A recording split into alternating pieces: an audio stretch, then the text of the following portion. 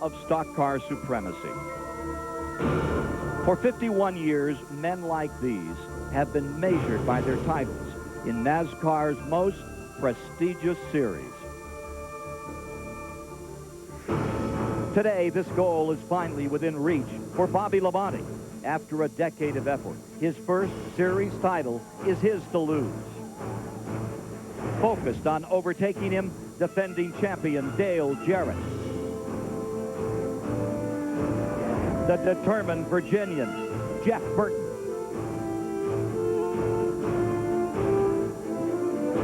And the legend, Earnhardt, who needs to pass Labonte to win an unprecedented 8th title.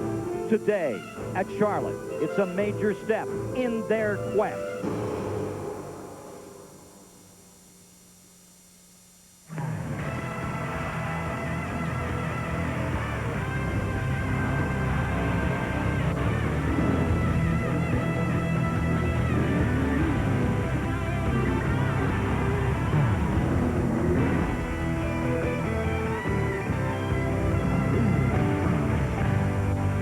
They're ready to loosen the thunder for the UAW GM Quality 500 at Lowe's Motor Speedway. $2.5 million for these 43 drivers, running 334 laps, 501 miles, the distance to be covered. In this, the race of the day on American sports scene. Take a look at the front row for today. And there you've got the whole story. Jeff Gordon, who won this race a year ago. And beside him, the guy that's up on top in points, Bobby Labonte. Earnhardt right there in second. This is a key day for Earnhardt, who starts back in a provisional position. And let's go trackside right now with Marty Snyder. Ken, if winning the Winston Cup Championship was a college course, Bobby Labonte would have an A+.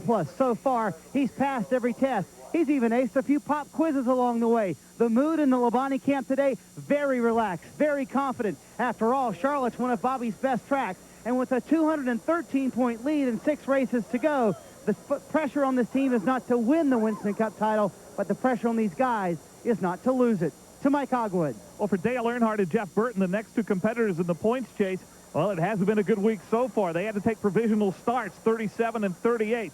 But Dale Jarrett already strapped into his race car. He starts 5th today. Thinking about the points, Dale Jarrett says he's 251 points out. He's not really thinking about that, but he is thinking about winning this race today. We'll be back to take a look at the starting field once again in this 500-miler. Stay with us here on TBS for live flag-to-flag coverage. Well, folks, everything will be decided today. If you want to win in today's world, you can't afford to go it alone. It takes teamwork and training to win.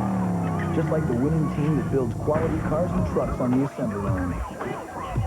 UAW GM, assembly line to finish line, teamwork wins. Dad lost his hair early. When I started losing mine, I checked it out with a dermatologist, and he said Rogaine. It's 2 years later now, and I don't see any difference. Doc was right. You can keep the hair you have with Rogaine. Hey guys, check this out. Wow. How do you think it got here? I don't know. What do you think we should do with it? We can't leave it here. Oh, is it dead? I don't know. See if it's cold. Go on. Huh? It's cold. Getting lucky? Grab a Miller Lite. It's Miller time. Push, guys, push.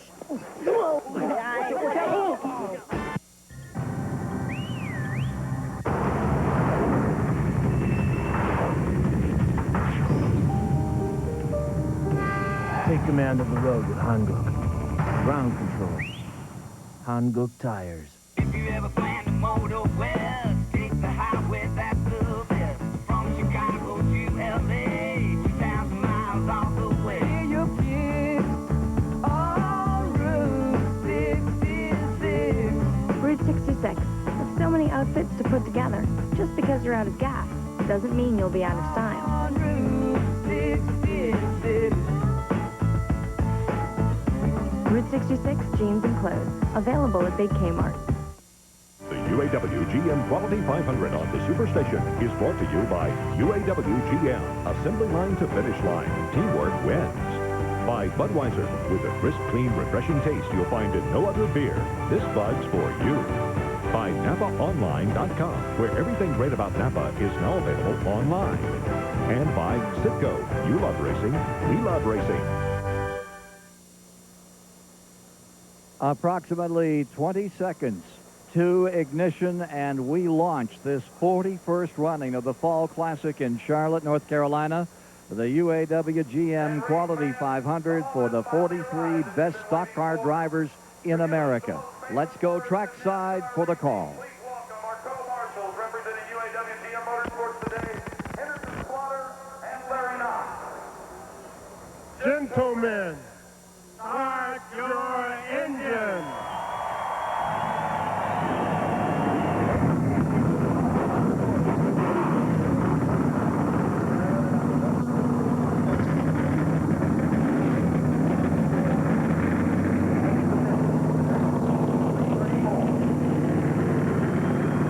Folks from UAW and GM making the call to get this one underway.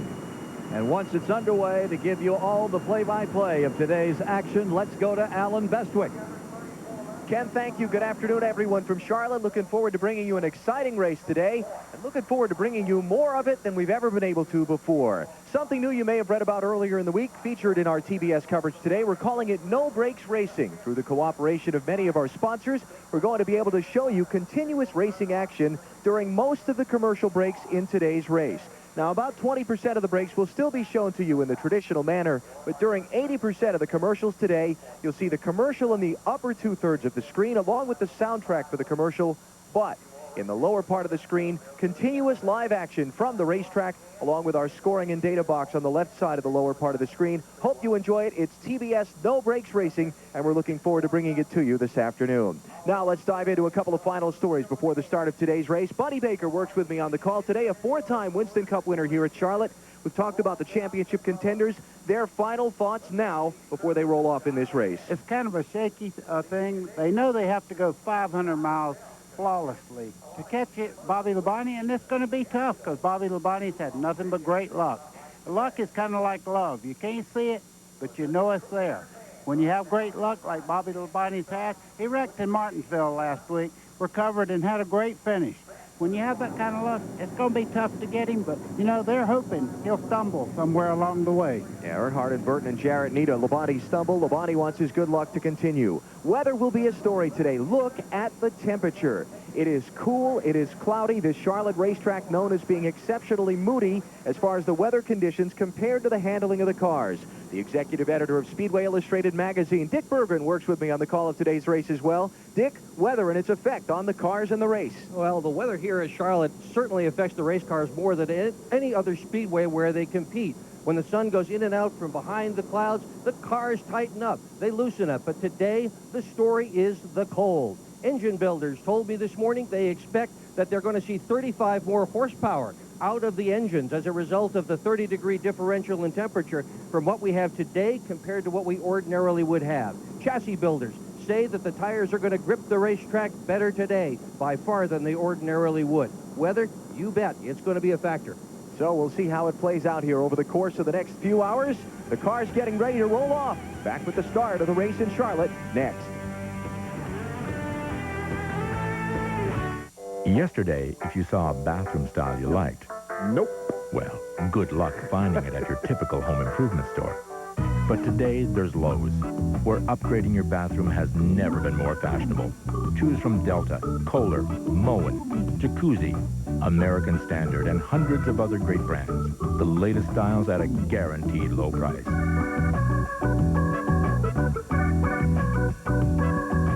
Lowe's, improving home improvement. NASCAR Passing by Team Monte Carlo. Come on, man, go, go, go. You're never going to get by anybody. This car behind us, go. The big hell on the right. Let's go, go, go. Blah, blah, blah, blah. What you say? I guess my 7 NASCAR championships are clogging up my ears, huh? Now here, there's 2 ways to do this. Okay. There's my way and the wrong way. Want to be like the Earnhardts? Drive the all-new Chevy Monte Carlo. The cars more champions depend on. Chevy, we'll be there.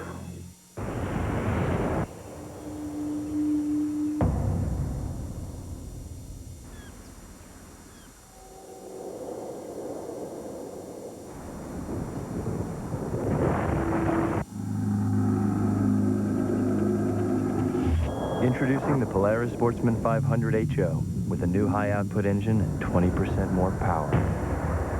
The world's best-selling automatic ATV just got better. At Gene Lotta Ford Buick, we do whatever it takes to let you know. Completely satisfied customers are our guarantee. You see, we guarantee it. That's why our new project, construction project, we guarantee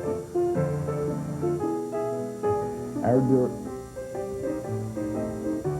There you go, until it works out. completely satisfied customers are our trademark. We guarantee it. That's good to get. In this unstable world we live in, it's nice to know some things are reliable and secure. Balker Motors, family owned and operated for over 76 years. Balker Motors, over 29 Chrysler 5-star awards for excellence. Balker Motors, selling Chrysler, Plymouth, Dodge cars and trucks. Balker Motors, 4 miles south of Spring Grove, on the hill in Jefferson. Balker Motors, where people are very important. The final fireworks of pre-race festivities, a little overhead air show by some of America's finest from the United States Air Force. Believe that's an F-15. Now the cars on the racetrack, as you can see, getting gathered up behind the pace car to set their 55-mile-an-hour pit road speed limit. 3 parade and pace laps before the green flag in this afternoon's event. Here's the starting lineup review in case you missed it earlier in our pre-race show. Jeff Gordon is on the pole, his 7th Charlotte pole in 16 tries. He's the defending winner of this race. Bobby Labonte, the championship leader, coming into the race, starts on the front row alongside. Jerry Nadeau, many folks think could be a threat to get his first Winston Cup win. Starts in row 2. Jimmy Spencer, terrific qualifying run. Can he get back to victory lane for the first time since '94? Dale Jarrett's a 3-time Charlotte winner. He's back in row number 3 alongside Ricky Rudd, another driver with an excellent car in yesterday's final practice. The 4th row, Bill Elliott and Mark Martin, a 3-time winner in this Charlotte October race. Johnny Benson, his team very confident this morning that they can have a good run today. Perhaps another potential first-time winner. Jeremy Mayfield with him in row 5. The 6th row, Rick Mast out of Virginia, and South Boston, Virginia's Ward Burton in the Bill Davis Racing Pontiac. Dale Earnhardt Jr. back in row 7, led so much of the 600 here back in May. Michael Waltrip, his teammate next year, is alongside there. The 8th row, Robert Presley and Kevin LePage. Row number 9, it's Tony Stewart trying for the three-peat, trying to win 3 straight Winston Cup races. And Mike Skinner, who came so close here in this race 1 year ago to get aced out by Jeff Gordon at the end. Bobby Hamilton and Ken Schrader both needing a good run to kind of turn around what have been difficult summers. They're in row 10. Joe Nemechek came within a gallon of gas of winning the Busch Series race here yesterday. Came up short with 2 to go. And Rusty Wallace, he will come to the front fast from row number 11. Elliott Sadler in the Wood Brothers car starts in row number 12 along with Wally Dallenbach in the TBS machine. It's Robbie Gordon and Matt Kenseth in row 13. Kenseth, winner of the Coca-Cola 600 here at Charlotte in May on TBS. Jeff Fuller returns to Winston Cup Racing with a brand new team. He's in row 14. John Andretti in the Petty Enterprises machine alongside. The 15th row is Dave Blaney, one of the rookie drivers this season. Actually an all-rookie 15th row. Mike Bliss is there alongside. Brett Bodine and Kenny Wallace back in the 16th row. Kenny's team changing an engine this morning, hoping the one they put in is up to snuff when they drop the green flag. Here's a contrast for you in row 17. Andy Houston makes his 2nd Winston Cup start in this race. Darrell Waltrip, his final start here at Charlotte today. It is race number 55 at this racetrack for DW. Veterans Dick Trickle and Hutch Strickland. In row number 18, the 19th row, a couple of the 4 contenders for the championship, Dale Earnhardt and Jeff Burton, both struggling in qualifying. They've got a long way to go to get to the front in this race. Steve Clark with a happy hour crash yesterday. The team repaired the car. He'll stay in row 20 with Terry Labonte, Sterling Marlin, and Kurt Busch in his 3rd Winston Cup start in row 21, and Ted Musgrave rounds out the field for this race. Let's get some final reports from pit road before we cut them loose. We'll start with Marty Snyder. Alan, NASCAR 2000 has been a season of discovery for Jeff Gordon. A new crew chief, new crew members, and a new teammate. When Gordon felt he was losing the handle on Charlotte, his favorite and most successful racetrack, he turned to what many think was an unexpected source. Teammate Jerry Nadeau. The qualifying setup that put Gordon on the pole came from Nadeau. The base for Gordon's race setup today, Nadeau as well. And thanks to Nadeau, Gordon said this is the best car he's had at Charlotte in years. Can Jeff Gordon win today? Absolutely. And if he does, I bet he thanks Jerry Nadeau in victory lane. After all, as Gordon said, what are teammates for? To Mike Hogwood. Well, Jimmy Spencer starts 4th today. He's had only 4 top 10s all year, and after qualifying on Wednesday, Jimmy was absolutely giddy about his run. They call Jimmy Mr. Excitement because of his hard-driving, aggressive style. He hopes he earns that title today by having some excitement in victory lane. To Mike Massaro. In May, Jerry Nadeau came painfully close to claiming his first Winston Cup victory right here in Charlotte. He qualified on the outside pole, led 115 laps before being sidelined with terminal engine problems. This weekend, however, he returned with a vengeance, qualified 3rd, and has been at the top of the speed charts all weekend long. He's looking for vindication, and perhaps even with a little bit of luck, maybe even his first Winston Cup victory. Field going to get the signal with 1 more lap. We will go racing as they come to the start-finish line. Let's take a look back at Steve Park, who had some problems here on one of the pace laps a minute ago. Well, what he was doing there, he was going back and forth to put a little heat in the tires and to clean the racing surface, and the tires are cold. He almost spun the car around. Knowing that, it ought to make the first couple of laps kind of interesting in this event. Here's the race analysis and the facts and figures on the day. There we go. Well, the key line right there is going to be the pit window, the bottom line, 67 to 70 laps with the cold weather. Engines are producing more horsepower. That will eat more fuel. This race has a history of few caution flags. Fuel could be a factor today. Got some great onboard looks for you today during our coverage of the race. We start with the Intimidator. Dale Earnhardt going to come from 37th to get up toward the front. Tony Stewart goes for the three-peat from 17th starting spot. We'll ride with him today. Dale Earnhardt Jr. will go to the grid in 13th position. There is Jr. strapped into the office. It'll be the 8th starting spot for Mark Martin today, a 3-time winner in this race here at Charlotte. Not been on fire during the week's practice, but I would count on him not being a factor. There's Dale Jarrett, starting 5th today, needs a good run to stay in the hunt for the championship. And Bobby Labonte starts on the outside of the front row, 213 points up on Dale Earnhardt in the fight for the championship. Labonte has finished 2nd here at Charlotte, the last 2 straight races, last 3 straight races. So he'd be very happy, I think, with that 2nd place finish today. Look for Bobby Labonte to try to get a great restart here when they drop the green flag. He needs those 5 bonus points for leading a lap. He would love to beat Jeff Gordon as they take off. The prelims have been going on since Wednesday.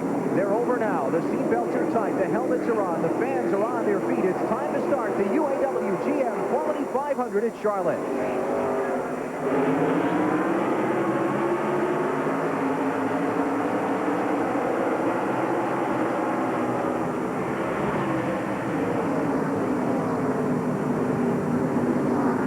Gordon gets the jump on Labonte into turn 1.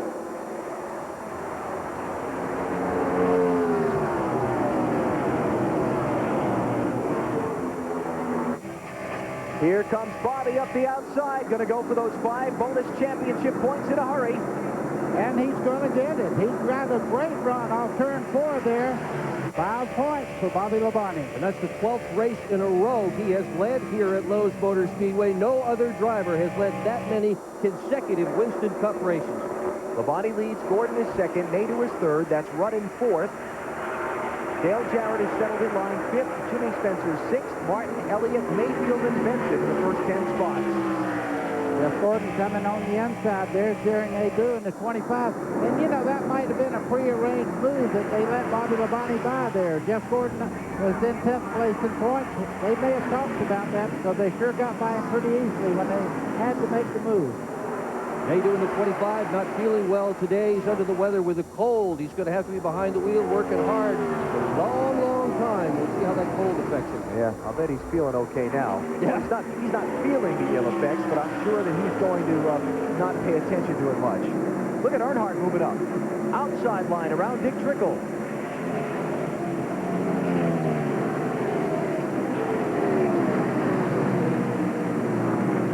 Earnhardt up to 34th spot. New leader, Jerry Nadeau. You caught a glimpse of that just before we took a peek at Earnhardt.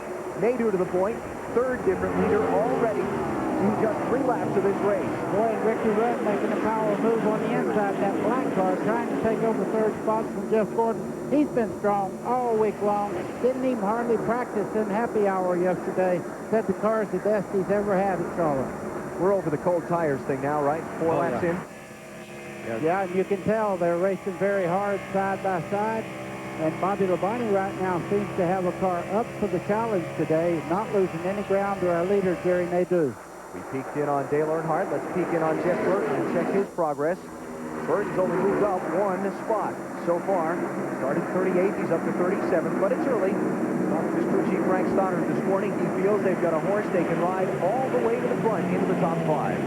And that car you saw way back there with Darrell Waltrip, he's got to feel this car out. He crashed just today in practice right at the end of happy hour. The new car does not know how it's going to drive, so he has to feel it out and drop behind the pace of the rest of the cars here. I love that camera angle. You really get a feel for the banking and what those drivers are leaning on and how quickly they go through the corners here at Charlotte. And how close they come to the wall coming off the corners, and those cars are sliding. Not that they're steering that close to the wall. Trouble, there's a car in the wall. Somebody in the wall. Mike Bliss, I believe it is. It is Bliss off turn 4. Caution is out. That's the second time this week that he's crashed nearly in the same spot through turns 3 and 4. Looks like Hutch Strickland got a piece of it as well as he comes down the pit lane with the left front torn up on his car. He's on the gas, just going to go straight through and try and stay on the lead lap, let the pace car pick up the field. Terry Labonte was involved as well. So caution is out, 5 laps in. It'll be 6 laps. Actually, it is 6 laps now as Nadeau comes to the stripe. There's the Labonte machine. Wonder if Labonte and Strickland got together in the aftermath. Well, they got together while it was going on, coming off the 4th turn. That was just part of it. Bliss started in 30th position. Strickland started in 36th. And Terry Labonte started in 40th. And a little piece of left rear fender damage on Steve Park's car also. So 4 cars involved in the accident that puts us under caution for the first time. Well, we told you about TBS No Brakes Racing. We'll do it right now. It's TBS No Brakes Racing continuing. It's time to race on the Superstation. Hey, NASCAR fans, TBSSuperstation.com puts you in the driver's seat for the UAW GM Quality 500. Log on during the race and choose from 6 exclusive in-car race feeds.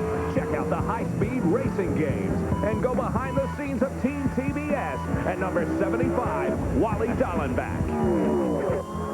If you really want to know your NASCAR, log on to TBSSuperstation.com.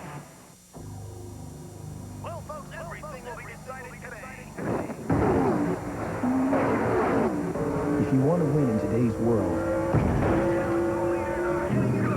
you can't afford to go it alone. It takes teamwork and training to win, just like the winning team that builds quality cars and trucks on the assembly line. UAW GM, assembly line to finish line, teamwork wins. Oh yes, a brilliant move. Galvez scampering across the goal to stop it. They just couldn't seem to get enough players forward before. He's showing good fluid movement. Right, left. This is another aggressive charge down the flank. He's timed his run to absolute perfection. 2 defenders to beat. He's passed 1. This is looking like a chance. Yes, he takes the shot in. 3, 4, 5, 6, 7, and 8.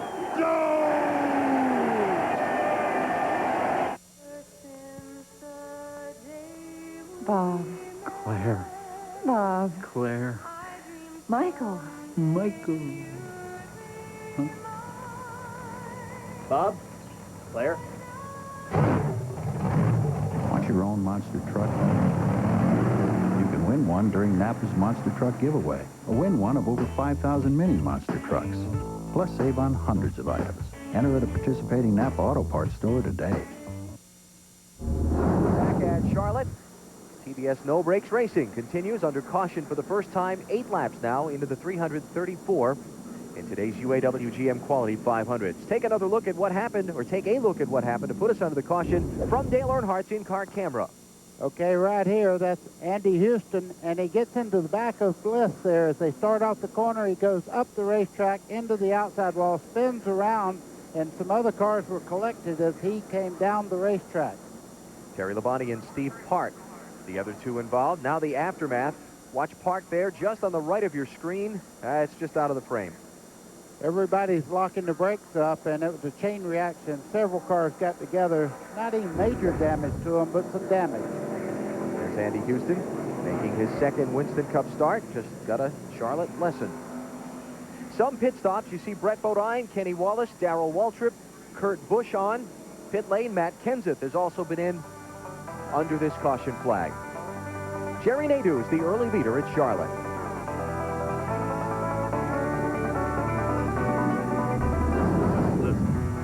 I've traveled every road in this here land. I've been everywhere, man. Crossed the deserts bare, man. I breathed the mountain air, man. I've traveled, I've had my share, man. I've been everywhere. I've been to Reno, Chicago. Across America, in communities just like yours, Citgo is there to help keep you going. Stop by next time you're in the neighborhood. We're always happy to see a familiar face. I've been everywhere.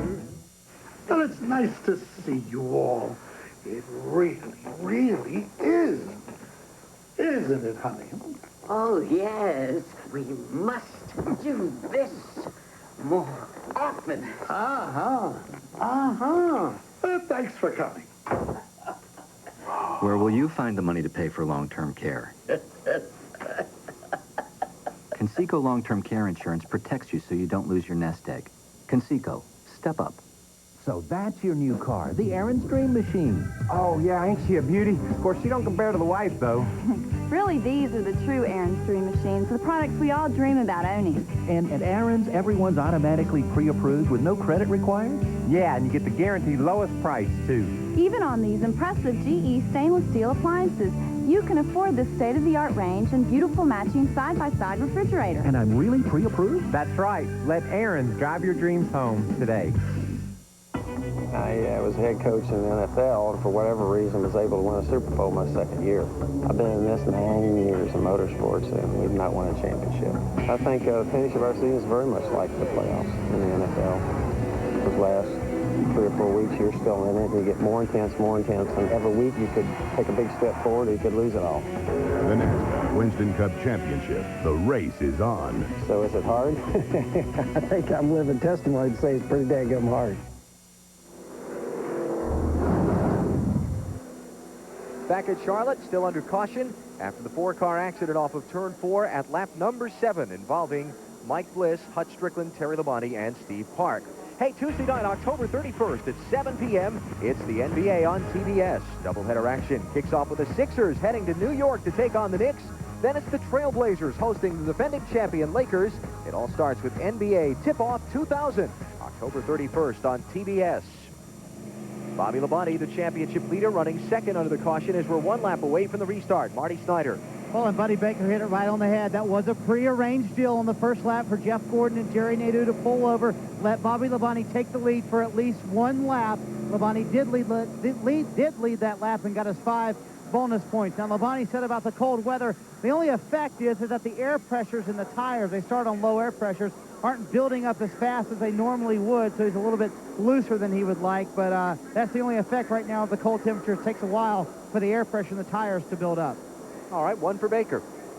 Under the caution flag, Strickland, Kenny Wallace, Darrell Waltrip, Matt Kenseth, Steve Park, Terry Labonte, Ted Musgrave, Brett Bodine, Kurt Busch. Those cars all made pit stops. Mike Bliss's car, the only one that's gone to the garage as we get set for a restart this time by. Hood was up on the Kenny Wallace machine. And he's still on pit road now. Let's go to Mike Massaro. And Mike Bliss has just come out of the care center. First off, Mike, what happened? Well, it just it got a little bit loose, and then it turned right real fast. I don't know what happened. The car was pretty dang good to start, and I don't know, it shouldn't have did what it did because it wasn't handling that bad. Mike Bliss took a pretty hard lick, but he said he's okay, guys. Now Mike will see that replay, and he'll have a better idea of what happened. We are back under the green flag. Jerry Nadeau is the leader.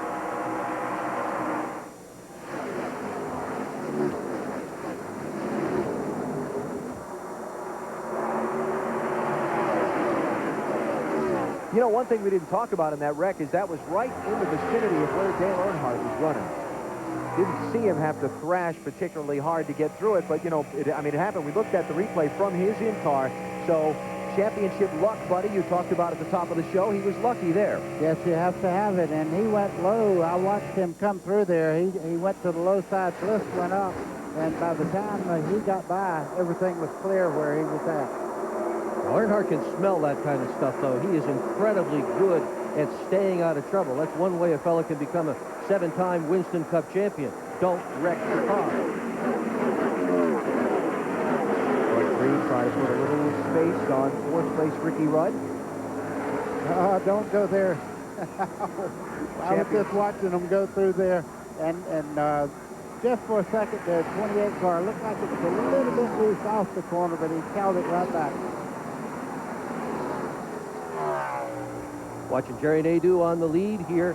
Nadeau in the spring race here in May led 115 laps. That's more than half the laps. Look at this. Look at this. What that was bump draft in there. Rusty Wallace got behind the 20 car there of Tony Stewart and actually pushed him by. Well, Rusty's got a much faster car than would be indicated by his starting position. He bottomed out in his time trial, wound up as a result of that starting in 22nd spot, but he has been fast in all the practice sessions. He is working his way toward the front in that number 2 car. Stewart running in 16th position. And Rusty Wallace right behind him in 17th, drop-kicking Mark Martin back to the 18th spot. I was telling you about Jerry Nadeau and the laps he led back here in May. That's more than half the laps the guy has led in his entire career. This morning, Tony Furris crew chief said this car is even better than the one he had in May. I'm just amazed that the 25 car Jerry Nadeau's is running so well. He crashed that car in practice here the other day.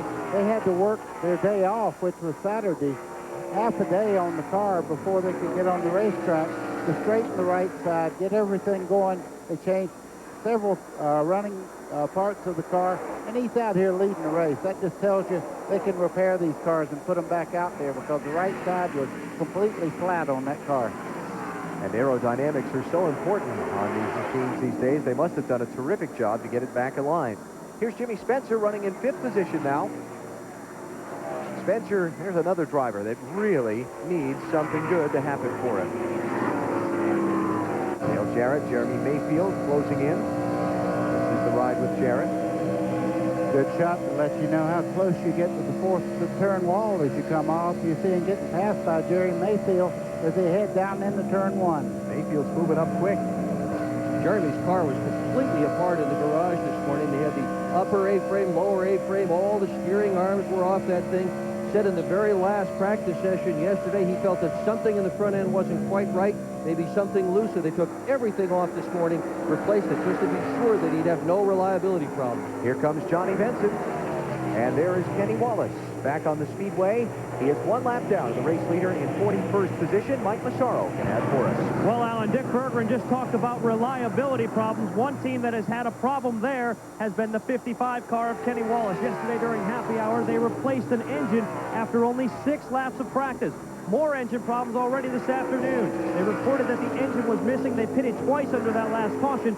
Apparent ignition problems, a loose wire there. They seem to have fixed it under caution. We'll have to pay attention to that as this race wears on. Well, they got another problem, too, and that is debris on the grill of that race car. Yeah, see it? Hot dog paper there across the front of it. Big hot dog. The grill openings are not big on these cars. That could lead to overheating very quickly. You're watching No Brakes Racing on TBS from Charlotte.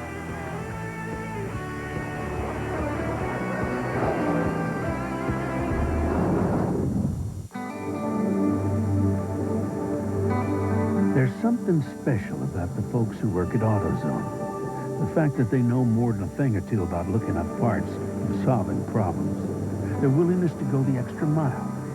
And their belief in doing what's right. So it's no wonder why millions of customers turn to us each week for help in getting back on the road. Because working at AutoZone means taking pride in taking care of people.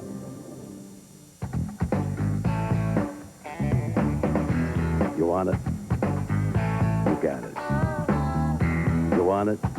Baby, just bust a move. I wanted to chill, but making all of my travel arrangements was freaking me out. So I went to Priceline.com where you can name your own price for some dope airfare, a hip hotel, a fly rental car. You want some of this? Then you know what to do, dog. Bust a move.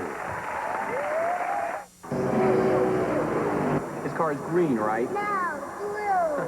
What's his number? 88. 88. Now, which one do we want? Dale Jarrett. Dale Jarrett. Can you open up for me? Hey, let me ask you something. What does that sound like? It sounds like Dale took the lead. Did it? Come on.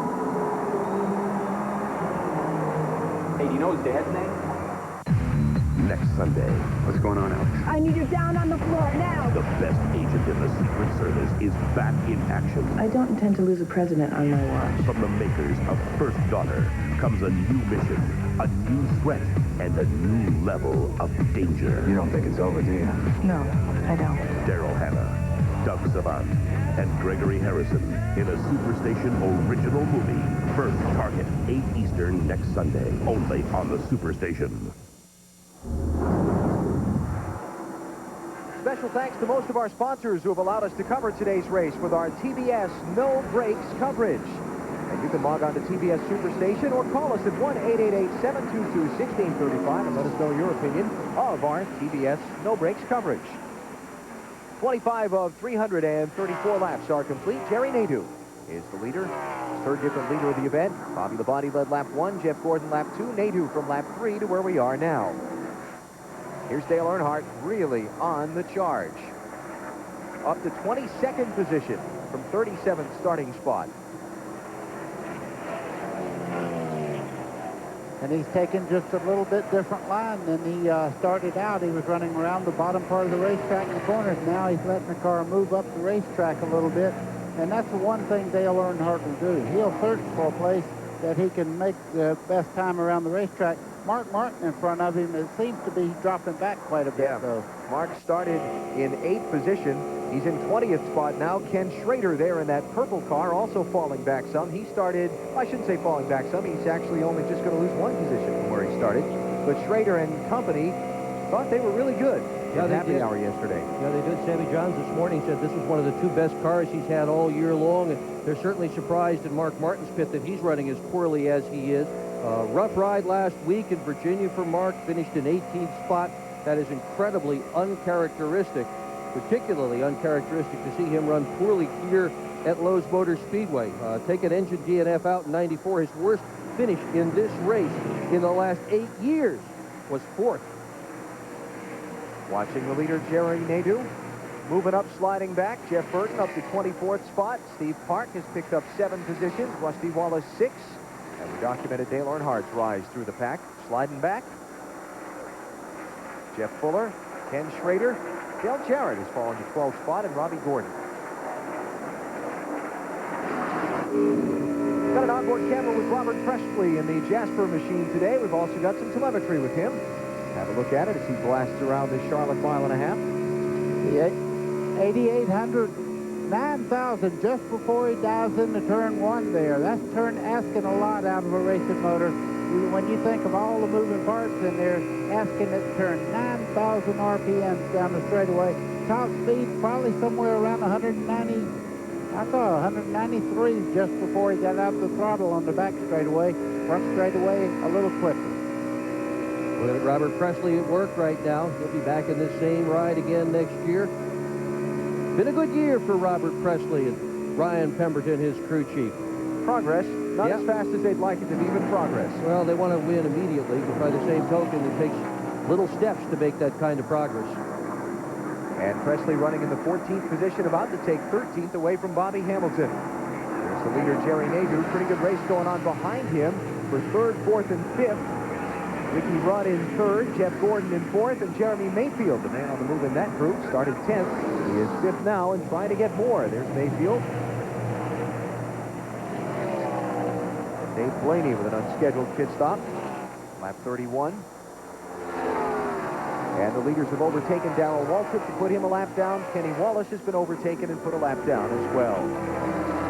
It's No Brakes Racing from Charlotte on Superstation TBS.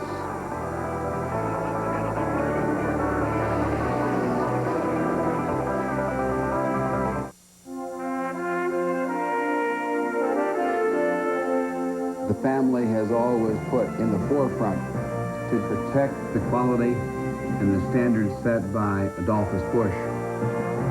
The deep sense of pride that my grandfather taught me, that my father continues to teach me. I think he would be very happy that the generations of his family have practiced what he taught us. Well, folks, everything will be decided today. If you want to win in today's world, you can't afford to go it alone.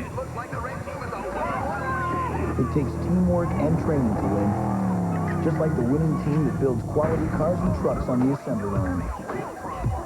UAW GM, assembly line to finish line, teamwork wins. Our hunting heritage, handed down from generation to generation, is under attack as never before. That's why this year's elections are so important. If we don't stand together, our children and grandchildren will never know the traditions that are such an important part of our way of life. I urge you to go to the polls on Election Day.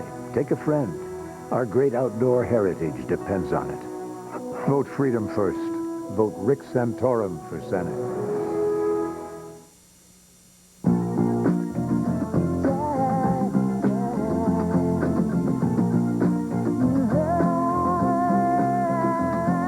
When we launched Verizon Wireless, we didn't just create affordable coast-to-coast calling plans with no roaming or long-distance charges.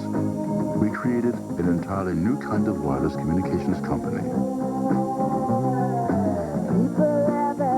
Single rate, only from Verizon Wireless. Join in. Budweiser, the official beer of NASCAR, presents the Bud Pole Award. Almost everyone remembers Dale Earnhardt Jr. electrifying the crowd at Lowe's Motor Speedway back in May, setting a new track record while winning the Bud Pole and qualifying for the Coca-Cola 600. But who has won the most poles at Charlotte? Active drivers such as Ken Schrader, Mark Martin, and Bobby Labonte have all won more than one Bud Pole Award at Lowe's Motor Speedway. Cale Yarborough and Charlie Glotzbach have each won the pole 4 times at Charlotte, along with Bill Elliott. Jeff Gordon has had incredible success on the 1.5-mile track, winning the Bud Pole Award an amazing 6 times in recent years, but he doesn't have the most. That distinction goes to South Carolina native David Pearson. The Silver Fox had a run that might not be duplicated at any track. From the fall race in 1973 to the fall of 1978, Pearson won the Bud Pole for every Winston Cup race run at Charlotte, 11 in a row, and he had a total of 14 poles at Charlotte in his career. And we're back, Lowe's Motor Speedway at Charlotte. The UAW GM Quality 500 under caution, second time, waved at lap number 34. Debris in turn 4 was the reason. And all the leaders have been on pit road for stops. Bobby Labonte has come out with the lead. Here is, will be a look at the pit stops. There's the triple box. Nadeau, Labonte, and Rudd, who were the top 3 going in. Nadeau took an air pressure change in the left rear by a pound, left front by a half a pound to try to loosen the car up a little bit, just a tad tight on that number 25 that's been leading. Labonte barely squeezes out in front of Ricky Rudd to hold the lead there. Good job by Rudd's crew to get him up to second. Yeah, and you could see him coming in. It looked like Bobby Labonte was a lot later getting to his pit box. That's the reason for that is he's further down pit road. That's why he beat him back out of pit road. He had a little more time, got right out in front of everyone. Dale Earnhardt with a little piece of garbage on the grill there that he has picked up from somewhere. And Earnhardt coming off of pit lane in 25th position after starting back in 37th spot. Second caution of the UAW GM Quality 500 at Charlotte. Another pit stop for Mark Martin under the yellow.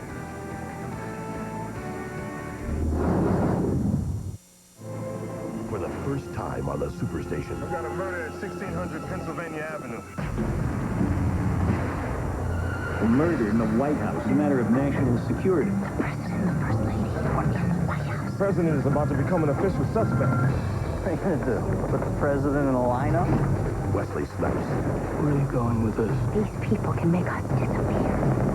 Murder at 1600. Coming November 5th to the Superstation. Whether you drive the family truck or the number 21 Citgo Taurus, when you pull into the pits, your neighborhood Citgo has the fuel you need to fill your tank and keep you going.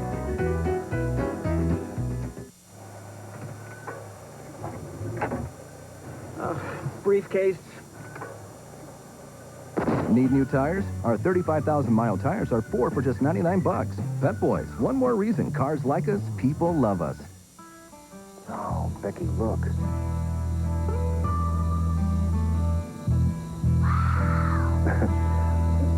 There's a Big Dipper, and there's Orion.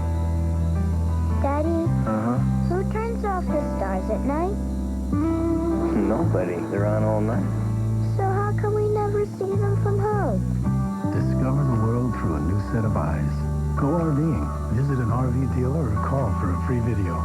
Yesterday, if you went to your typical home improvement store to get laminate flooring, you'd also get glue. Gobs of glue.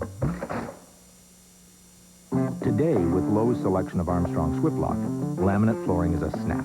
Literally, each board simply locks together. No muss, no fuss, no glue, and all at guaranteed low prices. Could we make this any easier? Armstrong Swiftlock flooring, only at Lowe's, improving home improvement.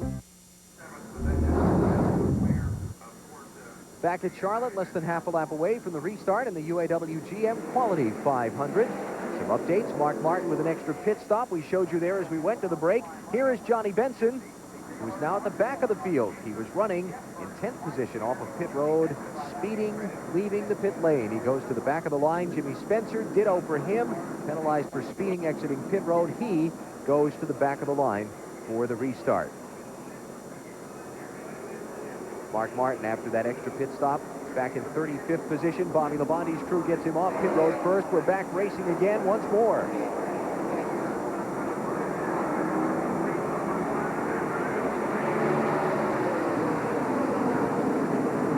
How many times this year Bobby Labonte said, look at this, though, on the bottom, Ricky Rudd. I say, how many times this year Bobby Labonte's pit crew has gotten him off pit road first if he wins this championship. He better do something nice for those guys. They have done a lot nice for him this year. You know, that could have just been a case of Labonte in championship mode being a little more conservative on the cold tires. I think so, and what he's doing is waiting for the pressures to get up to maximum where the car handles well. He's already complained that he didn't like the feel of the car on fresh tires, so look for him to come right on back. 6th leader of the day is Ricky Rudd. Labonte second. The 93 car of Blaney you see there is not on the lead lap. Here's Dale Earnhardt trying to charge up. He's in 10th position already after the restart. Mike Massaro has more on Dale Earnhardt's pit stop a minute ago. And now when Dale Earnhardt came down pit road complaining the car was a little bit tight off the corner, they tried to free it up a little bit with an air pressure adjustment, 4 tires and fuel. But we also need to give a call to the Steve Park team. They came in 30th, picked up 24 positions on pit road because they only took 2 tires. You see them now scrambling up in the top 10. And 2 tires, no adjustments for Steve Park. Park in 6th position, new leader, Bobby Labonte, while we were watching Dale Earnhardt, has just gone by, retaken the top spot. The Napa Field summary, updating each lap as the cars cross the start-finish line. Labonte, Rudd, Mayfield, and Rusty Wallace now moving up in the 4th position. Boy, that's fast company right there. Jeremy Mayfield, Rusty Wallace, teammates out front right now. Bobby Labonte waited on those tires to build the air pressure up. He's back under full song, but he's going to have a lot of pressure here. You can see Jerry Nadeau just behind there, getting very restless, trying to make a move back to the front. Mayfield, the man on the charge for the moment. Rudd going to slip back possibly as far as 6th, maybe 7th before he'll get a hole in line. How about the call on Steve Park's crew for 2 tires on the early stop? Well, that'll be interesting to see how that works out because this particular tire combination historically has meant that they really don't want to do that. There's a lot of give up in these tires. In fact, in that first run, they lost about 5 miles an hour. So we'll see if it works for Park. Park crashed in the final moments of happy hour yesterday when he ran over something on the track, hit the outside wall with the right side of his car. The crew repaired the machine rather than pull out the backup car. Started 39th. He's up to 6th now. Here comes Mayfield for the lead. Not much of a contest there, but I know that Bobby Labonte right now does not worry about contests. You can see the car equally as fast as Mayfield once he got back in the throttle there, holding right on to the back of the car, down the back straightaway. Rusty Wallace moving in now. These guys are really flying around this racetrack. Here's Wallace for second. Bobby running that high line to let him go. He doesn't need to mess with those guys. Neither Mayfield nor Wallace have got any shot at all of the championship. Just let him go. Let him go. And lest anybody accuse Bobby Labonte with his point lead of the old racing term of stroking, there's a difference between stroking and racing smart. Yeah, and this is racing smart. Yeah. Labonte has been on the gas all year long, and he has also raced smart all year long. That's why he's where he is right now. I can add to that. Running third place in a 500-mile race like Winston Cup with the people out there, there's no such thing as taking it easy. He's driving very hard, but he's being careful with his equipment, what he's doing.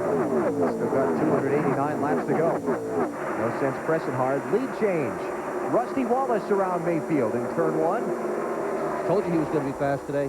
I promised it. I think that's a simple thing. Let's see what you have. Jeremy Mayfield right there. They know Jerry Nadeau, one of the fastest cars in the field today, is sitting there in fourth place right now trying to make a move on Bobby Labonte. Oh, look out. Look out. That's a case where Labonte's spotter's got to be on his toes, talking about racing smart, making sure he knows what's going on in those blind spots around the car. You just cannot see. You see the rearview mirror up there, kind of partially hidden by the graphic, but you just cannot see very well out of one of these race cars to the sides and the back. There you go. There's a blind spot there. Frankenstein said, I'm going to turn my head, too. I don't like what's going on. I'm going to look inside the car. It's a little rough outside. But this mirror runs almost all the way across it, but as you said, you cannot see on the quarter panel of these race cars.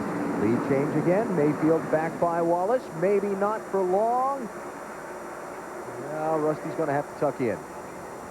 Let's go to Mike Hogwood. Well, Jeremy Mayfield was doing his teammate a favor with some 5 points for the leading a lap there. Jeremy says the car is absolutely great. His biggest fear today, sunshine. He wants to see none of it.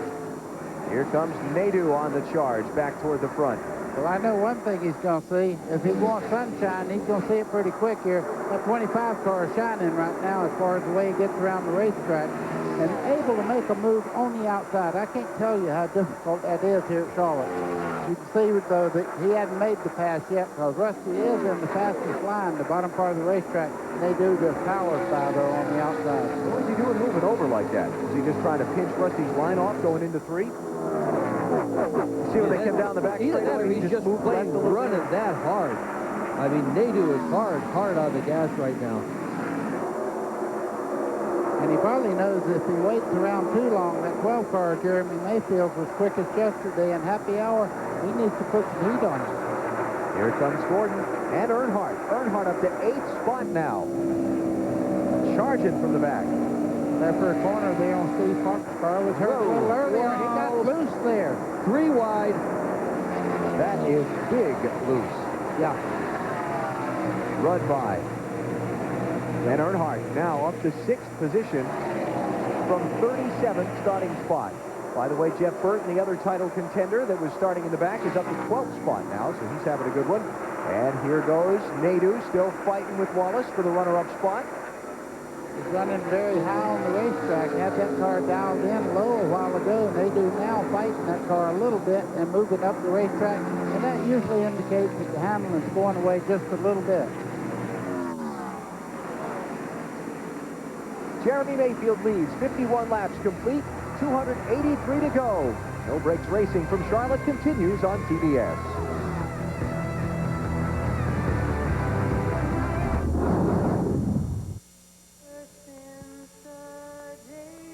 Bob. Claire. Bob. Claire. Michael. Michael. Huh? Bob? Claire? Want your own monster truck? You can win one during Napa's Monster Truck Giveaway, or win one of over 5,000 mini monster trucks. Plus, save on hundreds of items. Enter at a participating Napa Auto Parts store today. Wax on, wax off. Nice doggy. Ruff, ruff. Ding, ding, ding, ding. Hat up a tree. Ding, ding. False alarm. He's out there with tasty Subway Selects on 3 new gourmet breads that are giving Subway sandwiches a delicious new taste, like fresh baked Parmesan oregano and hearty Italian with cornmeal. Sure, he's just a shadow, but he's a shadow on a mission. Subway, eat fresh.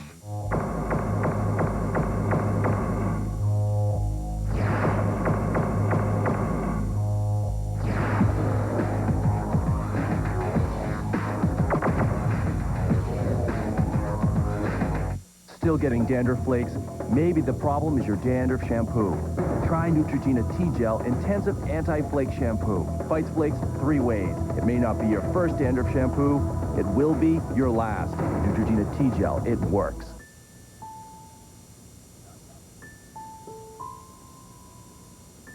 What do you think?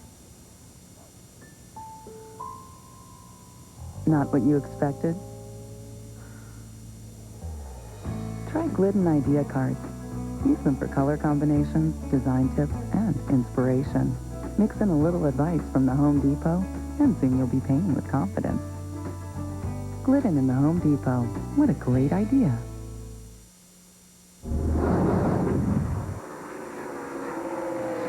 Special thanks to those sponsors who have allowed us to cover today's race. With our TBS No Breaks coverage, you can log on to TBSSuperstation.com or call us at 1-888-722-1635. That's a toll-free number. Let us know your opinion of our TBS No Breaks coverage. We're very interested in what you have to say. 56 laps complete as we look down on Jeremy Mayfield, the leader of the UAW GM Quality 500. Rusty Wallace in second, dipping a little farther back. There's the interval to Mayfield, from Mayfield rather, the leader, to Jerry Nadeau and Bobby Labonte, who run third and fourth. And there's Ward Burton, who runs fifth. The sixth car in line is Dale Earnhardt, just to the right side of your screen. That's all right, dipping in and out of the frame there as we look down from the helicopter. Never figured out how they keep that thing steady from up there anyway. Ricky Rudd is 7th, Jeff Gordon 8th, Steve Park is 9th, and Jeff Burton has moved up to the 10th position. Here's Dale Jarrett, championship contender, running in 11th spot. He started in 5th position. And I spent some time with DJ this morning. He said he did not think they would be good in a short run. 30 laps and under, he would lose positions. From lap 30 to lap 65, the end of the fuel window, they will start coming to the front, according to him. Well, historically, this team does not do as well in short runs as they do in long runs. Brad Parrott, who sets up, or Todd Parrott, rather, who sets this car up, does it for long runs. We watched number 24, Jeff Gordon, now picking up a spot. He's in 7th. But for Jarrett, that is their style. And here's a challenge for the lead. Rusty Wallace gets it from Jeremy Mayfield. That is already the 12th lead change of this thing in 59 laps. Terrific. And I know they know that just behind there, that black car of Earnhardt's is on the move. Yeah. And they're telling them. The spotters will call you and they'll say Earnhardt's on his way. And he just is handling perfect right now. Car right on the bottom of the racetrack. And it won't be long before he's up there contending. Third spot. Whoa! Creasing out of the throttle there was Bobby Labonte. And Jerry Nadeau's having trouble with his car. He's just radioed into his crew and told them that the car is loose. The set of tires they just threw on it is not handling as well as what they'd had before. In place, Ward Burton. They Ward Burton right there coming off down the back straightaway. The 22 car there of Ward Burton is also right up in the front of this bunch. And you can see him right now. He's able to keep that car low. That's a good handling race car. Where Nadeau is at, that blue car on the high side, not good. Now Ward in the yellow 22 has been good since they got here. Don't forget, you can log on to TBSSuperstation.com during today's race and get a bird's eye view from the driver's perspective with in-car camera action. If Bobby Labonte's your favorite, got a camera on board his car, check it out only at TBSSuperstation.com. Race for third spot continues to rage on. Labonte low, Nadeau high. Give it back to Labonte. Won't be long before Ward Burton tries Jerry Nadeau for that position. Championship contenders, we continue to check their progress. You see where they're running. Earnhardt and Burton particularly impressive after starting way back in 37th and 38th positions, respectively. 62 of 334 laps are complete. We're still very early in the UAW GM Quality 500 at Charlotte. It is Rusty Wallace who's the leader.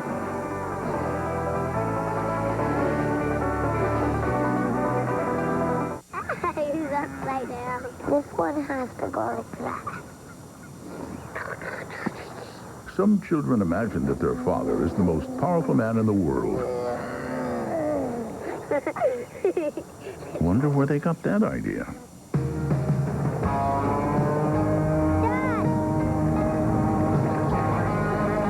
The 300 horsepower Silverado. The truck from Chevrolet.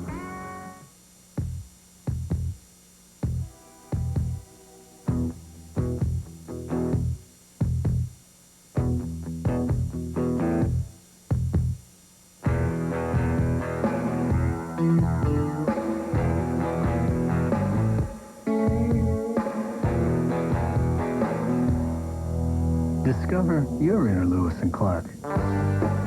Go RV. Life's a trip. Visit an RV dealer or call for a free video. Well, folks, everything will be decided today. If you want to win in today's world, you can't afford to go it alone. It takes teamwork and training to win, just like the winning team that builds quality cars and trucks on the assembly line. UAW GM, assembly line to finish line, teamwork wins. Paging Dr. Norris. Dr. Norris. When lives are on the line, you rely on the specialized training and expertise of real professionals. People who use the tools at their disposal to find out what's wrong and fix it. But even with years of experience, it's not always easy. Appearances can be deceiving, because even though this isn't a hospital, this is a surgeon. He just operates on cars. Paging Dr. Norris. Your car is ready. CarQuest, the professional choice.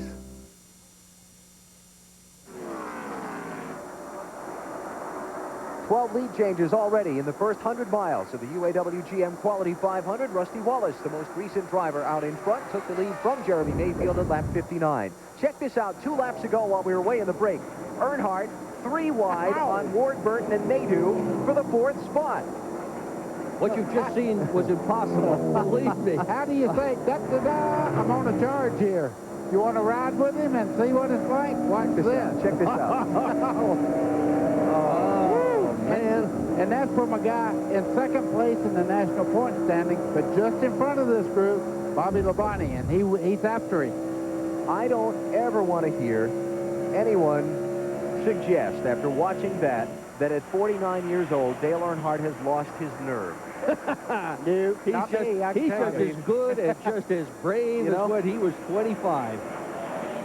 Let's go to Mike Massaro, who has more on Dale Earnhardt. Well, Alan, it's truly a team effort over there with the 3 car. It's been a work in progress all weekend. The car had to take a provisional. They started 37th. They came out and practiced yesterday morning, determined to make that car better. It was a little bit loose. In afternoon practice, it was a little bit tight. They tightened it up and made it too loose, but they kept working on it. 4 new shocks, 4 new springs, played with the camber and the track bar, and when they walked away after happy hour yesterday, they were very happy. To quote Dale Earnhardt, he told Kevin Hamlin, his crew chief, the car is 100% better than it was during qualifying, and the proof is on the racetrack right now.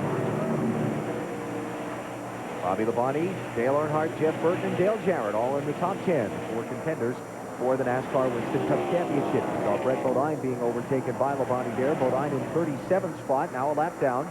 Ted Musgrave's a lap down. Kenny Wallace is a lap down. Dave Blaney made an unscheduled pit stop earlier under the green flag. He's 2 laps down. Darrell Waltrip is 2 laps down.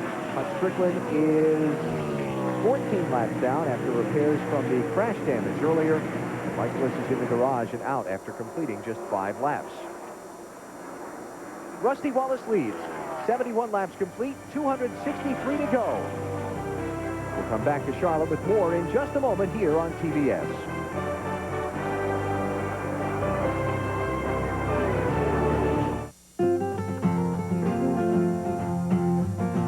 Local breweries. Beer shipped the same day it was born. Refrigerated distribution centers. Daily deliveries. Our exclusive Born on Dating. That's how we guarantee Budweiser is the freshest beer choice out there.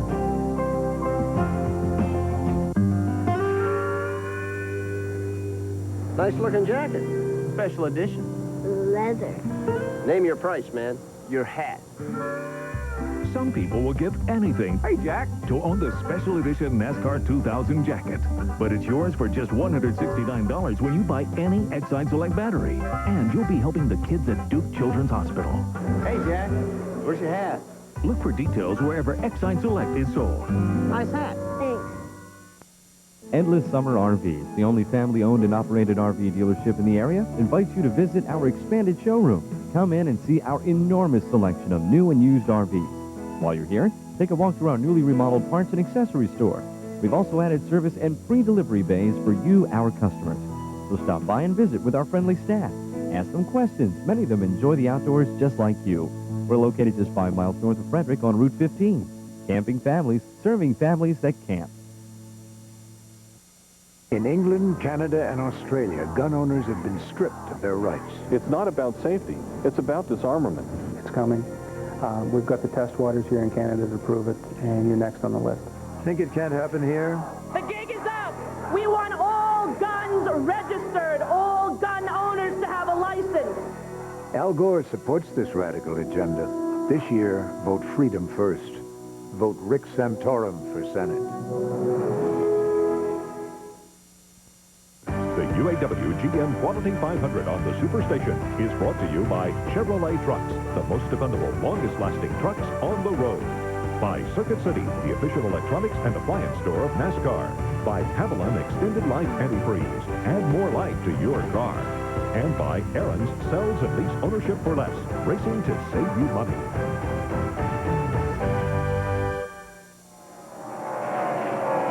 Ken Squire back with you here at Lowe's Motor Speedway, taking a look at a race summary through the first 100 miles. Rusty Wallace, the current leader, but they've swapped that lead among 12 different drivers thus far. There have been 2 caution periods that have slowed this race down, hold it back to 138 miles an hour.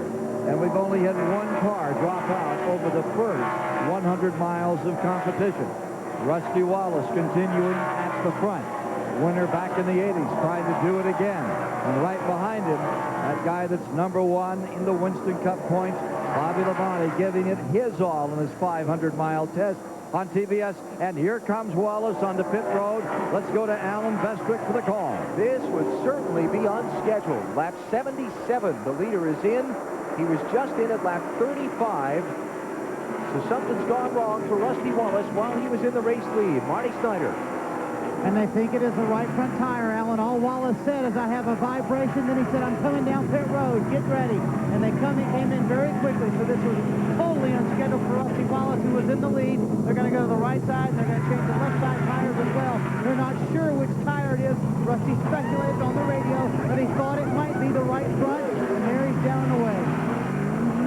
And while Rusty was on pit road, the lead has changed hands, and the fans in Charlotte are on their feet.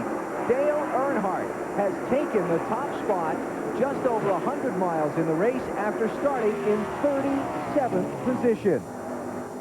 And he better go like crazy, because just behind him there in 3rd place right now, Burton has turned it up. Jeff Burton is flying up through the field. Jeff Burton started 38, so the 2 title contenders that were way in the back are going to take the top 2 spots. It's lap number 80. Impressive. This is amazing. It really is. You wonder why Winston Cup racing is a popular sport. You're watching it today. This is fun. See a couple of guys come out of the back like that, get themselves all the way up to the front. Earnhardt charging all afternoon here at Lowe's Motor Speedway. He does not have the car to hold off Burton, though. May not have the lead for long. Here is Burton down low, start-finish line. Look at Earnhardt's hand out the window. Telling him, go ahead, take the bottom if you want. Yeah, right. He just waved him on by. He could see him coming. They had nothing to do with the bonnet. He would look back and watch him close. Sheridan Mayfield on pit road now. Mayfield was the leader a minute ago when Rusty Wallace gave up the top spot for a pit stop. Now Mayfield is in. This could be early, too. Lap 81 for Mayfield. Something not right on the 2 team cars there as they both come in early. Wonder if Mayfield's team saw something on Rusty Wallace's tires that they didn't like. Look at this, long stop, too. Front tire problem there. He was there forever. Let's mention that Rusty Wallace has come out in 35th position, and he is a lap down to the race leader. Mayfield is going to be a lap down as well. That's tough. There's Rusty.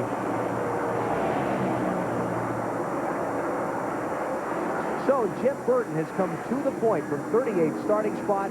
3 of the top 4 contenders for the championship in the top 3 spots. The other one, Dale Jarrett, is running in 6th position. I would love to know how many races Jeff Burton has won from 37th, 38th, 35th back. It just seems like he has them where he wants them when he qualifies that far back. Earnhardt losing another spot. He's having trouble keeping that black number 3 car on the bottom of the racetrack. Hut Strickland has just taken his car to the garage and called it a day. Vibration. He was involved in the accident back at lap 7 with Mike Bliss, Terry Labonte, and Steve Mark off turn 4. Hope we get a follow-up report from the Rusty Wallace pit here in a minute about why they came in early and what they found on that car. Same thing from the Jeremy Mayfield pit. Let's mention that Sterling Marlin is on pit road with the hood up on his car now. And Ted Musgrave made a green flag pit stop a little while ago. Brett Bodine has just gone to the garage. So cars encountering problems here early. There's Brett turning his machine in behind the wall.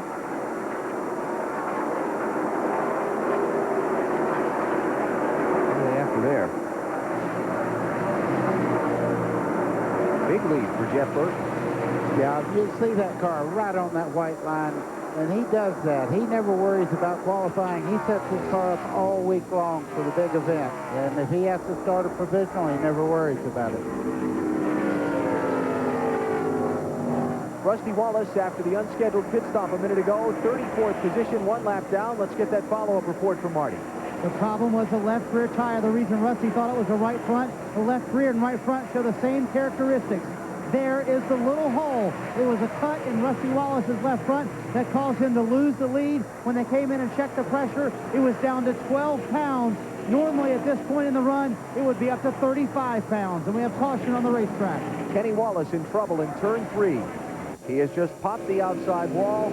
He will come up on his car with Tony Stewart here. Look for Wallace's slow machine up on the high side. Right, coming around there. There he is. Been a bad weekend for Herman. 3rd caution of the race. Lap number 87. It waves. And that is a very terrible break for Rusty Wallace and Jeremy Mayfield because it will pin them 1 lap down. But a good one for Dale Earnhardt, who is having a problem with his right front. They're not sure what's wrong with the car, but he has just reported he is having a vibration in the right front of that car.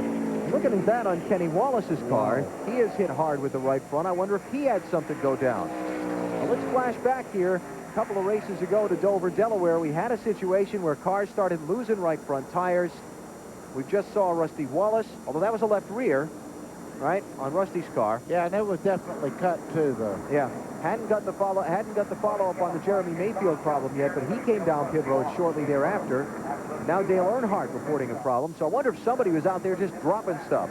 Yeah, that's that, or Dale Earnhardt did lean on that car pretty hard trying to get those 5 bonus points, and once he got them, he kind of eased off the throttle a little bit.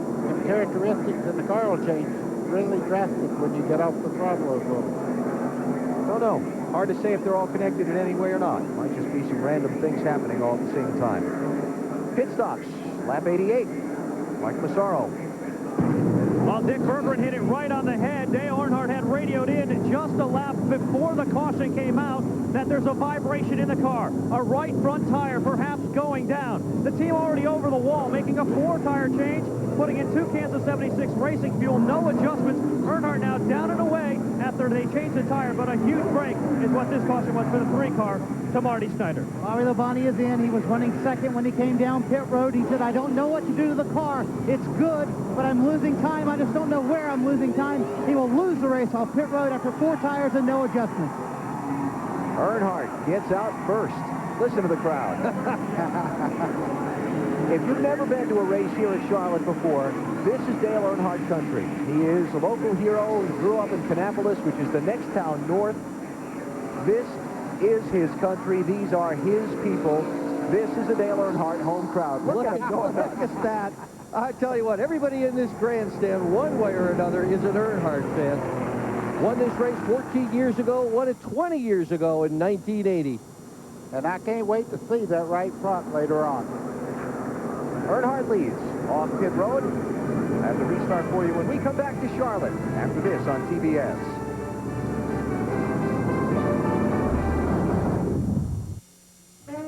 "15 Days of 007 on the Superstation, tonight at 8. My name is Bond, James Bond. Is there something I can do for you? All right, let's get down to business. Diamonds Are Forever. Then at 10:35, A View to a Kill. Commander Bond. Call me James. 15 Days of 007 begins tonight at 8, only on the Superstation.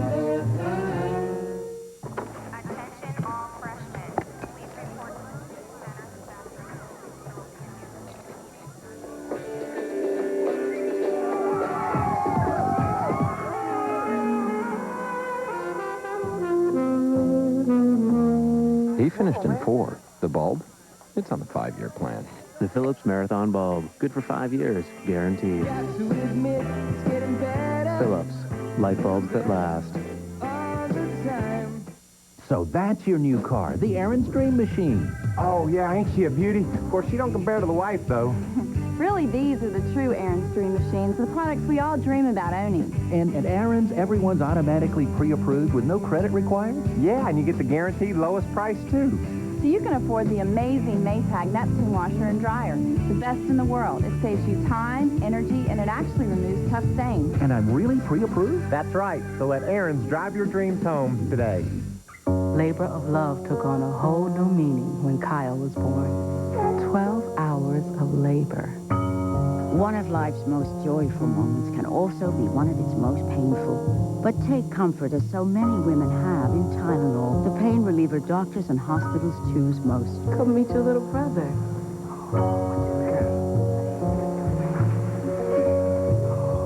Hello. Tylenol, take comfort in our strength.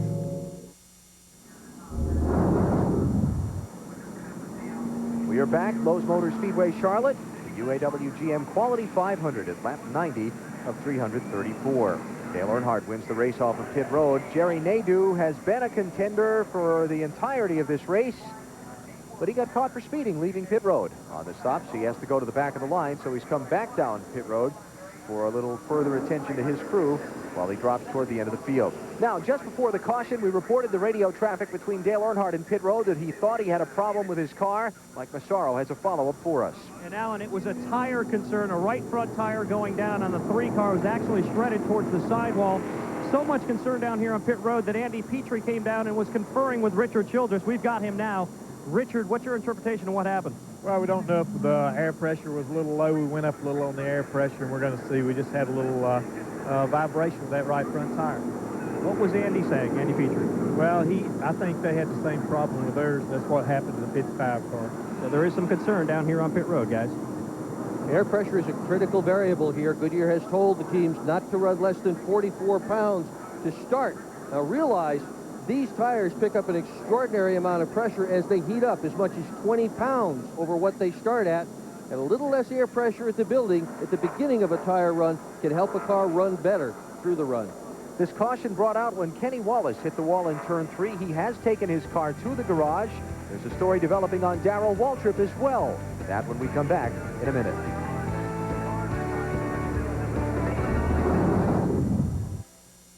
Come to Sonic now for our hottest deal ever. New spicy chicken strips with a bold kick you'll love. Or for a tamer taste, there's our classic flavor with dipping gravy, crispy fries, Texas toast, an onion ring, even a cold drink for a special low price. Only at Sonic.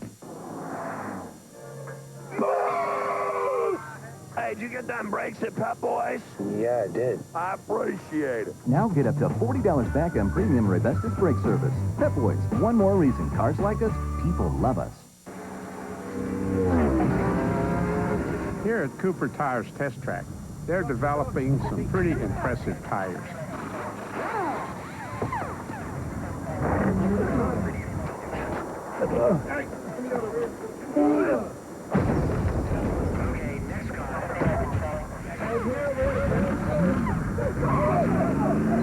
Record time, Mr. Palmer. Cooper Tires, drive on. Hey, we gotta talk. That stuff only protects my vital parts for about 30,000 miles. And then what happens? You gotta change it. Make it easy on yourself. Give me Haviland Extended Life Antifreeze. It protects my sensitive parts for 5 years or 150,000 miles. That's 5 times longer than most of those conventional coolants. Now, let's talk oil. Hey! Haviland Extended Life Antifreeze. Add more life to your car. I think about repeating championship pretty often. Our game plan every week is to win. If you win a championship, you want to go back there and do that again. Just to know that you were in an elite group in NASCAR that did it again, that was able to repeat. It's tougher to keep it together to do the repeat. After you win the championship once, that's all that you think about. The NASCAR Winston Cup Championship. The race is on. Second is second best. Special thanks to most of our sponsors who've allowed us to cover the race with our TBS No Brakes coverage. Let us know what you think about it by calling 1-888-722-1635, logging on to tbssuperstation.com. Joe Gibbs looking on as his championship contender. Bobby Labonte runs third, and his other contender trying for the three-peat here today. Tony Stewart runs in 7th spot. Stewart, winner of the most recent 2 NASCAR Winston Cup races in Dover, Delaware 2 weeks ago, and Martinsville, Virginia last Sunday. Bobby Labonte behind Jeff Burton, the second-place runner there with his new sponsor colors this week, and Dale Earnhardt, the race leader. Jeremy Mayfield there, going to stay and try and get on the tail end of the lead lap on a caution restart here. He stayed out under this yellow flag. Earnhardt, of course, one of the 4 contenders to win the NASCAR Winston Cup Series Championship. For the year, it has been an up-and-down season for Dale Earnhardt. The year started off pretty darn good with one of the more exciting finishes of 2000 so far. It was Atlanta in March. Final corner, Earnhardt holding off Bobby Labonte by that much to score the victory. But his season turned kind of sour in late summer. This is Watkins Glen, early August. Lap 2, Earnhardt into the outside wall. A bad finish cost him points. Just a couple of weeks earlier, Pocono, Pennsylvania, live on TBS, running well, late going. A flat right front tire damaged his car. Another bad finish. Earnhardt has tried to rebound after another poor run at Dover a couple of weeks ago, where he just fell off the map in the final 50 laps of the race by running second at Martinsville to Tony Stewart last Sunday. And Dale Earnhardt comes into this race 213 points behind Bobby Labonte, trying to claim a record 8th NASCAR Winston Cup Series championship. Now, a moment ago on pit road, I mentioned before we went to the break that there was a story developing on Darrell Waltrip. This was seconds ago. Darrell Waltrip has climbed out of the car. That is Todd Bodine, next year's driver for this machine, although I don't think they've actually officially announced that yet, getting into the machine. Mike Massaro is with Darrell Waltrip to find out what's going on. And Alan, you're exactly right. Todd Bodine has taken over the big Kmart ride. And Darrell Waltrip, why'd you get out? Well, when I crashed yesterday, I hurt my shoulder, and I thought I was all right. Took a couple of goodies this morning, and I felt pretty good, but my hand keeps going to sleep.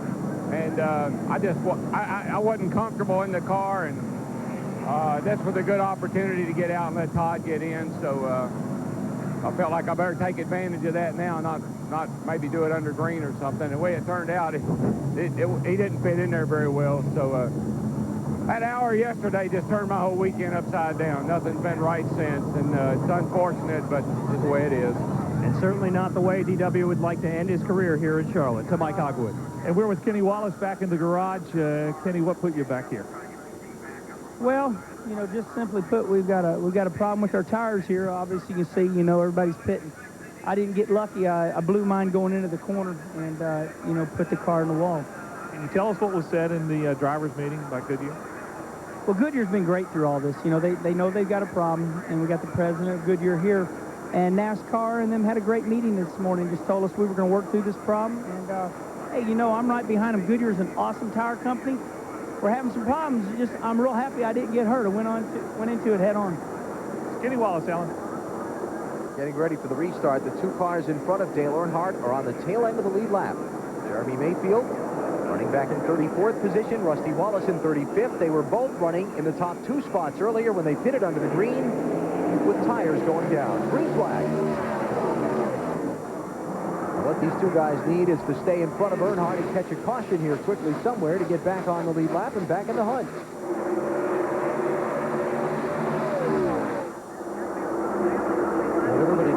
take care of their tires until they build up some pressure. Earnhardt charging on the bottom by Mayfield.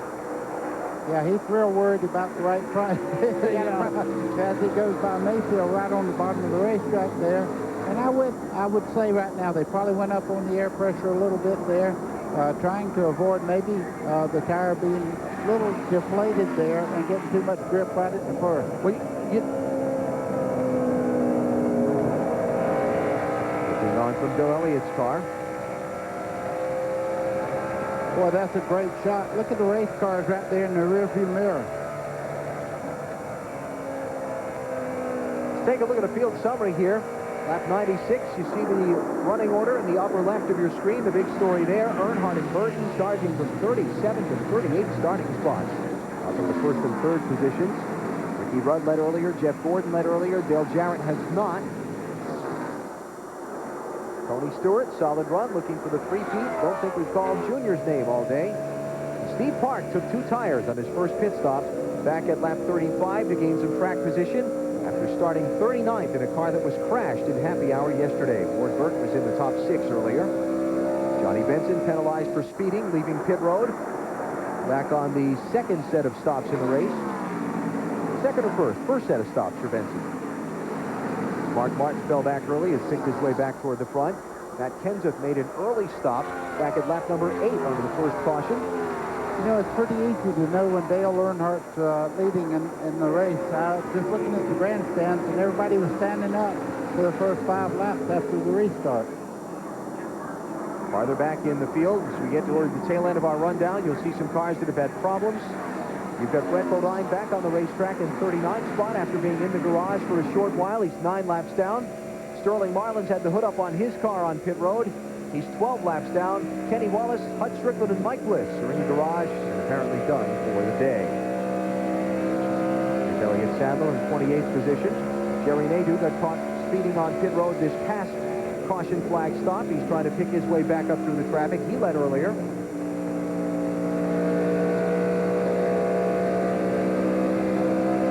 Look at Elliott Sadler inside the cockpit there. You can see the wraparound seat up on the shoulders. A lot of the drivers are going to that where it just used to come around the rib cage. They're starting to use seats that have support on the shoulder itself. So what you've got here is the first and second place cars separated by 2 lap machines. Dave Blaney is in 36th position, 2 laps down. Trying to get one of them back, and what you got here is a side-by-side race for 4th and 5th. Dale Jarrett trying to move up a spot and does. On his teammate, yes. Roger Jarrett, her teammates, both come out of Robert Yates' garage. Earnhardt, lap car of Blaney. Second place, Bobby Labonte. Lap car of Mayfield. Now Jeff Gordon up to 3rd.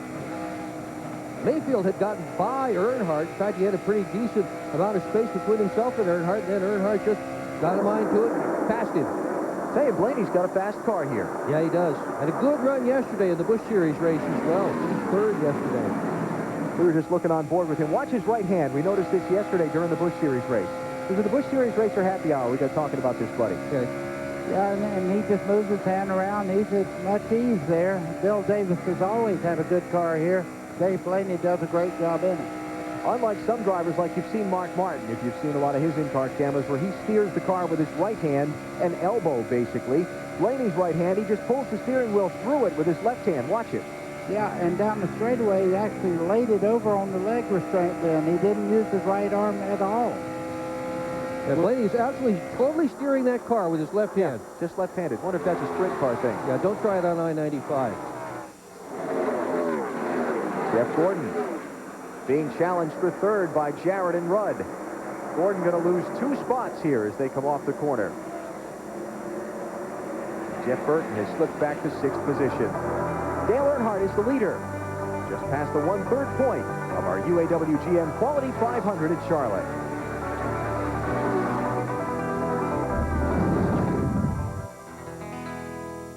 Wherever you go, there's a neighbor close by who can fill you up when you're running a little low.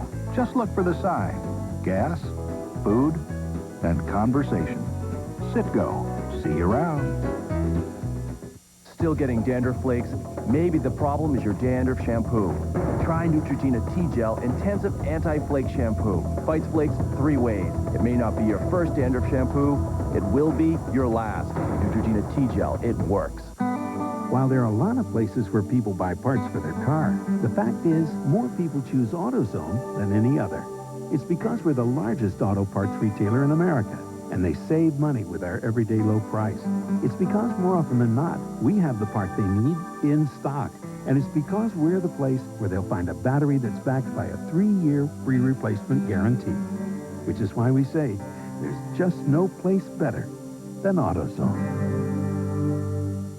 Wax on, wax off. Nice doggy. Ruff, ruff. Ding, ding, ding, ding. Hat up a tree. Ding, ding. False alarm. He's out there with tasty Subway Selects on 3 new gourmet breads that are giving Subway sandwiches a delicious new taste, like fresh-baked Parmesan oregano and hearty Italian with cornmeal. Sure, he's just a shadow, but he's a shadow on a mission. Subway, eat fresh. Wednesday on Ripley's Believe It or Not.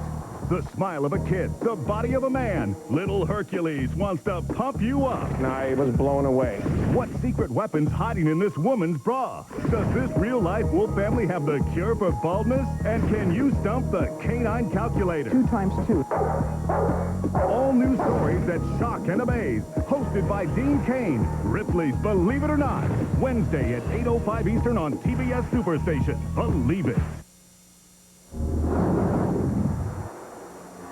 Back at Charlotte, Dale Earnhardt leads the UAW GM Quality 500, not by much. Bobby Labonte and Dale Jarrett right in his tire tracks. And the incredible part, Dave Blaney got by the 3-car. He's actually leading this group around the racetrack right now. Dave Blaney got 1 of 2 laps that he lost with an unscheduled stop earlier back. He's still back in 36th position. Now he's 1, almost 2 full laps down to leader Dale Earnhardt. And we're seeing sunshine right now for the very first time all day. That will affect the handling on every race car out here. Some will run better, some will run more poorly. Be interesting to follow that. You've heard about all the changes upcoming in the NASCAR television package for 2001. Next season, TBS and NBC kick off their NASCAR season. Pole qualifying from the Daytona International Speedway July 5th. Catch all the action on the Superstation. We're very excited about 2001 and look forward to bringing you lots and lots of NASCAR on TBS and NBC. And I'm getting pretty excited with this car right here, Dale Jarrett. That car is absolutely getting around the racetrack extremely well right now. He's changed his line a little bit. Every once in a while he goes right up to the top part of the racetrack. They're running very, very strong. Remember, Mayfield is not on the lead lap. He's in 35th position. First car 1 lap down. Moving up, sliding back, Johnny Benson recovering from the penalty for speeding on pit road. Same for Spencer. Back to 10th and 15th positions. Mark Martin's made some progress. He made a second pit stop under a caution a while back. I don't know that we ever actually talked about it on the air, but they decided after leaving a lug nut off the car to come in and put a spring rubber in the right rear since they had to come back in anyway. So that's why he fell all the way back. And some sliding back, Jeremy Mayfield, Rusty Wallace, the green flag pit stops, while running in 2nd and 1st positions respectively earlier. Jerry Nadeau speeding on pit road, leaving pit lane on the most recent stop. Napa Field summary, upper left of your screen. See where your favorite driver's running. Let's tip the cap to Robert Presley. He's up to the 8th position. Terrific run for Robert as we continue to watch this fight for the lead between Earnhardt and Bobby Labonte. It's been a great race so far. 16 lead changes among 9 different drivers. 3 caution flags, a 4-car pileup at lap 7. Triggered when Mike Bliss got tapped by Andy Houston. We had debris at lap 34. Then at lap 87, Kenny Wallace cut down a right front tire and went into the outside wall in turn number 3. You've got Wallace in the garage area, Strickland in the garage area, and Bliss in the garage area. Strickland and Bliss from the earlier crash. And this race now going on for the 9th position as Jeff Gordon has lost a few spots here in the last short while. Johnny Benson incredibly impressive in that number 10 car. He's finished second twice so far this year, yet to win. A lot of people think maybe today. Here's the fight for the lead.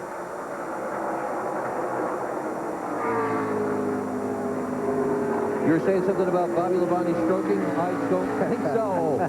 Bobby Labonte leading the race by about a half a fender. Yeah, and lest anyone be just tuning in, let's make sure they understand the point I was making. There's a difference between stroking and racing smart. Labonte's racing smart, and he's racing hard. This is for the lead at 115 of 334 laps with one of his rivals for the championship.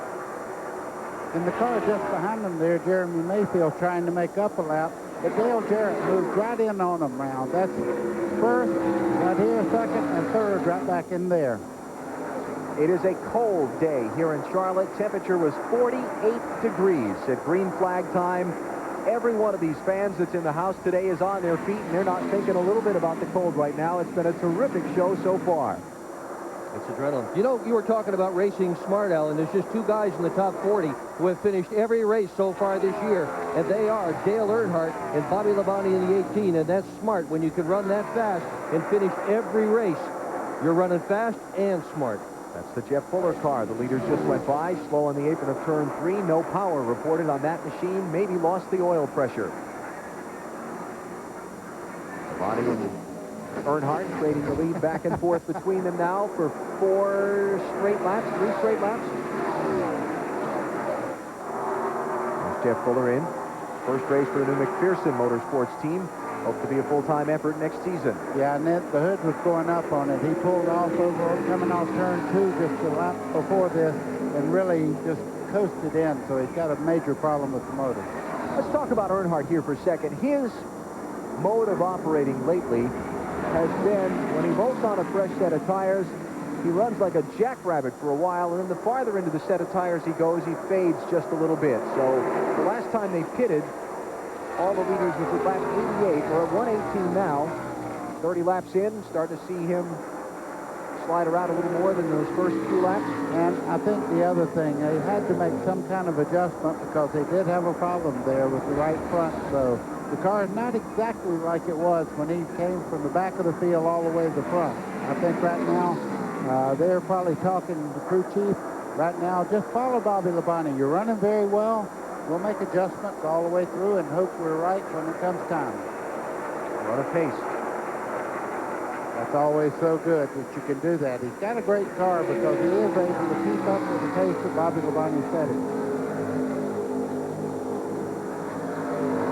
Dale Jarrett there just fading a little bit out of the frame. He's fallen back a couple of car lengths.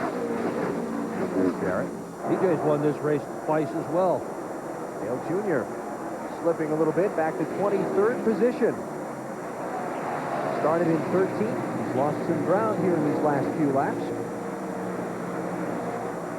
This car not behaving as well as it did in yesterday's happy hour practice. Bobby Labonte leads. Dale Earnhardt, Dale Jarrett, Ricky Rudd, and now Steve Park, who's moved up into the 5th position as we are at lap 121 in Charlotte.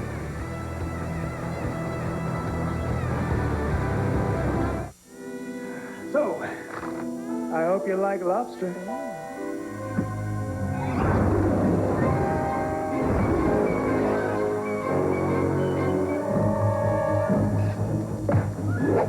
Everything all right?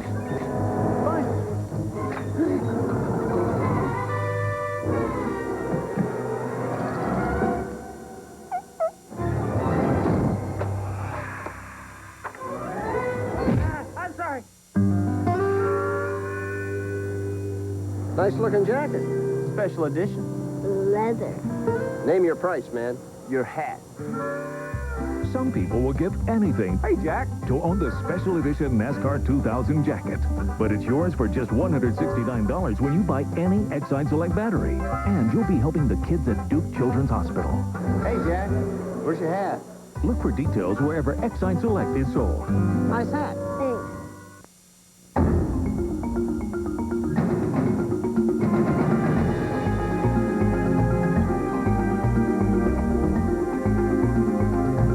Best Automotive Hanover isn't like the rest. Give the people what they want.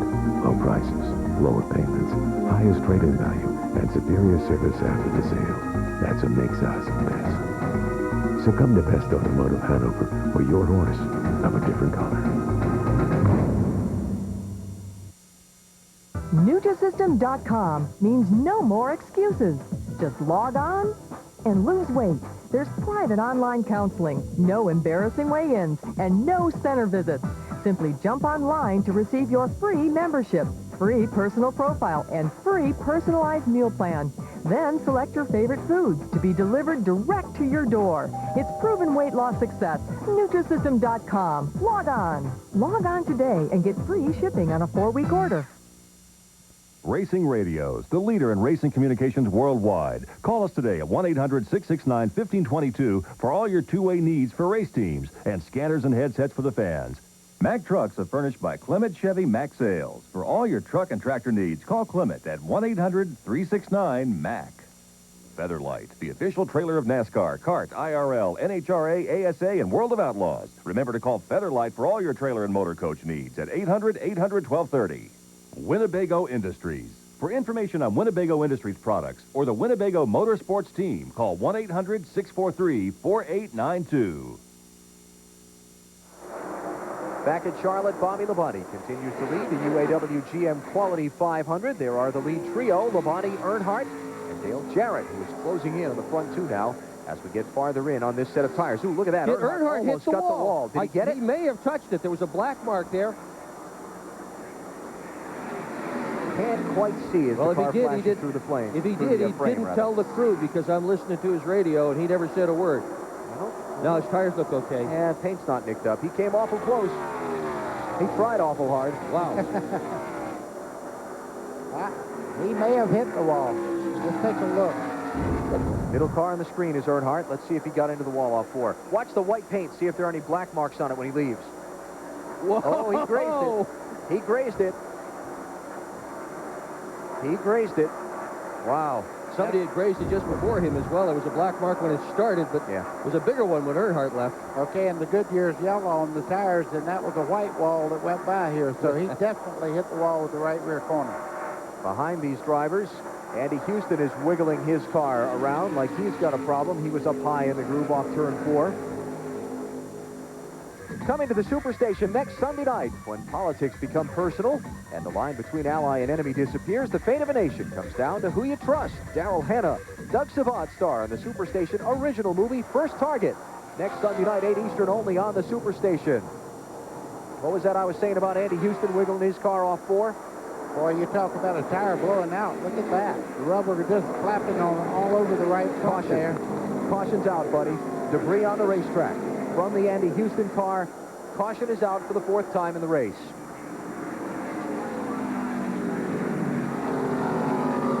Andy Houston making his 2nd NASCAR Winston Cup start. He will drive full-time for this PPI team next year. But he's got some problems now because that tire's just ripping the right front corner of that car apart. Let's mention that Jeff Fuller's car has been retired from the race. We saw him come onto pit road and the hood go up. Problems under the hood will force him out with a 40th place finish after 115 laps.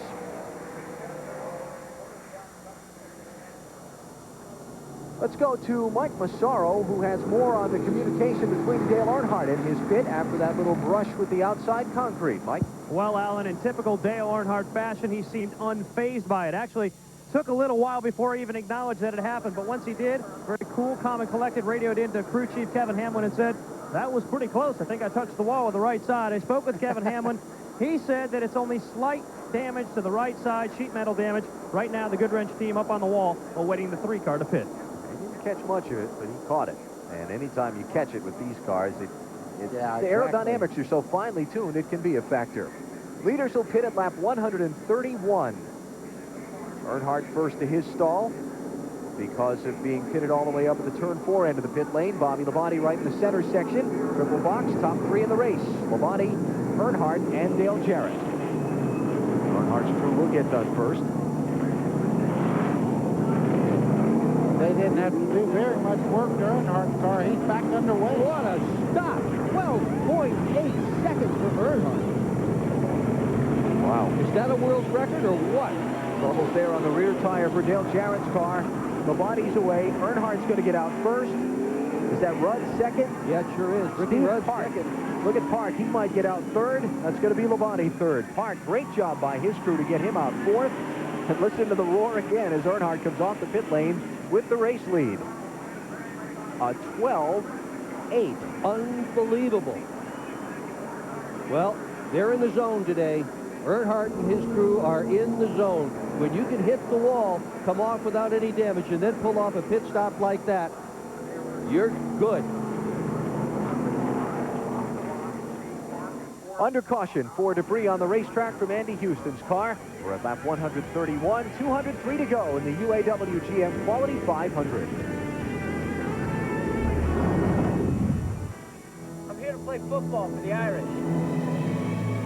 You're 5 feet nothing, 100 and nothing, and you got hardly a speck of athletic ability. You're going to end up getting yourself killed.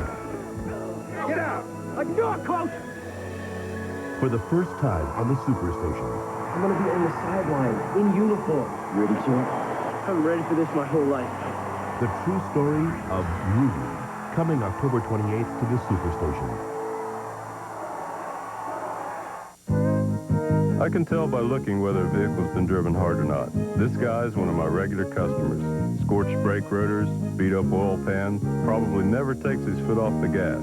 He trusts me to make sure it performs, and I trust CarQuest Auto Parts. I mean, you never know. Someday you might need to give me a ride. CarQuest for AC Delco rapid-fire spark plugs. Older cars' engines can run rougher. Bring back that new car feel with AC Delco rapid-fire spark plugs. CarQuest, the professional choice. Question. Can Imodium really change your life?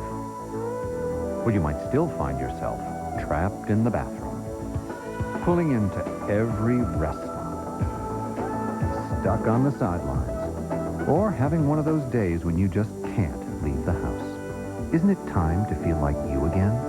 Imodium AD safely, gently relieves diarrhea, often in just one dose. Imodium AD. Restore yourself.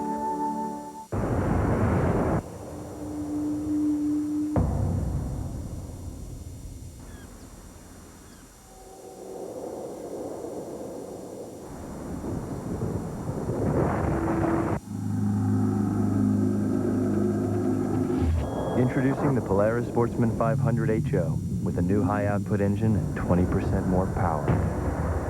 The world's best-selling automatic ATV just got better.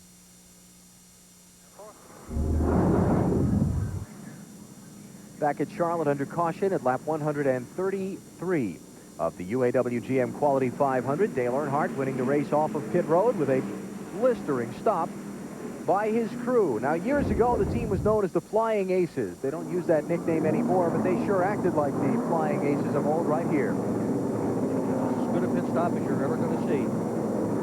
Chocolate Myers coming back to get the second can of fuel.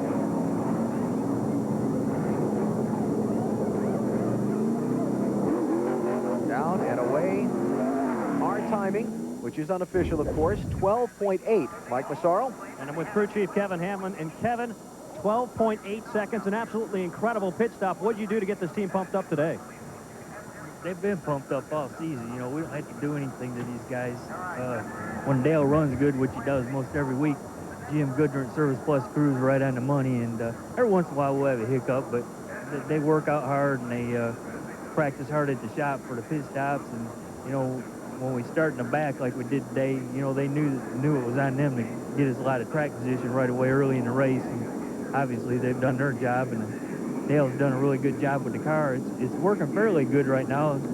So we're just a little bit tight, and the tires had such good grip today that it's pretty hard on them. You heard what happened to the right front tire on the 3-car last stop. This time in, they took the tires off, took a real close look. The right front looks real good this time around. Earnhardt off pit lane with the lead over Ricky Rudd and Bobby Labonte, the championship leader, running in third position. Bobby Labonte's championship season so far, as we're one lap away from the restart, well, he has been consistent and steady and contending to win just about every week. Preview of the fight for the championship here in Atlanta, March, when he lost out to Dale Earnhardt by that much. Labonte scored one of his biggest career victories in August at the Indianapolis Motor Speedway, taking the Brickyard 400. He's been lucky, too. Darlington starting last in a backup car after a practice crash. His crew got him off pit road. It started raining. He won the race, the Southern 500.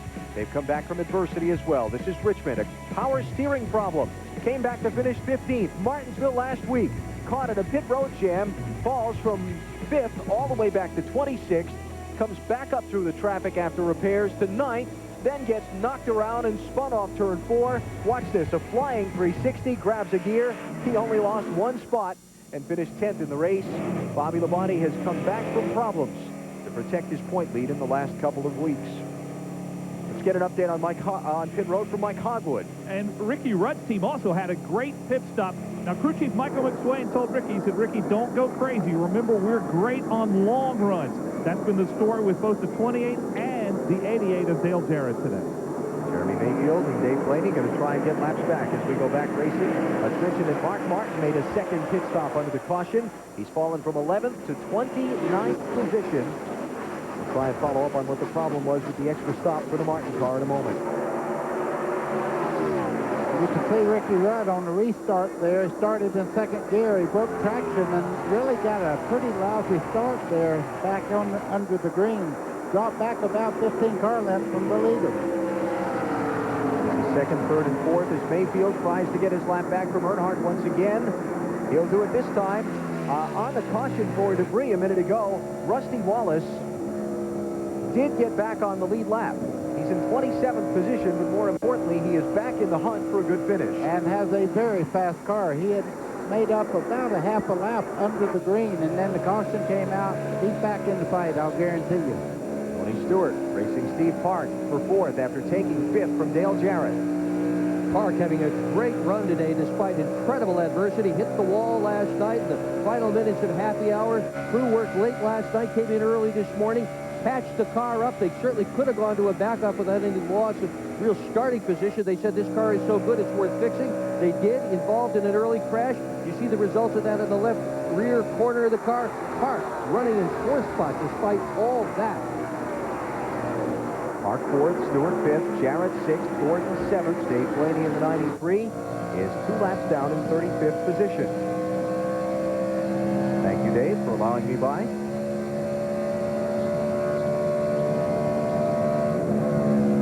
We saw at the end of the last long green flag run that we had there. I talked earlier in the show about Dale Jarrett's comments to me this morning. First 30 laps on a set of tires, he wouldn't be spectacular. Last 30 laps he'd come on, he was closing on Earnhardt and Labonte when the caution came out. I'm going to tell you another story about Dale Jarrett. It's not a racing story, but it's an important story about this guy. Over the last couple of years, he's had a deal with his sponsors, Ford Quality Care and Ford Credit, so that he could help support the Susan G. Komen Foundation, which does a terrific job of fighting breast cancer. And he's managed to work things out that he's going to be able to keep going next year. They've got over $500,000 poured into that fund. He and his wife, Kelly, have just worked tirelessly trying to raise money to fight that hideous disease. Here's the race for the lead. Ricky Rudd creeping in on the back bumper of Dale Earnhardt. Earnhardt's giving him the outside. Yep, he knows right now that he does not need to lean on that right front corner too hard. Ricky Rudd just went to the outside and powers by. Bobby Labonte's out there also. After getting through the traffic from 37th starting spot to the front, we talked about the term racing smart here a couple times today. Earnhardt needs to race smart. He's got a long way to go, 194 laps to go. He's had a tire problem once in the race that he got kind of lucky from. You know, it happened just as the caution came out. He didn't have to stop under green. So he needs to race smart and take care of the tires for a while and save the really hard charging now that he's got track position for the end of the day. Exactly right. And what he's doing right now, if you notice, he's running Rudd a little bit different than he did Bobby Labonte. He moves over and let Rudd go. He's not doing that with Bobby Labonte. He wants to stay ahead of him if he possibly can. Now we mentioned Mark Martin falling back to 29th position on the restart after an extra pit stop. Under the caution flag, Mike Hogwood has the explanation why. Well, they simply had a miscue on the first pit stop. The jack dropped down. It wasn't supposed to. Mark Martin left. They brought him back in because they felt they really needed to put a rubber in the right rear. They got that work done, but it took them 2 stops to do it. That's the story on Mark. He's gone from 29th on the restart up to 26th now. And is working on Wally Dollar back there. for the 25th position. Dale Earnhardt Jr. has gone back up to the 12th position. He slipped back a little while ago. We saw him briefly falling back through the fields. Mike Skinner got tagged by Kurt Busch off of turn number 4. Jerry Nadeau got into the outside wall trying to avoid Skinner half spinning. Nadeau, a potential winner in this event, flattened the right side of his car. No caution. Caution is out. Caution is out now. How Mike Skinner kept from crashing that car, I will never know. He was 45 degrees sideways. That's a lot of driving ability and 40% luck, I'll tell you. I've been there myself, and sometimes you get lucky. He just saved it. Got a great race car there and a pretty good driver, but I tell you, it's pretty lucky, too. Mike Skinner got nipped by Kurt Busch off turn 4 in the left rear. He chased the car down the track, back up the track. When he came up the track, he was pointed right at Jerry Nadeau, and Nadeau got squeezed into the wall. Let's have a look. Watch Skinner, watch Kurt Busch right behind him here. Well, Skinner got loose first. Yeah, Skinner was loose. Busch, a rookie, this is his first start ever at Lowe's Motor Speedway, but boy, that could have got ugly. Did Sterling Marlin bump the back of Nadeau and send him into the wall? When Nadeau lifted, seeing Skinner get sideways? Well, they were all in tight pursuit right there, and I think there might have been contact back in there. He's got some problems. Rear end housing's moved over on the car. You can see from the left side shot on the machine. His chance to win is over. Yeah, well, I bet they end up behind the wall trying to fix that. Nadeau got sent to the back of the line for speeding, leaving pit road. The grass can got tipped over. Can't fix that in the middle of the race. That one's done for the day. We'll come back to Charlotte in a minute.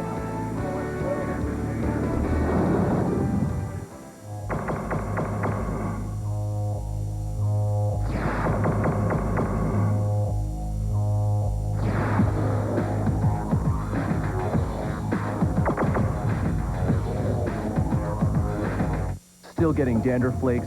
Maybe the problem is your dandruff shampoo. Try Neutrogena T-Gel Intensive Anti-Flake Shampoo. Fights flakes 3 ways. It may not be your first dandruff shampoo. It will be your last. Neutrogena T-Gel, it works. Once Winn-Dixie race car driver Mark Martin puts the hammer down, it's pretty hard to get him to stop. Mark, you're low on fuel. What's up, Jack? Now, dang it, listen up. I can't believe you guys are doing this to me. Trying to keep you hungry, man. 10 more laps. WD brand steak from the beef people. Please join us in saluting Mark Martin in his Busch Series farewell tour. Guess you're going to have to stay hungry.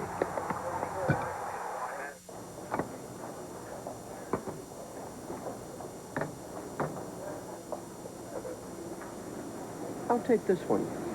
150 appliances in stock, all at a guaranteed low price. Lowe's, improving home improvement. Tomorrow, I love you. Tomorrow, you're always a day away. You got it. Tomorrow. Appliance today, have it delivered tomorrow. Why buy anywhere else? Lowe's, improving home improvement. Bob. Claire. Bob. Claire. Michael. Michael. Huh? Bob? Claire? Want your own monster truck? You can win one during Napa's Monster Truck Giveaway. Or win one of over 5,000 mini monster trucks. Plus save on hundreds of items. Enter at a participating Napa Auto Parts store today.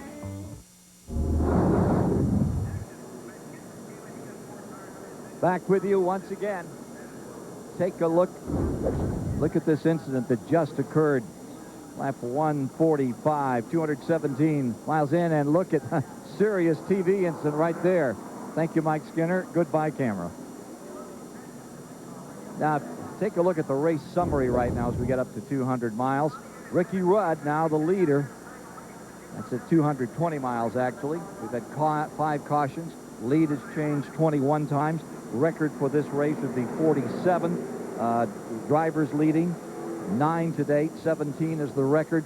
And we're up to our 5th caution in this race, and it's a slow one because of that at 133 miles an hour. Now, if you want to see what makes Dale Earnhardt really great, take a look at this picture once again. Dale Earnhardt is just amazing. He has said you've got to know when to make your move and make it quick. and that's just how he did it. That kind of move is what you'd see at a Saturday night short track at 80 or 90 miles an hour. But this is at 180 to 190 miles an hour when he shot from 6th into 4th coming off the banking. Simply amazing. That's what makes him a giant and makes him so great. We'll be back with more of the action of the UAW GM Quality 500 in a moment.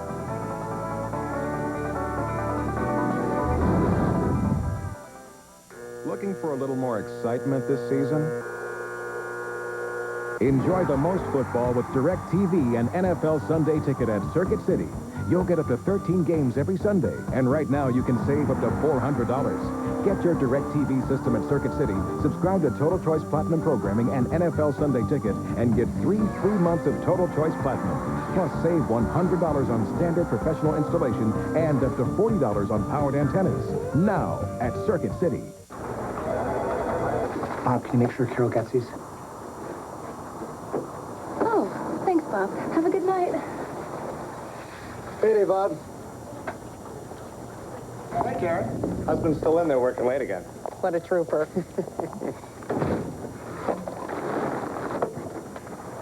How do you plan on providing for your family after you pass away? Conseco's life insurance policies can give your loved ones a regular monthly paycheck. Conseco, step up. You want it? You got it. You want it? Baby, just bust a move. I wanted to chill, but making all of my travel arrangements was freaking me out. So I went to Priceline.com, where you can name your own price for some dope airfare, a hip hotel, a fly rental car. You want some of this? Then you know what to do, dog. Bust a move. Celebrating by Team Monte Carlo. Now, the first thing you've got to do is jump up here and scream and yell, woo! Make sure your hat guy forms them first, so you don't end up looking like a dork. Now, when somebody hands you one of these babies, make sure you say thanks. Thank you. Oh, man, don't eat the check. Want to be like Jeff Gordon? Drive the all-new Chevy Monte Carlo. The cars more champions depend on. Chevy, we'll be there. And a thank you to most of our sponsors who've allowed us to cover today's race with our TBS No Brakes coverage. Log on to tbssuperstation.com or call us at 1-888-722-1635. Toll free, let us know your opinion of our TBS No Brakes coverage. There's the number. If you'd like to give us a call, we'd sure appreciate your feedback. Under caution still, you see Ricky Rudd still heading up the field behind the pace car as the cleanup is just about complete and we get set to go back racing. Jerry Nadeau right here had a bad break. I'll tell you, he come off turn 4 here. You can see there Mike Skinner breaking loose a little bit right there with Kurt Busch into the back of him and into the outside wall there, trying to avoid the spinning 31. And what a great job the 31 car Mike Skinner did not spin out. It could have been a huge wreck on the front straightaway. There was about 8 cars behind him. We're back under green. Jerry Nadeau has gone to the garage to get repairs. Pit stops under the caution flag were made by Matt Kenseth, Wally Dallenbach, Elliott Sadler, Skinner, Martin, Mayfield, Michael Waltrip, Terry Labonte, Kurt Busch, and Bill Elliott. Ted Musgrave also in as Earnhardt challenges for the lead. And takes it. Earnhardt back up in front. Fans back on their feet. Bobby Labonte's going to run up to the outside of Rudd to try and get second. Meantime, Mike Hogwood is in the garage with Jerry Nadeau. Yeah, suspension really messed up on the car, and they're changing the control arm on the right front. Jerry, what happened? I don't know. We just we got caught for speeding there up the road one time, put us in the back. Then we came up through real good. We were up in the top 20, and then we had a bad pit stop and put us dead last. And the 97 car, I don't know what he was thinking. You know, when I was a rookie, I tried to pay a lot of respect to a lot of these Winston Cup drivers. Obviously, he didn't pay any respect. He just bulldozed over the Lowe's car. And I was stuck on the outside, had nowhere to go. It's a word from Jerry Nadeau, obviously very disappointed and dejected here in the garage, getting his car repaired. Potential threat to win today, but as you could hear, things have gone very wrong for him. Let's mention that Brett Bodine has also gone back behind the wall. into the garage area on the caution flag. Jeremy Mayfield got back on the lead lap. Bobby Labonte's going to try and get the lead back from Dale Earnhardt. On the outside, Jeff. A gutsy move. It's not over yet. He has to clear him, and he's got a very good race car. Labonte does. If you can see Earnhardt's going to make him earn it. He's going to go right back on the inside, make a contest out of it. Dave Blaney right in the middle of all this. If he was on the lead lap, this would be the race of his life. He is proving today he's got the right stuff to run with the leaders. Dave Blaney in 34th position, 2 laps down, giving way to Ricky Rudd, who has a terrific run off turn 2 on Bobby Labonte. And Steve Park in the 1 car comes along with him on the inside, and there's the 20 car just right in there. Ward Burton also. This is getting tight for the lead up here. Boy. Park, Stewart, Ward Burton, Johnny Benson. What a lead pack. Benson coming back for the pit road speeding penalty that dropped him to the tail end of the field earlier. He's up to 7th. Right behind this group, Robert Presley. Terrific run. He's in 8th spot. Jarrett and Gordon rounding out the top 10. Any one of this bunch is good enough to win this race today. So impressed with the run of Steve Park. Yeah, it's just been a great story watching him, how strong he has run here. Look, Three down the bottom. 3 wide. Oh, look out, he hit him. He sure did. He gave him a little tap there going into turn 1. You can see Steve Park did a great job of not losing the car going in the corner. Here comes Johnny Benson. I tell you, they don't give you any relief for going high. I didn't think Park lifted at all. He just controlled that car. You had a heart monitor on him. His heartbeat probably just went from about 50 beats a minute to about 110. Or it stopped. One of the two. Yeah. Rudd by Labonte for 2nd. Rudd's real hungry. He knows that he's got the best ride he has had in years. Has the potential to win last 3 races. 3rd twice, 4th once. You run that well, you keep running up front. Eventually you're going to get one.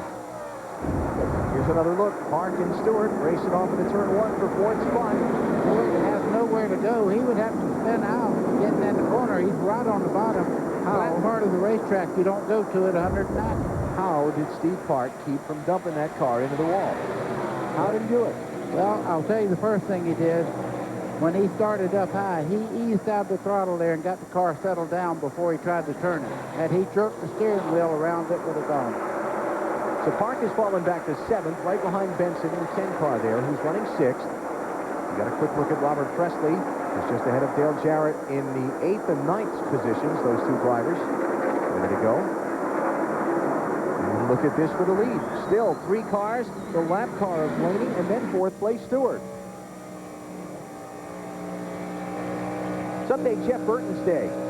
Got up into the top spot earlier in the event at lap number 82 after starting in 38th. He's running in 15th right now.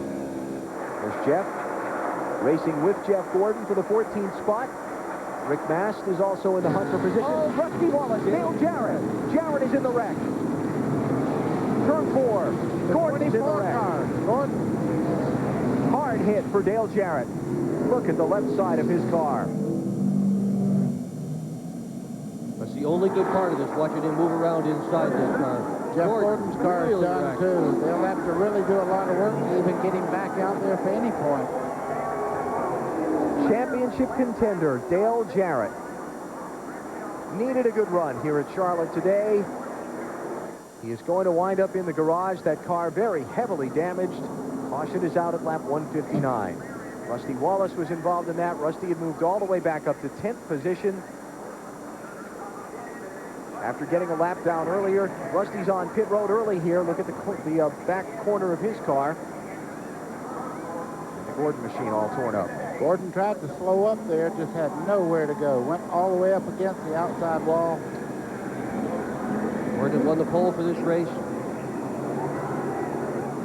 Got a good car. Jarrett championship hopes gone now. He has no chance. 6th caution of the race. Jeff Gordon, Rusty Wallace, Dale Jarrett in the crash in turn 4. As you see DJ, I don't blame him for taking his time getting out of that car because he took a wicked shot on the left side of that machine. Here's another look at what happened.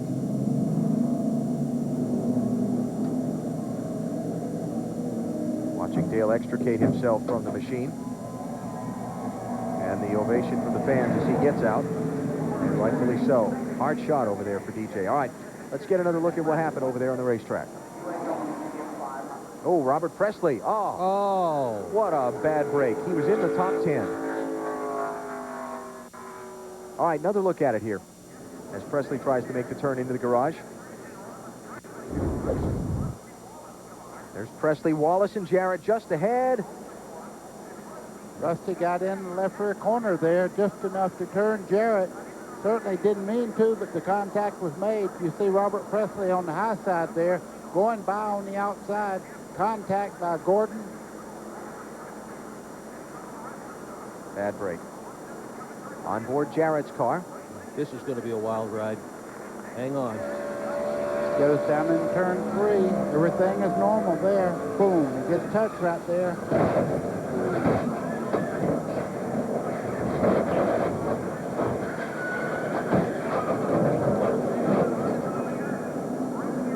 Boy, that was a long crash. And it just kept happening. Here's a look at it. Here's a look at Jeff Gordon as he walks away from his mangled car back toward the garage. And he did everything he could do to miss that wreck. He slowed down, he went high, and still got involved. Well, one of the themes of our day, championship contenders. One of them's been eliminated. Dale Jarrett with a crash here at lap 160. Another look at the accident from Mark Martin's view, who was well back in traffic, and see how he manages to get through here. Okay. Caution light was already on. Right there is spotters telling him where to go. Because he can't see, that's obvious. Oh, he can't see a thing. Smoke, look at all the oil and water on the windshield of his car. Whoa! The spotters are right up here, and they can tell you what's going on. They were looking right directly at the wreck, and they told him to get in a certain lane and just stay straight. And they talked him right through there. It was obvious that Mark Martin could not see where he was going.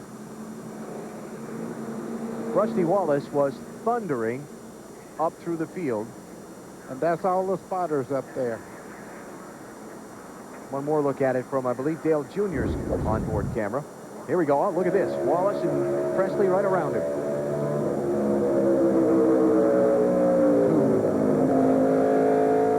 Nice job, Junior. The right direction. Well, what he didn't do was jump on the brake there, because he would have been involved in that accident. He stayed in the throttle and got right by.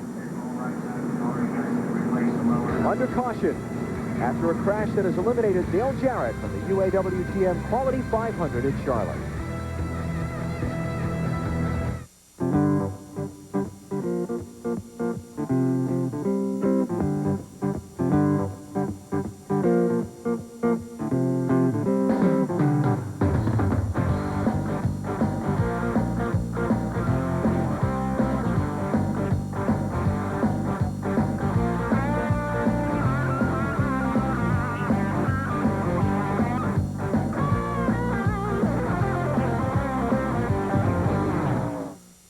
Family, men lose their hair early.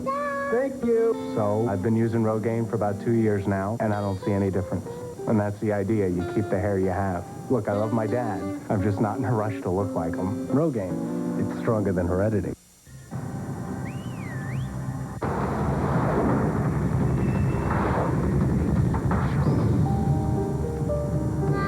Take command of the road with Hanguk. Ground control. Hanguk tired. When it comes to farm equipment, the names to know are Case IH and CFS in Chambersburg and Carlisle. Quality products by Case IH and Quality Service make CFS special. We service all makes and models of equipment, or we'll sell you a combine that uses satellite technology. Our extensive parts department with over 192 years of experience is dedicated to your needs. We also have Central Pennsylvania's largest selection of skid steer loaders. For the best in products and experience, call Chambersburg Farm Service or Carlisle Farm Service. CFS service is in our name. What's going on, Alex? I need you down on the floor now. All about seduction. Sexuality is a weapon.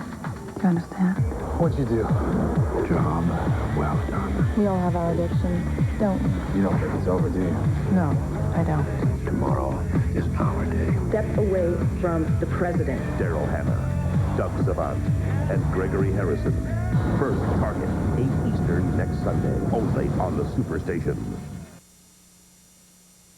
The UAW GM Quality 500 on the Superstation is brought to you by Priceline.com. Name your own price, airline tickets, hotel rooms, new cars, mortgages, and more. Priceline.com. By Citgo, you love racing, we love racing.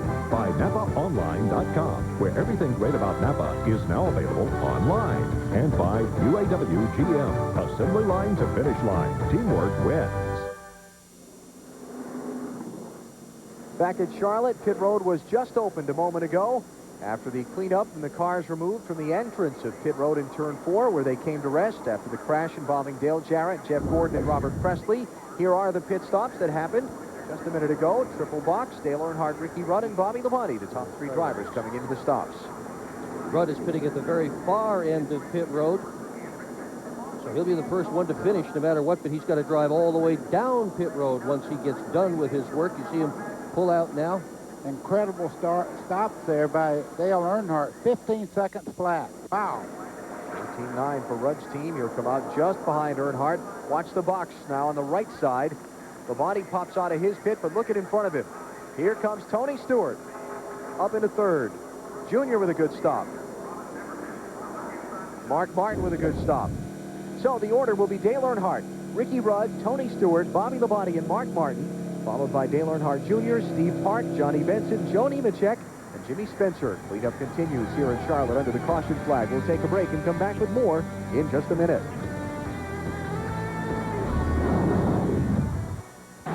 Time to race on the Superstation. Hey, NASCAR fans, TBSSuperstation.com puts you in the driver's seat for the UAW GM Quality 500. Log on during the race and choose from 6 exclusive in-car race feeds. Check out the high-speed racing games and go behind the scenes of Team TBS at number 75, Wally Dallenbach. If you really want to know your NASCAR, log on to TBSSuperstation.com. Wax on, wax off. Nice doggy. Rap, rap. Ding, ding, ding, ding. Hat up a tree. Ding, ding. False alarm. He's out there with tasty Subway Selects on 3 new gourmet breads that are giving Subway sandwiches a delicious new taste, like fresh-baked Parmesan oregano and hearty Italian with cornmeal. Sure, he's just a shadow, but he's a shadow on a mission. Subway, eat fresh. The rigid 10-inch table saw powers through even the toughest hardwoods. The oscillating sander converts from spindle to edge belt sanding in seconds. Engineered for power and precision, each and every rigid tool carries a lifetime warranty. But when it comes to something with even more power, Rigid's got that too. Rigid, available at the Home Depot. Hey, we gotta talk. That stuff only protects my vital parts for about 30,000 miles. And then what happens? You gotta change it. Make it easy on yourself. Give me Haviland Extended Life Antifreeze. It protects my sensitive parts for 5 years or 150,000 miles. That's 5 times longer than most of those conventional coolants. Now, let's talk oil. Hey! Haviland Extended Life Antifreeze. Add more life to your car.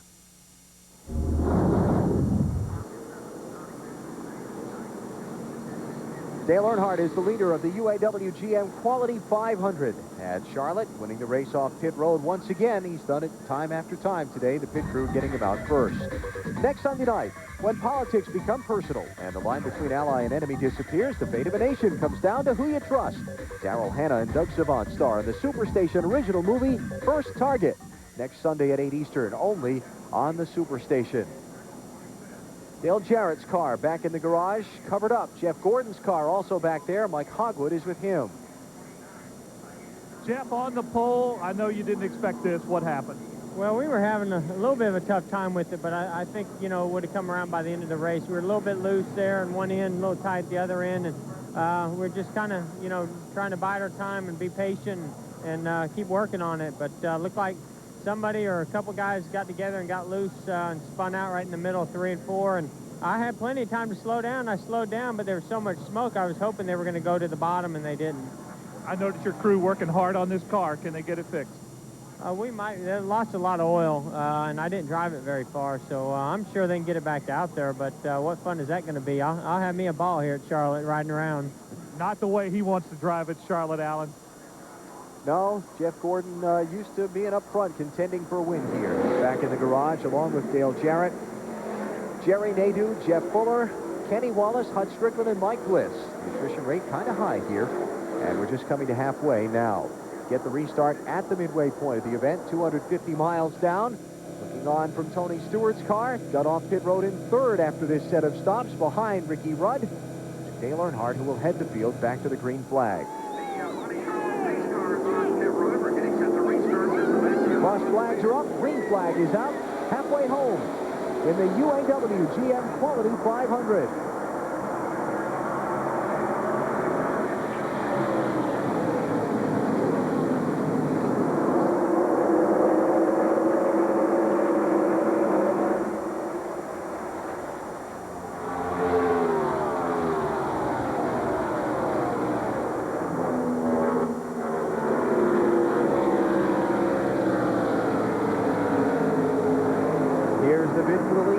Down low on Dale Earnhardt. We've watched this time and time again. He does not fight Rudd when he comes up there for the first few laps, and then he closes in on the back part of Rudd's car and runs along there. Dale Earnhardt does, just biding his time. Does not want to lean on these tires too hard on the first couple of laps until the air pressure gets up where they want it. Applefield summary at halfway. Spencer came back from the pit road speeding penalty earlier. Now, somebody's not worried about the tires is fixing to make a real bid for second place. Tony Stewart in the orange car there would love to move on up, maybe lead a while. Tony has not yet led today, trying to win a third straight NASCAR Winston Cup race after taking Dover and Martinsville the last two Sundays. I struggled with that race car, Tony Stewart's car. Really, they had to work on it the whole time. They finally got it good in happy hour last night. Not a lot of adjustments on it this morning. Stewart now having a good day. Up to second. Maybe not for long. Look how quickly he closed on Rudd. Well, I'm telling you, he's really got a great line through the corner. You'll notice Rudd's car right about there moving up. He's right on the white line. And if you can say it, maybe 6-8 inches lower than Rudd through there, but he gets a great run up out of the corner. Rudd leads. Stewart is second. Earnhardt is third. Bobby Labonte is fourth. Dale Earnhardt Jr. is joining the chase. He's moved to fifth. Johnny Benson just into sixth around Mark Martin. Here's the bid for the lead. Stewart going to go to the front for the first time all day. 4 laps past halfway. Tony Stewart up from 17th starting spot. Becomes the 10th different driver to lead this race. Well, this is beginning to be a song that we've all heard before. Stewart just works on that car.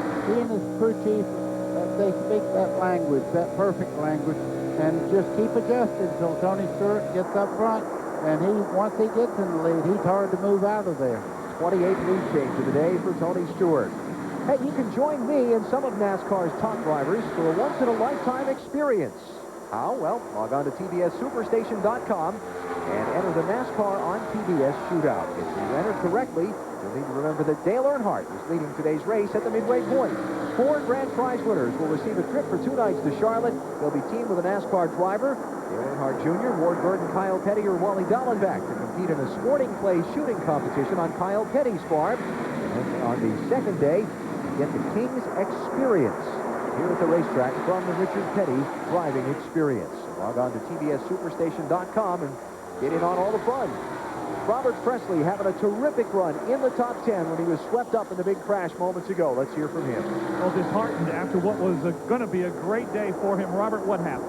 I don't know. I just went off in the 3 there at 88. I just didn't see the 2 car underneath and come down. 2 car had nowhere to go.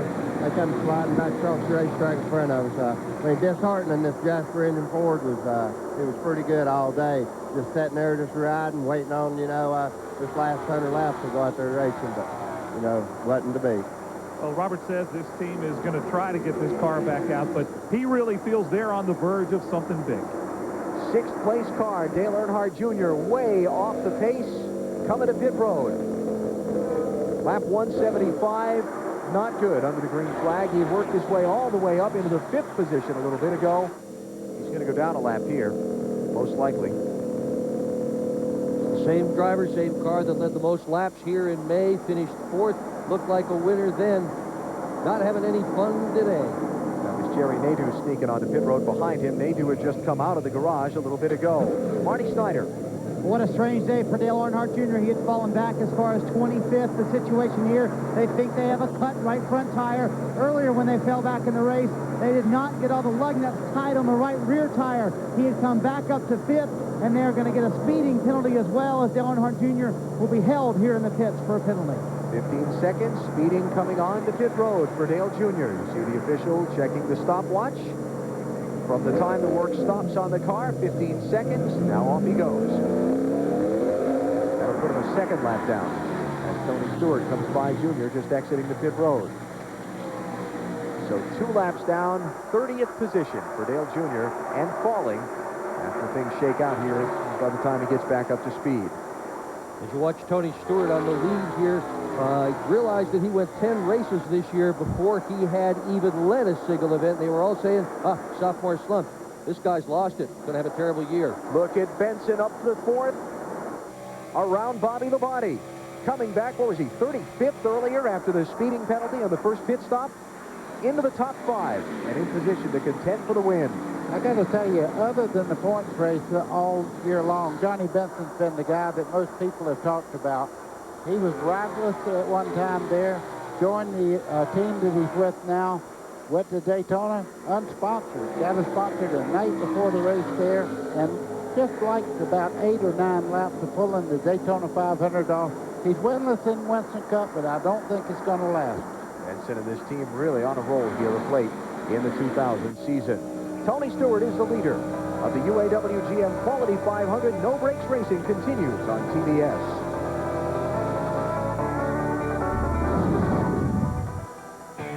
Never once did your car ask you for jewelry or flowers.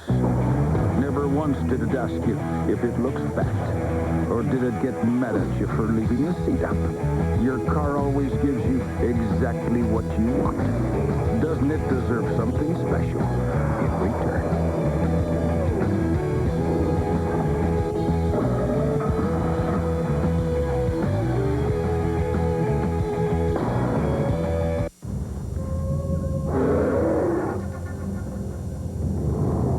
Just how quick and agile is the Kodiak Bear? It ran away with ATV of the Year. The Kodiak Automatic 4x4 with push-button in-and-out 4-wheel drive. ATV Magazine's ATV of the Year. Now, buy any select Yamaha ATV and get a worn winch for just $69.95 during Yamaha All-Terrain Value Days.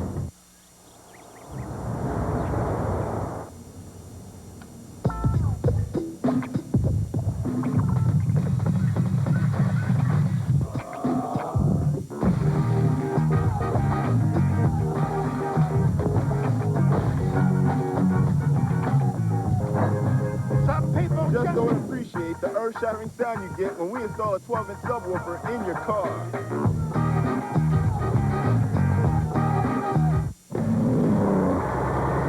Trucks. Fundamentally tougher than any panty-laced car.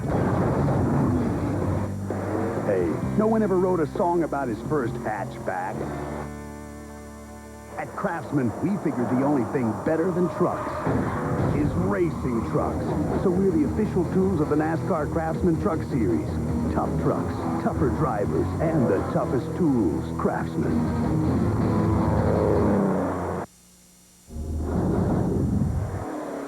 As you saw during our TBS No Brakes coverage, we are under caution. Robbie Gordon has crashed in turn 2. 7th yellow of the race comes out at lap 183.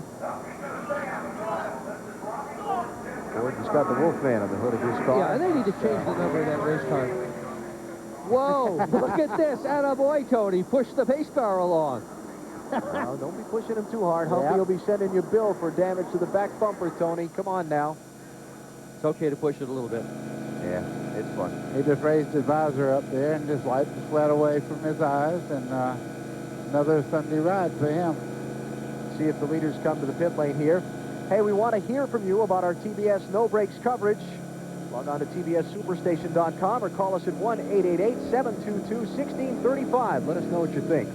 Stewart's on pit road and the rest of the leaders. Stops will be at lap 184. Stewart, Rudd, Earnhardt, Labonte, Benson, Park, Martin, Burton, and Spencer. The top 10 coming in. You look at the top 3 in the triple box on the left. Remember, Earnhardt's crew has gotten him off the pit lane first on just about every stop all day long. Keep your eyes on the right box now as he comes down the pit lane and see if Stewart's able to pop out in front of him. Boy, oh boy. Looks like they had trouble on the left rear. Bobby Labonte's up. Here comes Stewart. Don't speed. You know NASCAR's watching. Yeah, 3 deep looking at that line. Dale Jarrett involved in a hard crash 24 laps ago. Mike Hogwood is with him. Well, Alan, obviously disappointed. Dale, what happened? Just got hit going into the turn 3. Don't know exactly what, just making my normal line in, and I guess somebody drove in a little bit further and caught me in the left rear. And obviously the car done for the day, and now the rest of the season, you guys just go out and go for wins, huh? That's what we've been trying to do the whole time, so we'll continue that, for the next 5. All right, that's Dale Jarrett, disappointed, and his car out for the race. Tough luck for Dale. Very hard crash. Glad to see that he's okay. Back with more at TBS No Brakes Racing at Charlotte. We continue with Tony Stewart leading.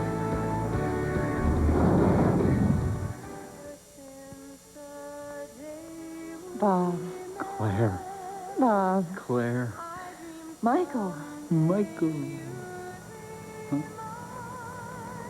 Bob? Claire? Want your own monster truck? You can win one during Napa's Monster Truck Giveaway. Or win one of over 5,000 mini monster trucks. Plus save on hundreds of items. Enter at a participating Napa Auto Parts store today.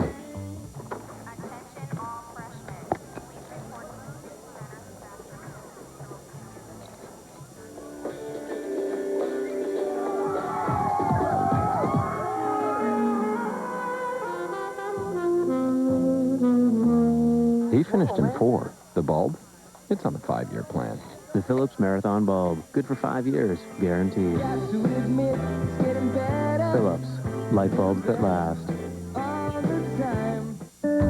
From the leader in ride control technology comes a new standard in safety and control. Monroe's revolutionary Reflex with impact sensor technology that reacts instantly, shifting between firm and soft compression in just 12 milliseconds. Combining superior comfort with a dramatic reduction in pitch and roll for maximum safety. Experience the new Reflex Shock from Monroe. Right now, when you buy 3 Monroe Reflex or Sensitrack shocks or struts, you get the 4th one free. Wednesday on Ripley's Believe It or Not. The smile of a kid, the body of a man. Little Hercules wants to pump you up. I was blown away. What secret weapon's hiding in this woman's bra? Does this real-life Wolf family have the cure for baldness? And can you stump the canine calculator? 2 times 2. All new stories that shock and amaze. Hosted by Dean Cain. Ripley's Believe It or Not. Wednesday at 8:05 Eastern on TBS Superstation. Believe it. 1 lap away from the restart with Bobby Labonte now the leader of the UAW GM Quality 500. You see Dale Earnhardt Jr. going to try and get one of his laps lost back to his inside. Let's go back and have another look at that exit to pit road and how tight things were. Mayfield with a great stop. Look out. Watch Labonte. Now watch Stewart come popping out of his box.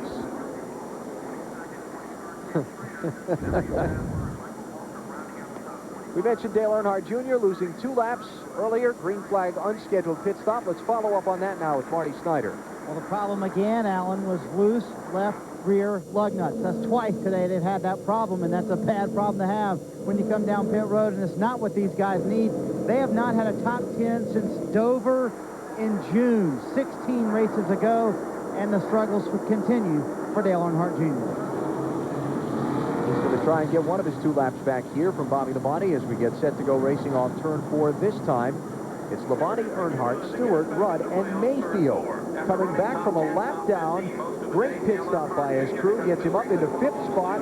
Then Spencer, Martin, Dick Trickle into 8th. Bill Elliott 9th. And Steve Park 10th. And a little bit of sunshine popping out here. And I'm going to wonder if they're going to let the start stand as it was just then. I noticed a little, I won't say anything. I'll let it play out. Junior with a big wiggle going down the backstretch.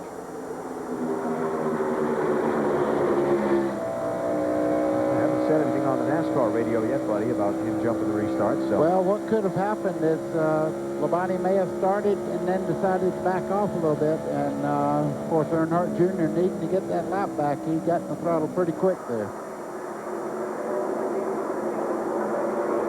Something just caught my eye. Did Bobby Labonte just run over like a styrofoam cup and send it flying or something? Something See went that looking ahead for flying. Yeah, Earnhardt's something car? went flying through the air. Here's Earnhardt, the bid for the lead, outside, turn 4. One was just a styrofoam cup.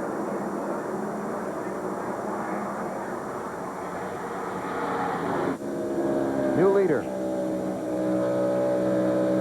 And that gives you a little idea about what track position means to cars.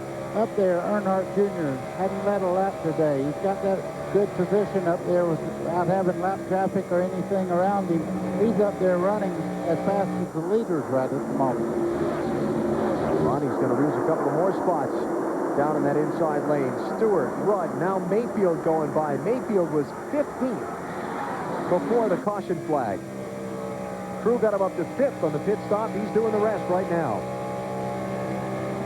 Mayfield, a strange up and down day. He's been in the front, in the back, down the lap. The reason he got down the lap was a green flag pit stop at lap 81 for a vibration. There's Rusty Wallace. He was in the same boat. He pitted from the lead back at lap 78. Left rear was cut down. Fell a lap down in 34th. Got the lap back as Dale Earnhardt loses the lead to Tony Stewart. We're following up on Rusty Wallace. He was in the big crash with Dale Jarrett and others at lap 180. Rusty is running in 20th position now. There's Mayfield moving up. That ladder will be easy to climb until he gets up there with Tony Stewart. He has a great car. You can see right there, passing 2 cars in that one corner. Jeremy Mayfield just stepped it up one more notch. We have just set a new high for the NASCAR Winston Cup Series in 2000. Most lead changes in a race this season.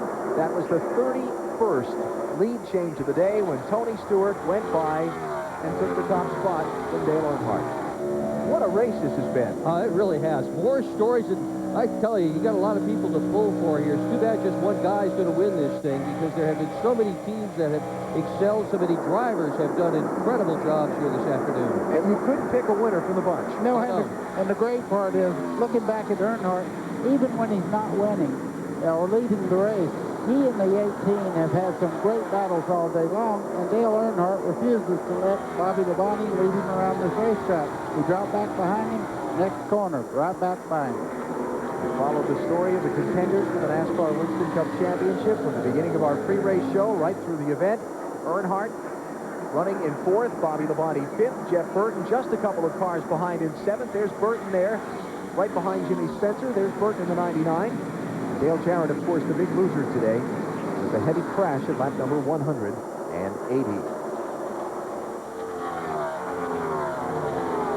Tony Stewart leads, 140 laps to go. Here at Charlotte, we'll come back with more of our live coverage on TBS.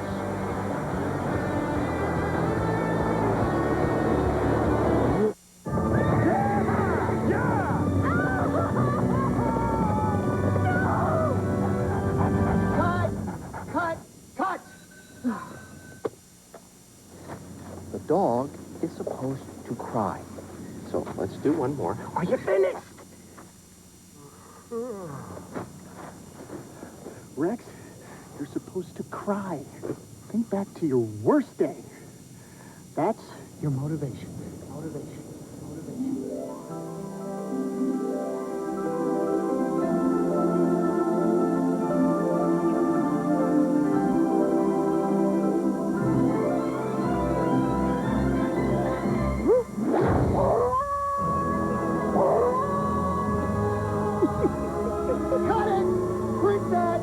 smell seafood. Thank you.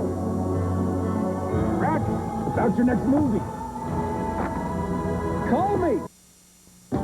When it comes to farm equipment, the names to know are Case IH and CFS in Chambersburg and Carlisle. Quality products by Case IH and Quality Service make CFS special. We service all makes and models of equipment, or we'll sell you a combine that uses satellite technology. Our extensive parts department with over 192 years of experience is dedicated to your needs. We also have Central Pennsylvania's largest selection of skid steer loaders. For the best in products and experience, call Chambersburg Farm Service or Carlisle Farm Service. CFS service is in our name.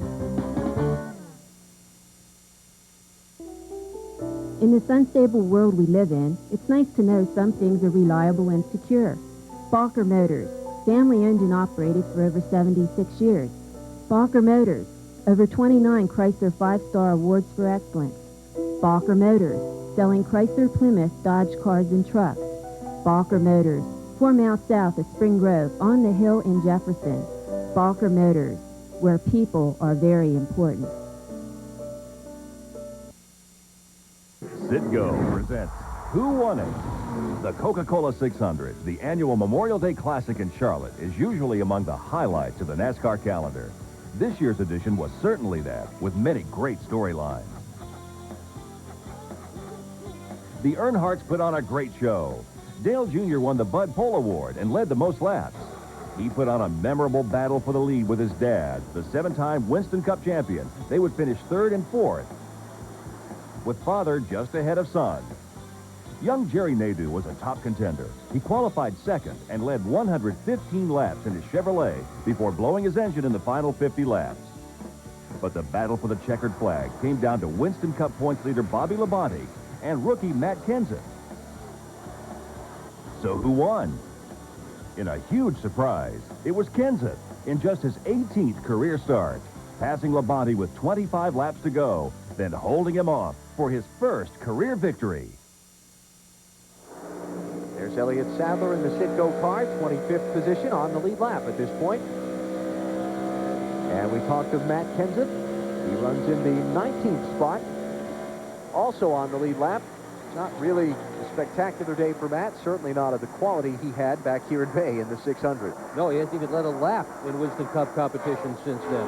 And by the way, if you read on the morning newspapers this morning that there was a problem in post-race inspection with Kenseth's car after his victory in the NASCAR Busch Series yesterday, word we get is the engine checked out fine this morning. NASCAR gave it overnight to cool down, checked it again, and Matt's car passed tech, and everything was fine with his Busch Series victory yesterday. Here is the leader, Tony Stewart. Heavy pressure from Jeremy Mayfield. Stewart's given Mayfield the outside line. Something's wrong with Stewart. He dropped off the pace about four or five laps ago. He slowed up quite a bit. Keep an eye on his car and see what happens. Meantime, Bobby Labonte has lost a couple of more positions. He may have just got sideways and lost a lot of momentum, but I noticed he checked up quite a bit. Dale Earnhardt has gone by Bobby Labonte. Jeff Burton just took the 5th position from Labonte, and Bobby's now back to 6th. And Buddy talking about Tony Stewart. Keep an eye on him.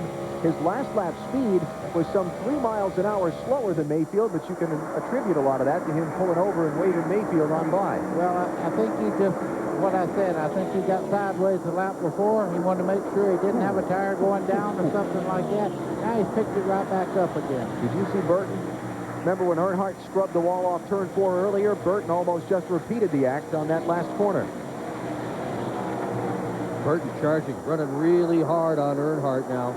He's been kind of hot and cold today. Really hot in the early part when he raced up from 38th into the lead. And then that last segment on that last set of tires, he wasn't all that spectacular. Yeah, well, Burton's been hot and cold all year long. You know, you think about it. He goes out to the Hampshire, he leads every lap of the race. The very next week, he goes to Dover. Bam, hits the wall, big fire. I mean, there's always something going on around Jeff Burton. Let's talk about some other guys having pretty solid days today. Joe Nemechek has raced his way into the top 15. Started in 21st position. He's up to 13th now. Got some telemetry on board Nemechek's machine. Heartbreak yesterday in the Busch Series event. You saw live here on TBS. Leading. Comes around off turn 4 to take the 2 to go signal. And runs out of gas. Wow. You know, his heart went right down in his shoes for what a great performance he did. It was a breathtaking finish yesterday. We're probably in for another one here today. in what has been a very exciting, very spectacular UAW GM Quality 500. We're just past the 300-mile mark. It's Andy Houston just behind me in the deck. Houston had a right front tire go out earlier for the fender off of his car. And there's Johnny Benson right behind Houston. Benson running in 14th spot. Now, Johnny had been up among the top 8 or 10 earlier in the event. Lost a lot of ground on that last set of pit stops. And we'd like to know why. Talking about Benson, as you watch Jeff Burton here running for the 4th position on Dale Earnhardt. There's Benson. Let's go to Mike Hogwood. Well, what happened on that pit stop is that Mark Martin came in. He picked right in front of Benson. He clipped the front tire carrier, Bob Askin. Now, Bob is okay, but it really messed up the pit stop and slowed him down tremendously. The car is fine. They're having a great run, as they say, but it was a real miscue here in the pits, and that cost him a ton of time on the racetrack. See the scoring serial there on Johnny Benson. Every time your front tire carrier gets hit by another car, it's going to slow your pit stop down. Not good, especially if he has to go chase the tire. Look at this race for 4th as Earnhardt tries to hold off Burton and Labonte. Meantime, Jeremy Mayfield continues to lead just past 300 miles in the UAW GM Quality 500. TBS No Brakes Racing continues.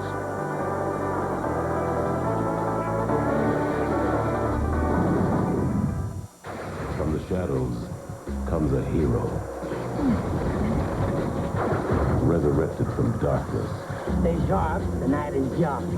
Unleashed by evil. Found by his ultimate destiny. You sent me to hell. I'm here to return the favor. Michael J. White, John Leguizamo, and Martin Sheen. The world broadcast premiere. Spawn. Sunday, October 29th, 8 Eastern, 7 Pacific. Only on the Superstation. Wax on, wax off. Nice doggy. Ruff, ruff. Ding, ding, ding, ding. Hat up a tree. Ding, ding. False alarm. He's out there with tasty Subway Selects on 3 new gourmet breads that are giving Subway sandwiches a delicious new taste, like fresh-baked Parmesan oregano and hearty Italian with cornmeal. Sure, he's just a shadow, but he's a shadow on a mission. Subway, eat fresh. Bob. Claire. Bob. Claire. Michael. Michael. Huh? Bob? Claire? Want your own monster truck? You can win one during Napa's Monster Truck Giveaway. Or win one of over 5,000 mini monster trucks. Plus save on hundreds of items. Enter at a participating Napa Auto Parts store today. He's upside down. This one has to go like that. Some children imagine that their father is the most powerful man in the world. Wonder where they got that idea.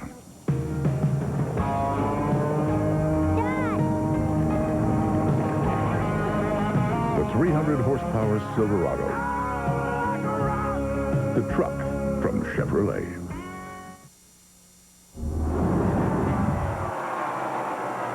Back in Lowe's Motor Speedway, Tony Stewart has just secured first place for another time. And that makes our lead changes 33 thus far in this event. Taking a look at the summary after 315 miles, 210 to the 334 laps have been run. Lead changes now at 33, 7 cautions to date. And there goes number 34. They only count him at the line, and look at that. Here comes Ricky Rudd back up to second place. The record for lead changes in this race was back in 1974 when there were 47 and David Pearson came out on top. Hey, we may be looking for that record to be broken the way they're going after it here today. Let's get back with Alan Bester. Only word I can come up with right here, Ken, is fun. It's just been a fun race. It has, and right now Ricky Rudd's having the most fun he's had all year long. That car is very dominant after it gets a lot of laps on it, and that's what they did. They set that car up with very little bit of fuel in it, and they adjusted on it with the oldest tires they have. Look at him through the center part of the corner here, just going right up the side of Mayfield. Another lead change for the lead. Marty Snyder can tell us more about Ricky Rudd. Well, what a solid day for these guys. And I talked to Doug Yates, the head engine builder for Yates Racing this morning. He said they're taking a huge chance with this engine. This engine is what he calls a quasi-qualifying engine, if you will. It's got some of the light components that would be in a qualifying engine, some of the durable components that you want in a race engine. They tried this combination at Michigan. Rudd finished second in that race. They decided to try it at Charlotte because Charlotte is actually pretty easy on an engine, very easy on the valve springs. They decided to go for it, paying off so far for Ricky Rudd. Rudd out in front one more time. 35 lead changes. Jeff Gordon and Robert Presley have just come back out of the garage. Both cars looking pretty similar to that. They will not perform well, but they will make laps to try and get, to use the old cliche, those valuable championship points. They will not fit the template either. Look at that. No hood, no fenders. He's back out there again. While we continue to watch this great fight raging for the lead, we're going to walk back through the field in the scoring box in the upper left of your screen. If you joined in late, tell you some of the stories on the day today. The biggest of them, 35 lead changes. It has been a barn burner all day long so far, and we've still got 116 laps to go. You look at Rudd, Mayfield, and Stewart. Mayfield coming back from a lap down, a green flag pit stop earlier for a tire problem, made up the lap, has come back to lead. Jeff Burton up from 38th spot, led briefly. Bobby Labonte, the championship leader, very solidly in the hunt all day. This is the worst Dale Earnhardt has run in quite some time. His pit crew has gotten him off pit road with the lead most every stop all race long. Mark Martin, twice during the day, 2 pit stops under a caution flag. Once they left some lug nuts loose. They came back in again for a second problem later. He rallied back to the front. As you see, he and Earnhardt there racing for 8th and 9th spots. Benson, tagged for speeding on pit road earlier, fell to the back, came back to the top 5. Then a problem when the tire carrier got hit on the last pit stop, went back again. He's back to 13th. Rusty Wallace got a lap down, went to pit road with a tire problem while leading, made up the lap, and was involved in the wreck with Dale Jarrett at lap 180, and that's the other major headline story of the day, the crash with Wallet and Jarrett in contact in turn 3. Jarrett crashing, collecting Jeff Gordon and Robert Presley, who were both in the top 10 at the time. Jarrett is done for the day, one of the 4 championship contenders out of the race. He's going to finish no better than 39th on this afternoon. On the lead lap at this point, 26 of the 43 starters. Charlie Dallenbach, last one on the lead lap. And you look now at the rest of the field. Out of the race, Robbie Gordon, we saw crash a little while ago off turn number 2. Dale Jarrett, Jeff Fuller, lost oil pressure. Hut Strickland and Mike Bliss out after an early crash back at lap number 4. Kenny Wallace has just come back onto the racetrack. He had a crash after a tire went down at lap 87. And he's many, many laps down. There's Herman in his much mangled car. At least he's got some sheet metal on that thing. You know, just watching Tony Stewart and all these guys going at it right now, the tires are beginning to slip and slide just a little bit, and the balance, the cars that are great balanced out there are moving right up to the front. Jeff Burton's making a run up right now. He hadn't been a factor for a long time, but now you see him on the high side of the racetrack as he goes by there, starting to make it work on the high side of the racetrack. Hadn't been a lot of traffic up there like it has on the bottom part of the racetrack, and it's working for him right now. See Ken Schrader about to go 2 laps down. His team reported a tire problem earlier, had to make an unscheduled pit stop. He's back in 29th position.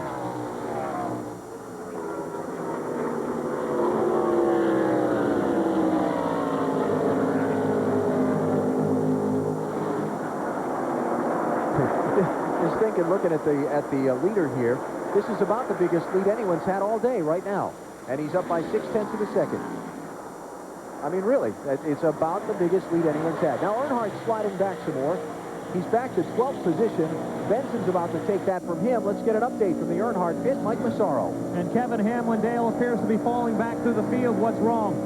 Well, for whatever reason, the car seems fairly tight right now on this set of tires, so hopefully we'll get a caution here where we can adjust this thing. We can't get it back running like it was earlier. And this team has been struggling with tires all afternoon long, has had some problems with the right front. Yeah, Dale Earnhardt earlier got what might be the break that saved his championship. He radioed in, said he had a right front going down, and then a caution came out just as that happened. and he got to make the pit stop under the yellow flag.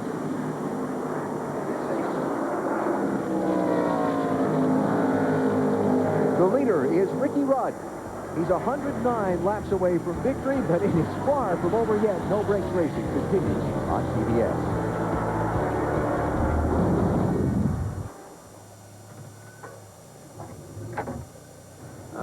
Briefcase.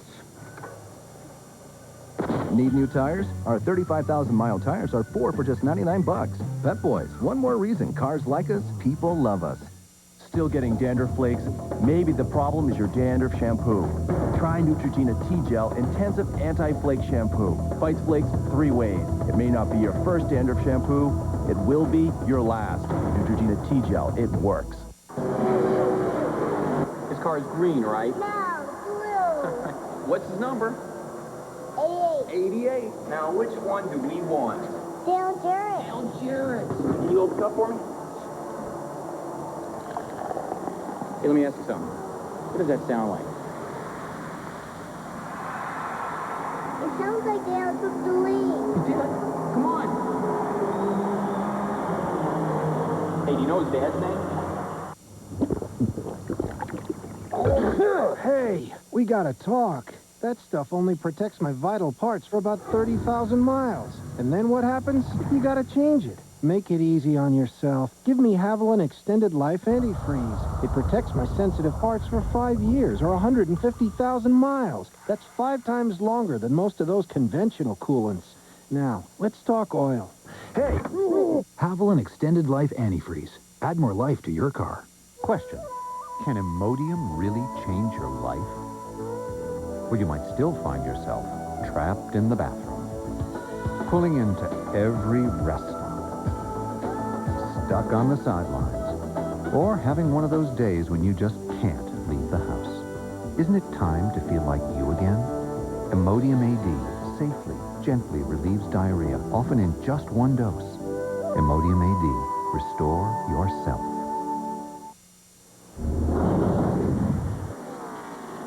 Don't forget, you can log on to TBSSuperstation.com today and get a bird's-eye view from the driver's perspective with in-car camera action.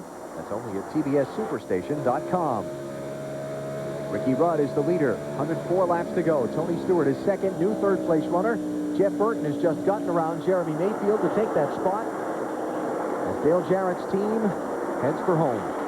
Sad sight watching that team go home. They'd only had 1 DNF before today. Hard crash involving several automobiles. Thoroughly trashed the number 88. Jarrett's all done today. 39. No better than that for DJ today. A look at our championship contenders coming into today's race. Bobby Labonte's fallen back to 7th. I think that's the farthest back he's been all race long. Dale Earnhardt, same for him. Farthest back he's been since he came to the front. He started 37th.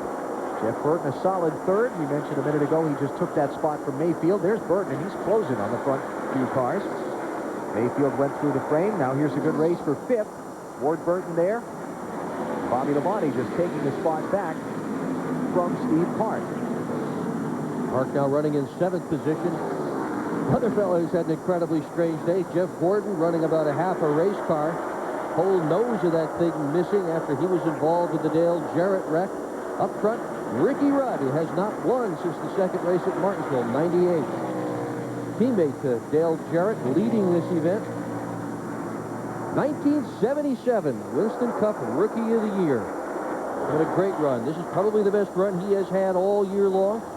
Same car he used at Indianapolis to win pole. There was some talk, and you may have seen it in some of the Sunday papers, about possibly teams not having as many sets of tires to run today's race as they wanted. I never found that to be much of a concern in the garage area talking to teams this morning, but just in case, when Dale Jarrett went out of the race, guess who got the fresh tires he had left in his pit? Let me guess. Could it possibly have been his teammate? It would be Ricky Rudd. Amazing. Meanwhile, Phil Homer this morning in the Goodyear building told me that they would be open all day long. There were plenty of tires. Another truckload with 226 of them showed up here this morning at 5:30. Glad I wasn't there to unload that. Gordon on pit road again. Going to pull it behind the wall. It's over. He's not running fast enough to make the minimum speed, so they've got to go back and try and do some things to get him to run fast enough. There is a minimum speed at each Winston Cup racetrack that's established, it's a percentage back from the typical lap time. And the teams know what that is. Gordon wasn't meeting it, so they've got to go do some more work on that car. Speaking of work on the car, Bobby Labonte 7.6 seconds behind leader Ricky Rudd, as far back as he's been all day. Let's get an update from his pit. Now say he needs some work on the car, Alan. The car is extremely loose. It started off at the beginning of this run being loose going into the corners. Now it is loose all the way through the corners. Bobby having a very tough time holding onto the car. Jimmy Maycar said, just hang there where you are. Try and stay behind Ward Burton if you can. We'll get to the pit soon enough, and we'll get you tightened up. Tough luck for Johnny Benson. Has just ducked onto pit road from 12th position after picking his way back up from the tire carrier, getting knocked around earlier. Unscheduled stop for Benson. Let's go back to the Bobby Labonte thing a minute ago. Buddy, Marty reported Bobby's running loose. You see in the in-car camera, Bobby's running a very high line on the racetrack as things continue to go bad for Benson. Is he running the high line to deal with the loose condition on the car? I mean, he's chasing it. Is he chasing it up the hill, or is he taking it up the hill to handle the loose car? Exactly what he's doing. He's using a lot of racetrack there. He's not putting the car in a bind. If he turned it real steep into the corner, the back of the car would really react to being loose. So he's using a lot of racetrack and letting the front end lead him into the corner, then go up the racetrack, late apex, and then get back in the throttle easy and rock it down the straightaway. Should have another round of pit stops coming up in just a short while. Let's take a commercial break. We'll come back with more of the UAW GM Quality 500 at Charlotte on TBS. Hey, Steve, throw me a Miller Lite. Throw me a Miller Lite. Throw me a Miller Lite. Throw me a Miller Lite. Tough as a remote. Hey, Peanut.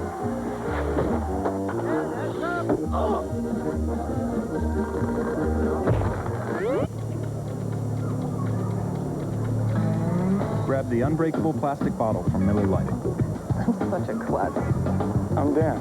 It's Miller time. I'm okay.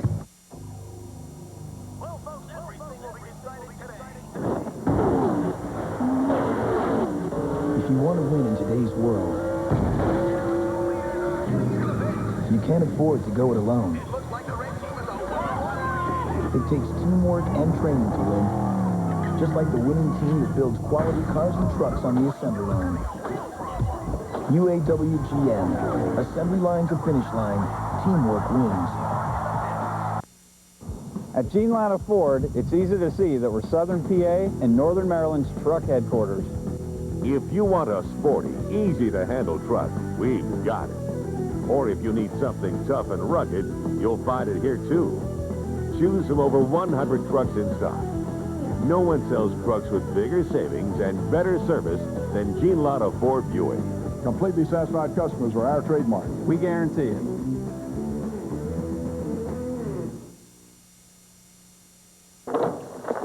There you go. Sports, the National Hunt.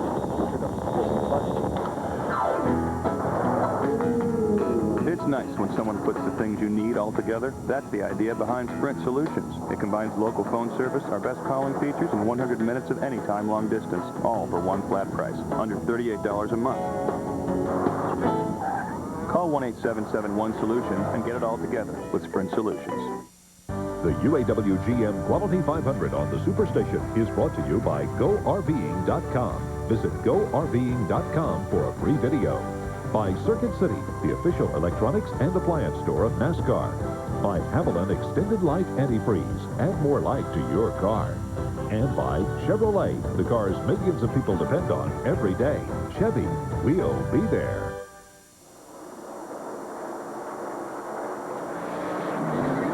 Back at Charlotte, that was, for the remainder of this race until the checkered flag falls, our last traditional commercial break that you will see. Everything else will be our TBS No Brakes coverage. We're here to the finish of the UAW GM Quality 500. Johnny Benson was on pit road for an unscheduled pit stop a minute ago. Mike Hogwood can add. Mike? Yeah, he felt a vibration on the right front. I might add that Ricky Rudd's crew has just called him down onto pit road. Yeah, beginning to see all the leaders come in. Jeff Burton is on the pit lane. Mark Martin is in. Ward Burton has just been in. So beginning to see green flag pit stops here from some of the front runners. Here's Ricky Rudd, the race leader, diving off pit road, or off turn 4 onto pit road, I should say. This will be lap 245. 89 laps to go on the stop for the leader, Ricky Rudd. Let's go back to Mike Hogwood. Early in the race, Ricky Rudd was 4 at the beginning of the run, great on the long run. Well, they made him great all the way through the run. Very slight air pressure change on the cars. They move now around to the left side. On the car, John Bryan on the jack. Bobby Burrell, Ray Holmes, the tire changer down and away. 14th flat. Good stop for Ricky Rudd. That's a great stop for Ricky Rudd. Wonderful work by his team. Dale Earnhardt is in. Jeremy Mayfield is in. Tony Stewart has just come onto the pit lane. Earnhardt down and away. Bobby Labonte's your leader. Tony Stewart heading down to the attention of his crew. Let's go to Marty Snyder. And Tony Stewart is in. They've had a terrific day. The car is better on the longer run. Stewart slides into a pit stall. He's a little bit loose right now. They're going to go down, half around on the track bar. That will tighten him up, especially coming off of the corner, and that's where he needs the help. They throw the first can of fuel over. A little bit of trouble with the left rear. They're going to drop the jack here in just a second. Tony Stewart down and away, 15.5, a little longer than they would have liked. Bobby Labonte took over the lead. The others in front of him stopped. Labonte's on pit road now. Bill Elliott had moved up to second. He is in. So Nemechek and Steve Park are other lead lap cars that have also stopped here under the green. Here's Bobby Labonte. Marty? And Bobby Labonte is in. As we mentioned, the car, the worst it's been all day. A little bit looser than Bobby would like. It is loose all the way through the corners. They're going to add 1 pound to the right front. That should tighten him up just what he wants. Around to the left side right now. The slowest stop for these guys all day long. 15.3. They dropped the jack on this stop for Bobby Labonte. 15.5 on this stop. Jimmy Spencer took over the lead for a lap while everybody else pitted. Now he's on the pit road. Matt Kenseth leads for the first time all day as Spencer comes to a stop in his pit. Travis Carter Racing Team going to work there. Great run for Spencer. We really haven't talked about him all day. Started well up in the 4th position, fell back some, then picked his way back up to the tail end of the top 10. This race has been so important to Jimmy Spencer's career back in 1992 when it wasn't sure if he was going to have a Winston Cup deal. Driving this event, he finished in 4th spot. That helped secure a ride for him with Bobby Allison, and that's what put him into Winston Cup to stay. Kenseth gives up the lead for pit road. Kevin LePage takes over the top spot. LePage and Elliott Sadler, the only 2 lead lap cars that have yet to visit pit road under this green flag cycle. There's Matt Kenseth, winner at Charlotte here, Memorial Weekend, live on TBS in the 600. You can see him taking out the plastic shield over the windshield there. That's a tear-off sheet, just like you'd have on a motorcycle helmet. You just pull the plastic off, you got a clean windshield. Kevin LePage gives up the racetrack to come down onto pit road. That's going to hand the lead. Tough stop there for Kenseth's team. Yeah, slow in the left rear. Hand the lead back to Ricky Rudd by a huge margin. That brilliant pit stop we saw Rudd's team a minute ago has gotten him a 4-second lead over Tony Stewart. Wow. Well, that's what a terrific pit stop will do for you, in particular under green flag conditions. It's always important to have a good one, but under green can mean all the world. And remember one other thing, there's not many people better on a road course than Ricky Rudd is. Getting out of the pits means a lot. Looking at the interval from 1st back to 2nd, there's Stewart with Jeff Burton right behind him. Again, the interval between Rudd and Stewart, it's 3.6 seconds and change with 84 laps to go. So there'll be another round of pit stops yet to come. TBS No Brakes coverage continues from Charlotte. Come to Sonic now for our hottest deal ever. New spicy chicken strips with a bold kick you'll love. Or for a tamer taste, there's our classic flavor with dipping gravy, crispy fries, Texas toast, an onion ring, even a cold drink for a special low price. Only at Sonic. Absolutely gorgeous. Yes, you are. Oops. He's not going to like that. Perfect. Now tell me this isn't the finest crop you've ever seen.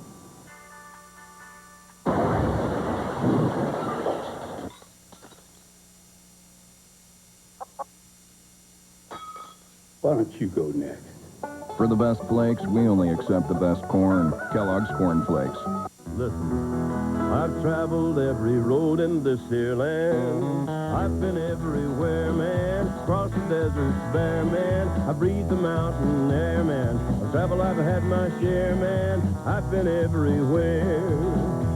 I've been to Reno, Chicago. Across America, in communities just like yours, Citgo is there to help keep you going. Stop by next time you're in the neighborhood. We're always happy to see a familiar face. I've been everywhere.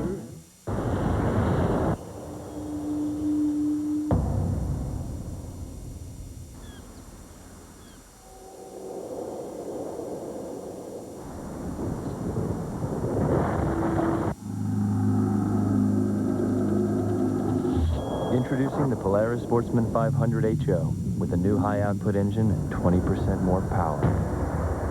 The world's best-selling automatic ATV just got better.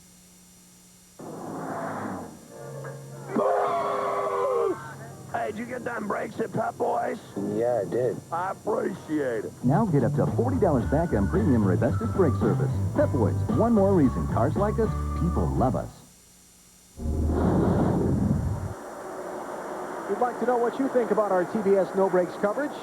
Log on to tbssuperstation.com or call us toll-free at that number, 1-888-722-1635. Lines will be open till 8 p.m. Eastern Time tonight, and we would very much value your opinion of our No Brakes coverage in today's race. Second spot has changed hands. Jeremy Mayfield is moving up. He is around Tony Stewart. Stewart and Burton swapped second spot for a minute ago. Now Burton losing 2 positions here in the last couple of laps. Let's get a follow-up. Mike Massaro. And Alan, Jeff Burton came down pit road in third, obviously fourth on the racetrack right now. Car was a little bit tight, so they did make a track bar adjustment. They went up one round there. They also put in a half a pound of pressure on the right rear tire, trying to free that car up just a little bit. They got him out in just under 16 seconds. A good stop for Jeff Burton.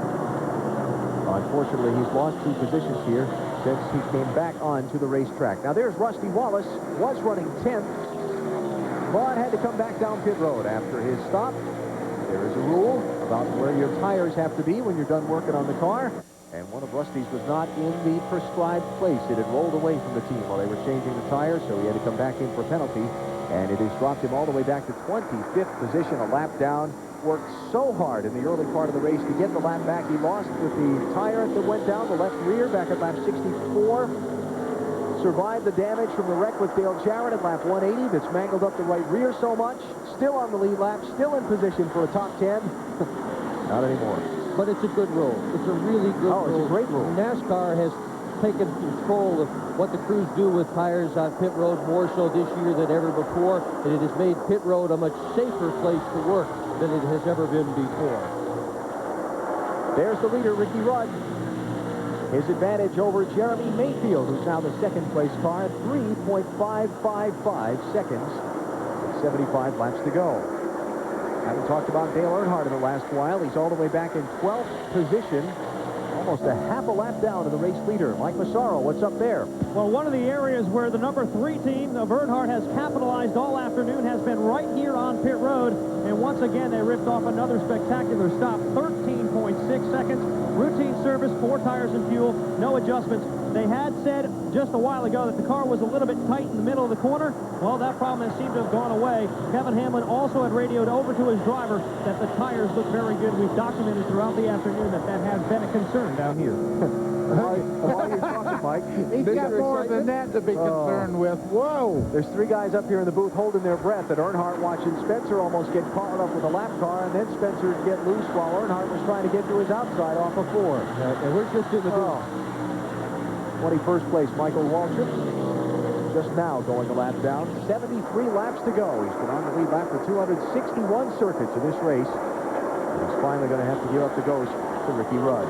If you've been around Lowe's Motor Speedway for a long, long time, you may remember back in 1990, this team, the 28 team, changed an engine on race morning with Ernie Irvin as their driver. They won the race. In 1991, with Davey Allison as their driver, race morning, they changed an engine, won the race.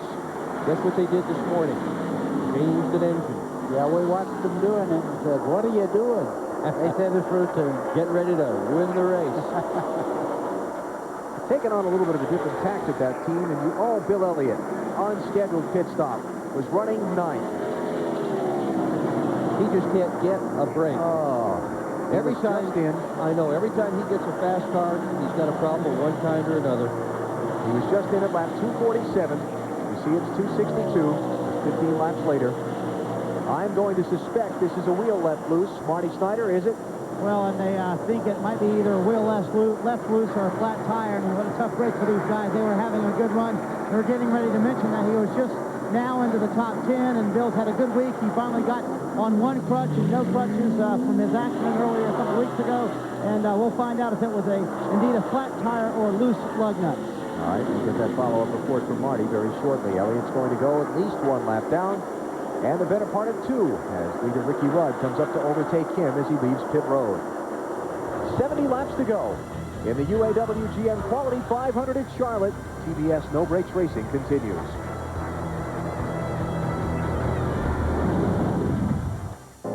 Tuesday, Wednesday, Thursday. Tuesday, Wednesday, Thursday. Tuesday, Wednesday, Thursday. The NBA is in the house of CBS and TNT. Tuesday, Wednesday, Thursday. Tuesday, Wednesday, Thursday. Tuesday, Wednesday, Thursday. The NBA is in the house on CBS and TNT starting Tuesday, October 31st. You guys got room for one more?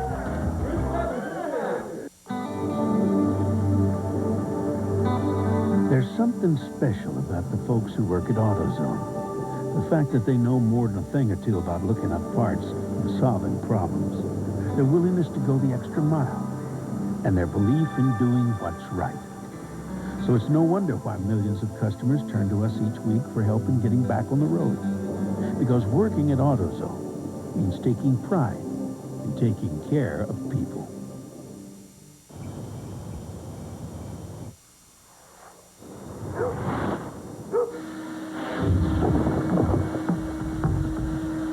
My turn. The power and performance of rigid wet dry vacs. Built so heavy duty, they carry a lifetime warranty.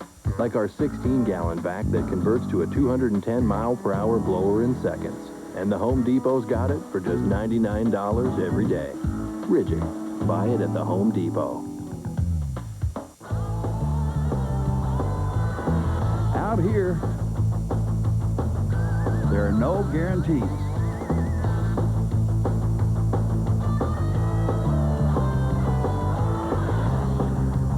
In here, there's a lifetime guarantee.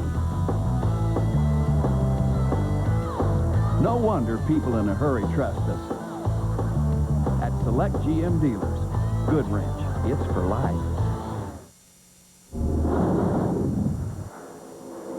See what life is like on the track, direct from those who do the driving. Check out Winston Cup Diaries from Jeff Burton and Jeremy Mayfield at cnnsi.com. There's Ricky Rudd, the leader. Jeremy Mayfield is 1 second behind him and closing.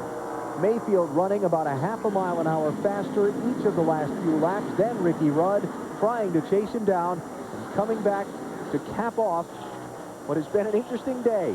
He pitted under the green flag. Bill Elliott's got troubles. Where that engine let go, it'll be interesting to see whether he got off the racetrack in time not to bring out a yellow. No caution yet. Is it an engine? Is he still under power? Well, it was smoking pretty badly. You can see it there. We'll find out here if he takes the left. Yep, all done. Right in the garage. It's the end of it. Elliott to join. Robbie Gordon, Jeff Gordon, Dale Jarrett, Jeff Fuller, Hutch Strickland, and Mike Bliss in the garage area. Now, we're starting to say Jeremy Mayfield is closing on Ricky Rudd. Mayfield went a lap down early in the race with an unscheduled pit stop at lap 81. Made up the lap, has come back through the field, is trying to end a terrible streak of luck. He has failed to finish the last 6 straight races. In Winston Cup competition, Mike Hogwood is with Mayfield's crew chief. Yeah, Peter Suspinzo, what's been the big difference? You're really gaining some now on Ricky Rudd. Can you catch him? Well, I think he's about every time I get him, but we still got one pit stop to go. And like this whole team's learned all year, it's not always doing checkered flag fall. So we're just trying to do the best we can and hopefully get to lap 334 and race Ricky for their win. You're making big gains on it. You said to me, taking 4 tires made a difference, didn't it? Yeah, we need to get a little track position on that one caution. That's why we took 2 tires on. That got us track position back, and then we were able to get 4 on that green flag run, so that's why we run a little bit better now. Watch out for Jeremy Mayfield. Caution is out. Caution for oil in turn 3 from Bill Elliott's engine. Yellow flag, number 8, with 62 laps to go. Oh, boy. Comes down to this. Everybody will get tires and make that final adjustment, and then it's no holds barred from then on. And this is the one pit stop, the one most important pit stop where the crews really have got to perform. Get your guy out first now, may win you the race. Huge break, the caution flag is for most of the guys that have contended for the win all day that have fallen behind. Bobby Labonte was up there all day, had fallen back 9 seconds behind in 6th spot. Dale Earnhardt all the way down in 11th position. They get a chance to get a fresh set of tires on the car. It would be the final fuel stop, and so the track position off these pit stops is going to be huge. Stops will come with 60 laps to go. It'll be Rudd, Mayfield, Stewart, Burton, and Burton, the order going on to the pit lane, followed by Bobby Labonte, Johnny Benson, who's picked his way back up to 7th spot. I'm telling you, just keep showing up. Steve Park, Joe Nemechek, and Jimmy Spencer. Then Earnhardt, Martin, Kenson, Skinner, Kurt Busch. Haven't talked about him all day. He's on the lead lap in 15th spot.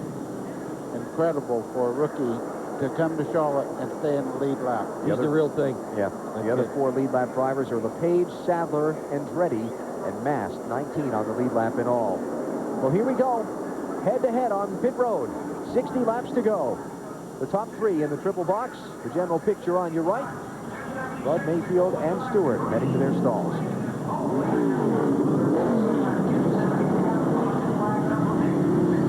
Ricky Rudd's crew coming around to the right side.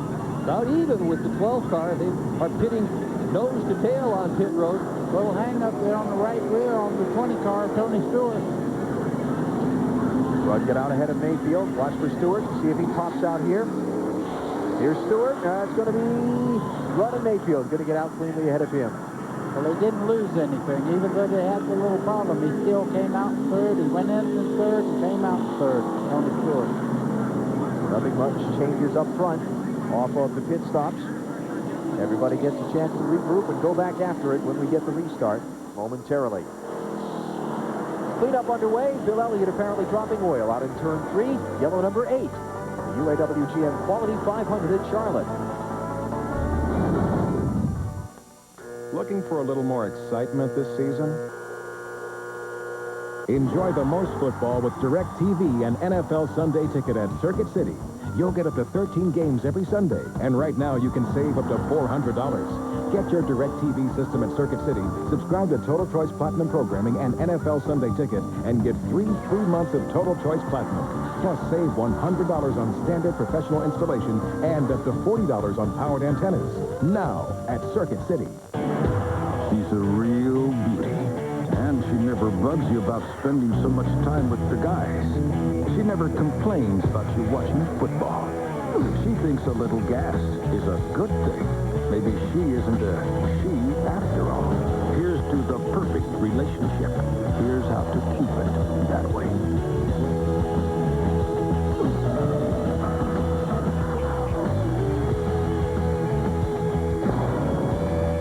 Question. Can Imodium really change your life? Well, you might still find yourself trapped in the bathroom, pulling into every wrestling, stuck on the sidelines, or having one of those days when you just can't leave the house. Isn't it time to feel like you again? Imodium AD safely, gently relieves diarrhea, often in just 1 dose. Imodium AD. Restore yourself.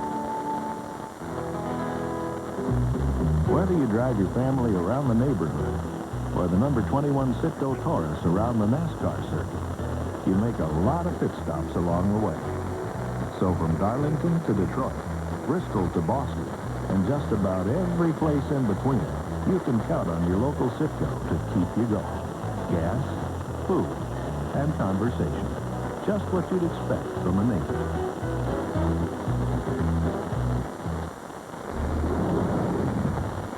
Did cleanup up in turn 3. The oil from Bill Elliott's car forcing the blowers out onto the racetrack, so we're going to be under caution for another couple of moments here in the UAW GM Quality 500 pit stops. Barring the yellow, half made. Holds the lead. Mike Hopwood is with the crew chief. Mike, how confident? W1 North American.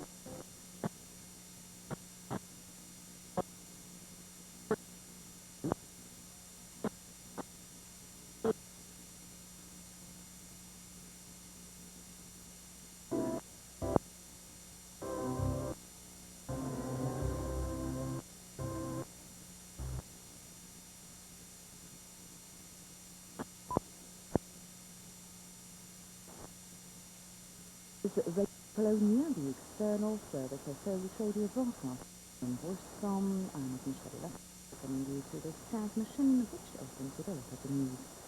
Poland's 29 million voters began casting their ballots this morning in presidential elections. Polling stations opened at 6 a.m. to ensure shift workers, such as miners, could vote. This is Poland's presidential elections since the fall of communism.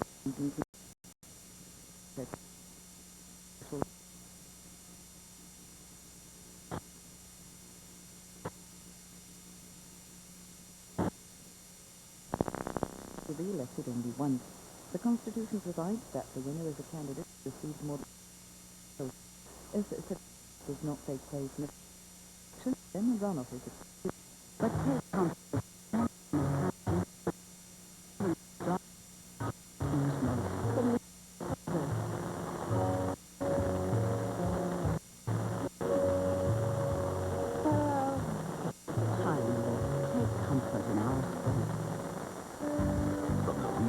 control technology comes a new standard in safety and control.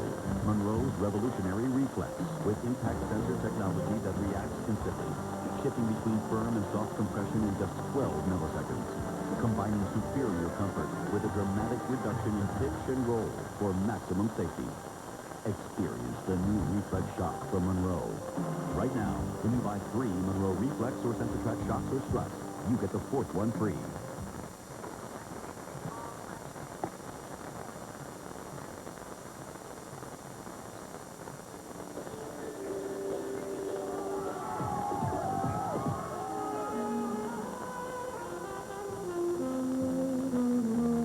He finished in 4th. The bulb? It's on a 5-year plan. The Philips Marathon bulb. Good for 5 years. Guaranteed. Philips. Light bulbs that last. 15 days of 007 on the Superstation. Tonight at 8. Diamonds are forever. Then at 10:35. A View to a Kill. 15 days of 007. Tonight at 8. Only on the Superstation. This is the sound of the fastest growing sport in America. This is where you can see it, NASCAR. Coming to NBC and TBS Superstation, July 2001.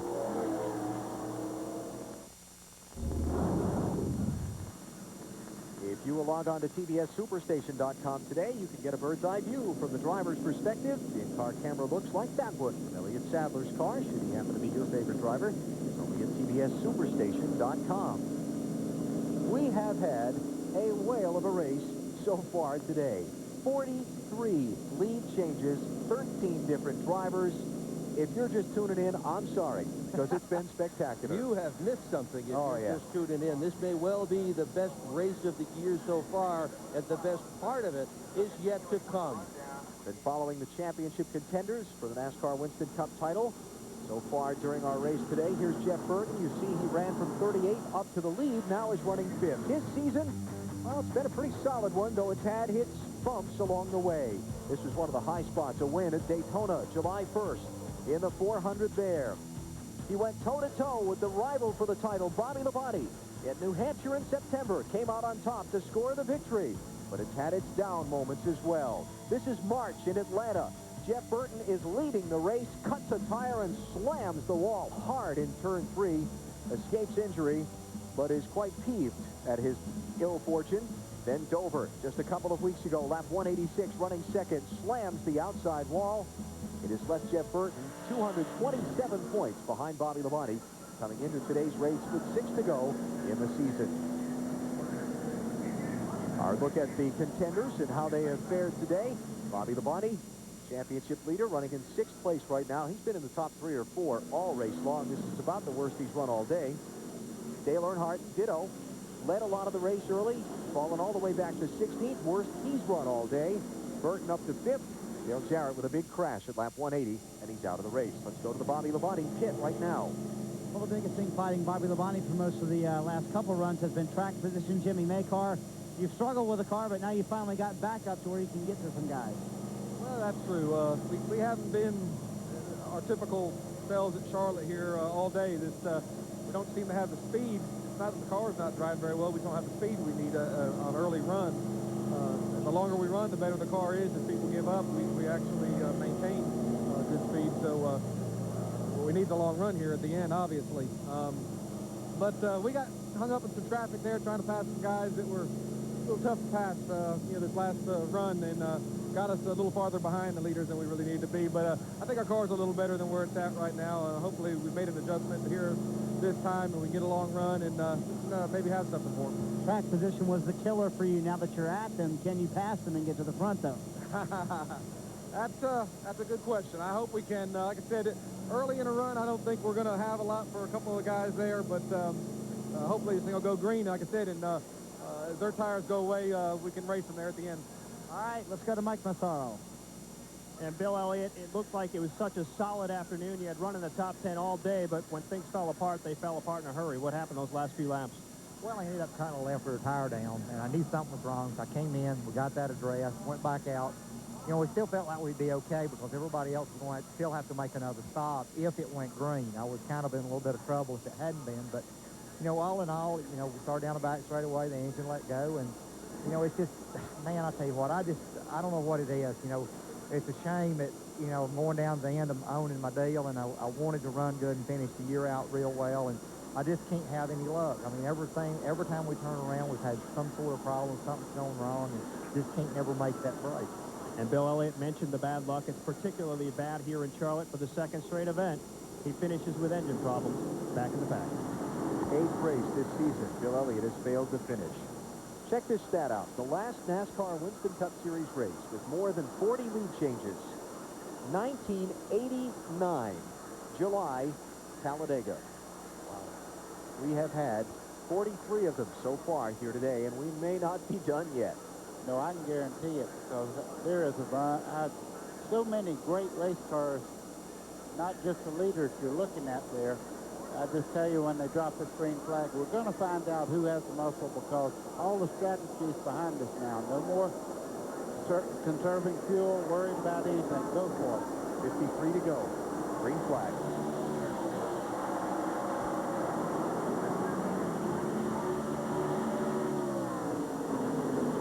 Rusty Wallace is a lap down. He's just taken 20th spot from Michael Waltrip. Came back from a lap down earlier in the race, then got in the wreck with Dale Jarrett, then had a penalty. Trying to get back on the lead lap now if he can and salvage somewhat of a finish. I'm sure Jeremy would like for this to end pretty quick here so he can make a run at Rusty Wallace.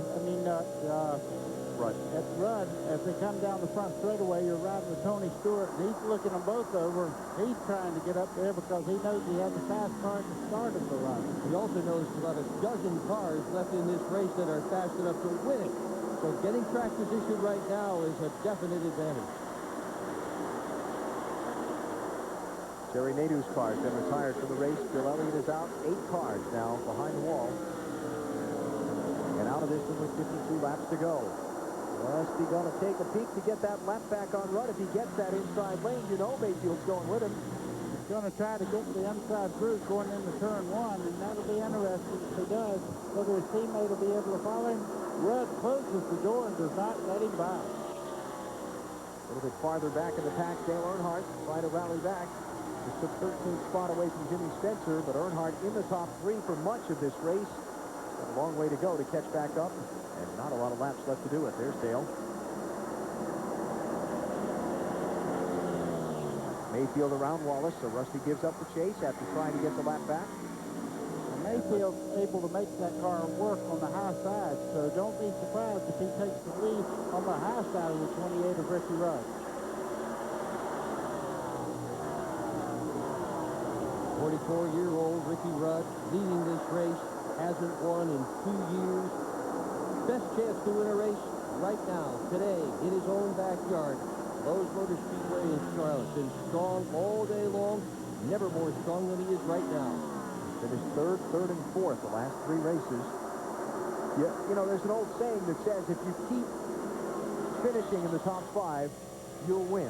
You just keep, Travis Carter and I were talking about that this morning. You just keep finishing in the top 5, you're putting yourself in position to win. Rudd's been doing that. It's just a matter of time before he gets a victory. Absolutely. You hang around the door long enough, you'll get in, and he knows that. And he's got himself in great position. Burton Brothers racing for 4th and 5th. Ward in 4th in the yellow and black car, the 22 machine. Brother Jeff in 5th in the 99. Bobby Labonte certainly having the better day than his older brother Terry. Bobby in 6th position. And Terry back in 26th at this point.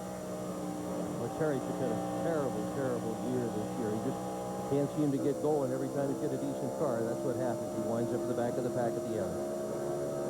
Dad having a little bit better day than Junior. Junior a lap down in 21st.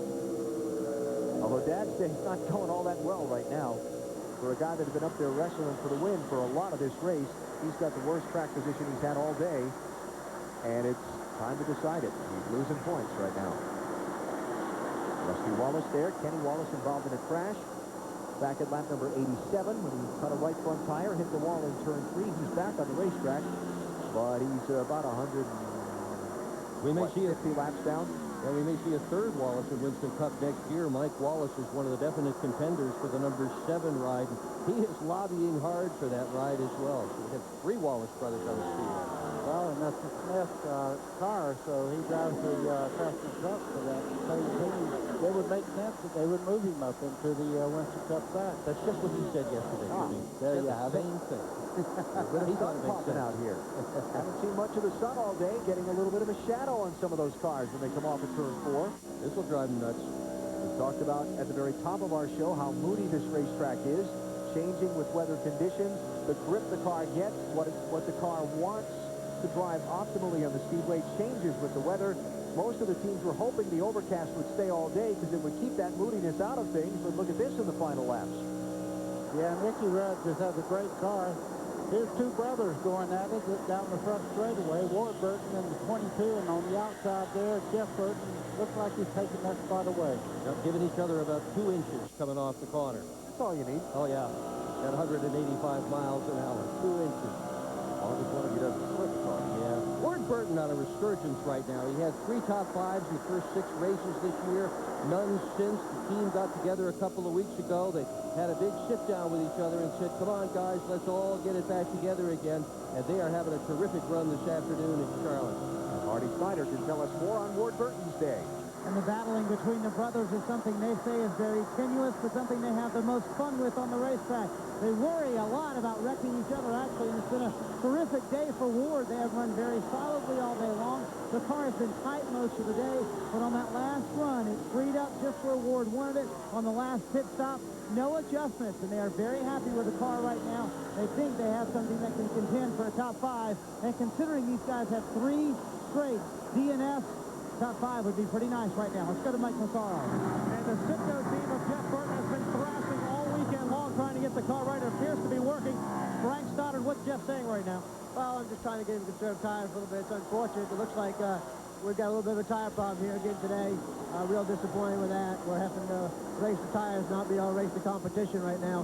But I'm sure Goodyear's working on that real hard. I hope they get it fixed. It's real difficult to race like this. But we got a pretty good car, you know, just trying to bide our time. I'd really like to see a caution here with about 30 to go. We can really go racing this thing. Jeff Burton in contention for yet another victory this year for the 9th straight race. He's led. So with tires getting bolted on at 60 laps to go, what I'm hearing from Frank there is a reluctance to just lay it all out on that right front for a full, almost 100-mile run. Well, why not after what happened at Dover where they lost the right front, hammered the wall, got the fire after that? Sure, they're a little bit snake-bit. They're a little bit concerned about it. Yeah. Ricky Rudd maintaining his lead over Jeremy Mayfield. Not much of one, but it is a lead. Pretty impressive, though, when they really had to put the hammer down. I thought Jeremy Mayfield had been so much stronger than Ricky Rudd for the first 8-10 laps into a run. Not so this time. 40 laps to go. It'll be 39 as they cross the stripe this time. A little farther back, Johnny Benson trying to pick his way back up through. Mark Martin, Steve Park, Matt Kenseth all having solid days. Here comes that whole group right here. Bobby Labonte, the point leader, running in 6th. Benson in 7th, trying to get 6th from Labonte. He's come back from the back, what, 3 times today? And he'd probably be 2 laps ahead if it weren't for the problems that he has been through today. Johnny Benson's just had a day he will surely remember. Put this one in the scrapbook, John. Some of the cars here, a lap or more down. Flashing by the camera. Here's Tony Stewart, third-place driver, trying to win 3 straight races in the NASCAR Winston Cup Series. Last time that was done, back in 1998. The man to do it was the Rainbow Warrior, Jeff Gordon. Summer of 98 is when it happened. Started at Pocono, live on TBS. He took the victory over Mark Martin that day to begin the hot streak. A couple of weeks later, it is off to Indianapolis, where he scored the win once again over Martin, this time under caution at the end of the Brickyard 400. He capped the three-peat at Watkins Glen. Different venue, the road course this time. Result was the same, Gordon over Martin. Taking the checkered flag in that race, the last time a NASCAR Winston Cup driver has won 3 straight races. Stewart's got to get the giddy up a little bit faster here if he's going to catch Rudd and Mayfield. Well, he just made an important move. He got by Rusty Wallace there. Now only the 2 lead cars are up in front of him. You can see going through the corner there, his hands are a little busy, but not as busy as we have seen other drivers in the corner. Tony Stewart, I think, waited a few laps. Now he's going to try to turn it on, but he's got 2 great race cars in front of him to try to catch. Lap speed, Stewart's a little bit slower than the top 2 cars. Mayfield catching Ricky Rudd a little bit here. Let's find out more from pit road. Mike Hogwood. Well, he is gaining on him, but as crew chief Peter Suspensio said, just be careful, stay there, ride there, and remember Pocono, where he was second on the last lap and had a dramatic victory. Had a dramatic loss is what he did when the tire went away half a lap from the checkered flag. Exactly. Going into the tunnel turn there, the right front let go, beat the right front off the car, and he just fell straight backwards. Rusty Wallace won the race, his teammate. Saw that one live here on TBS. Well, Hog may have also been talking about the one that he won at the very tail end, where he got into it with Earnhardt on the last lap. Our scheduled pit stop for Mike Skinner was on the lead lap. He is no longer, as the top 2 come by the start-finish line in Skinner's car on pit road. Well, I can tell you one thing. If he goes to the last lap with Ricky Rudd is one of the best at that bump and run himself, so he stands up for himself pretty well. It'll be interesting if these 2 cars come down towards the end there to see who wins. Burton starting to catch Stewart a little bit for 3rd spot, with Burton trying to deal with the Rusty Wallace lap car. You saw Ward, his brother, still behind him. There's Jeff Burton down low there. Ward, Bobby Labonte, Johnny Benson, Steve Park. I don't think the talk that they just had between Stoddard and Burton really worked out, because he's turned it up. He's one of the fastest cars out there right now. What a terrific job today for Kurt Busch in only his 3rd Winston Cup race. Mike Massaro, he's doing a great job. Absolutely incredible job right now, Alan. He's only 22 years old. This is his 3rd Winston Cup race. We've already saw his potential in the NASCAR Craftsman Truck Series, where he's run in the top 3 in points most of the season, has collected 3 wins there himself. He started 42nd this afternoon. Actually took a provisional, but has made his way up to 16th. This team very happy with what Kurt Busch has shown so far. One of 18 cars on the lead lap. Kurt Busch is doing a terrific job in his first outing here at Charlotte. Getting down to the settling laps of the race. TBS No Brakes Racing continues in a minute.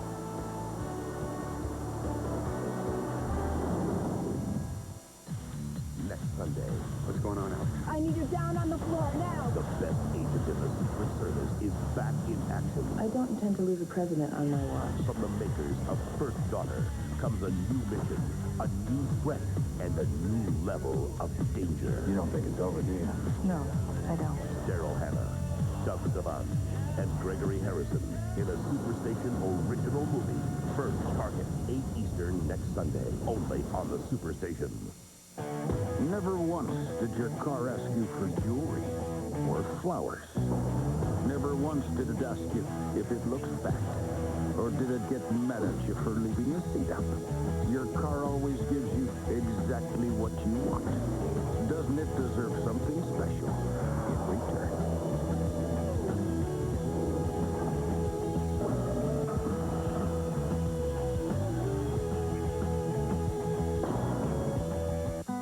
While there are a lot of places where people buy parts for their car, the fact is more people choose AutoZone than any other.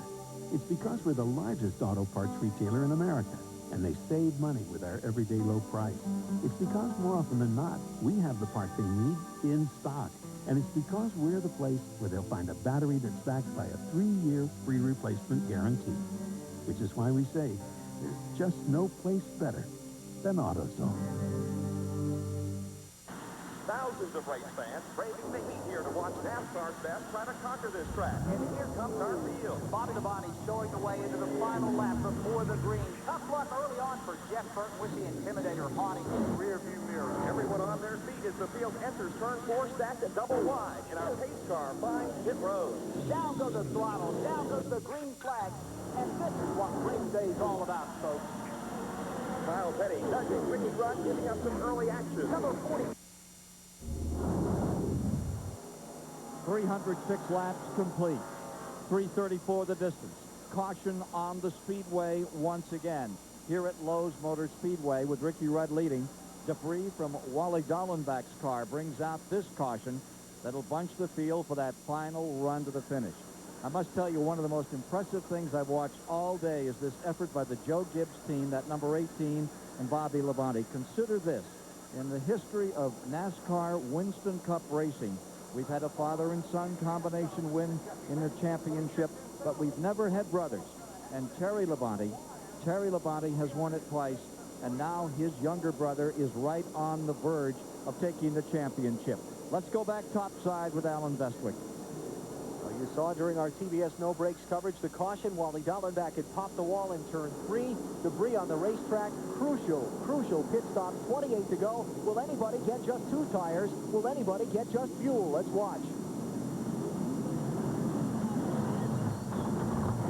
Mayfield, 2 tires. Burton might have gotten 2. Rudd took on 4, it looks like.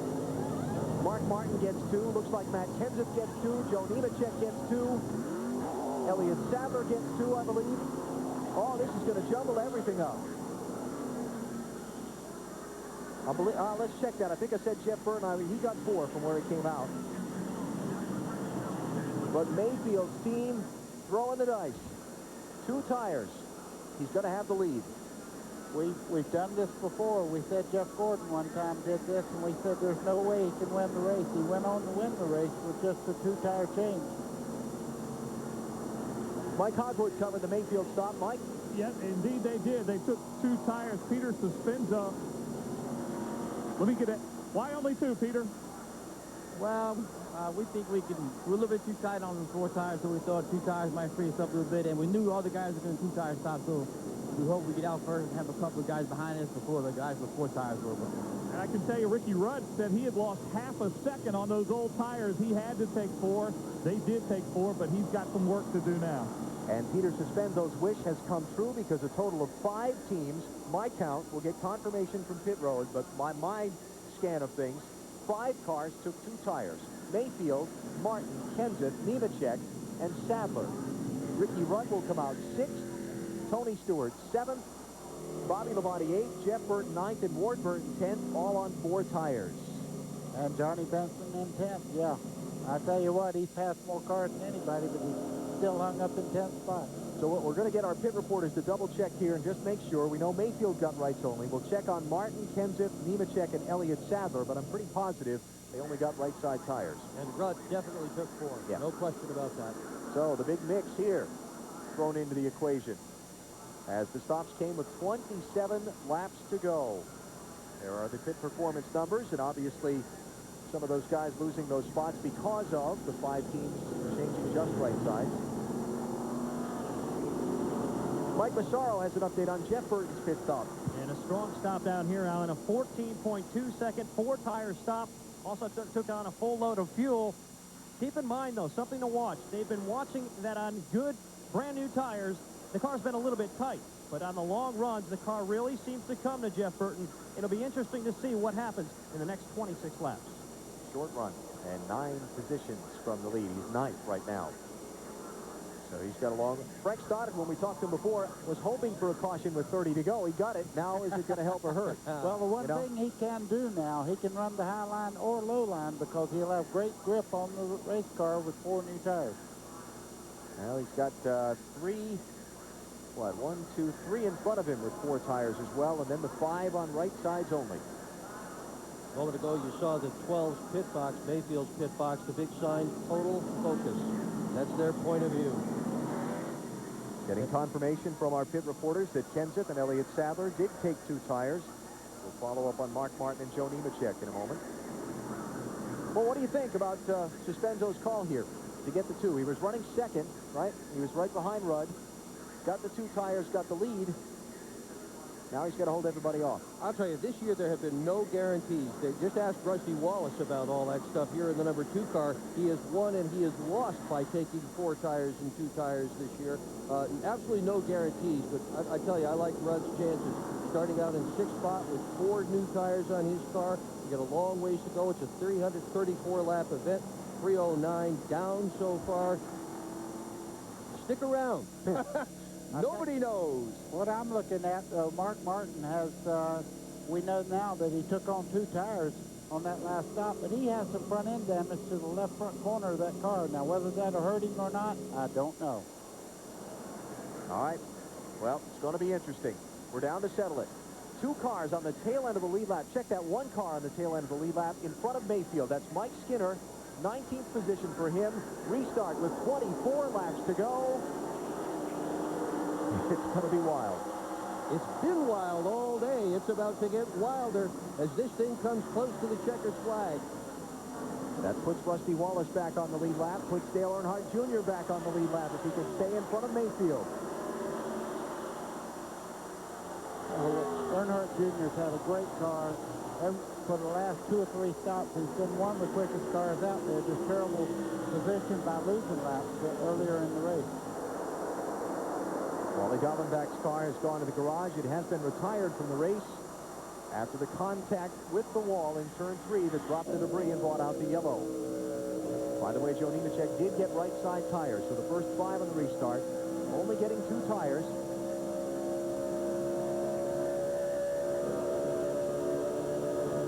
Mayfield's going to try and get back around Dale Earnhardt Jr., the 21st place car. He's got a big grit in his teeth, too, because he's having to run very high on the racetrack because there's other cars down low. If we go back and look at Ricky Rudd, he's about to lose a spot to Tony Stewart. Stewart has got Rudd pinned in traffic. Here they come into turn 1. Stewart up the outside of Rudd. Bobby Labonte up the outside of Rudd. Ricky's caught behind the Dick Trickle car. It's going to get touchy. Well, he's not going to be patient there for long. Look at this. Oh, boy. Jeff Burton thinks he's got the right line. He just dropped in behind Ricky Rudd. He's going to follow Rudd instead of his brother. Rudd's going to go 3 wide here any minute. He can't stay behind Strickle for long. He can't be there. The Elliott Sadler in the 21 there, he's one of the guys that took on 2 tires. He's going backwards right now. The 4-tire regime is on the run, but do they have time to catch Mayfield? That's the question. Well, discretion being the better part of valor there for Rudd. He'll keep it double wide. Elliott Sadler losing position. Stewart is by him for 5th. Bobby Labonte by him for 6th. Here comes Ward Burton for 7th. Done. Well, that's the price you pay for taking 4 tires. You wind up in the back of the pack and you can get yourself jammed up with a whole bunch of cars you don't want to mess with. There, he's broken clear now. 20 laps to go. Riding with Ward Burton. 7th place car. Hear the engine hit the red limiter there? Yes, I did. They got a gear in there probably turning 9,000. Fresh tires, too. That'll run the engine as hard as it's going to go, but the car will go as fast as it can go. And it's a great day for racing also. Cool conditions on the race course, and that's why I think we've had such a great race. These guys have been going at it since the green flag. We are up to 45 lead changes in this one. Amazing. Mayfield out front. He's gotten away from Mark Martin.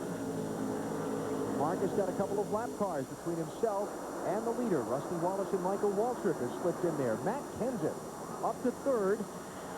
Then these cars with the 4 fresh tires trying to thunder through the field. Nemechek losing positions there. He got 2 on the pit stop. He's been overtaken by Ward Burton. Martin around Michael Waltrip there. Here comes Kenseth. Haven't talked about him all day. Very briefly. Hasn't been a factor. Nope. Until now. Got 2 tires on his stop to get track position. You could see the car there. Kenseth's car went up the racetrack almost into the wall. He had the wheels turned left. The car took off to the right. He was lucky not to get into the outside wall.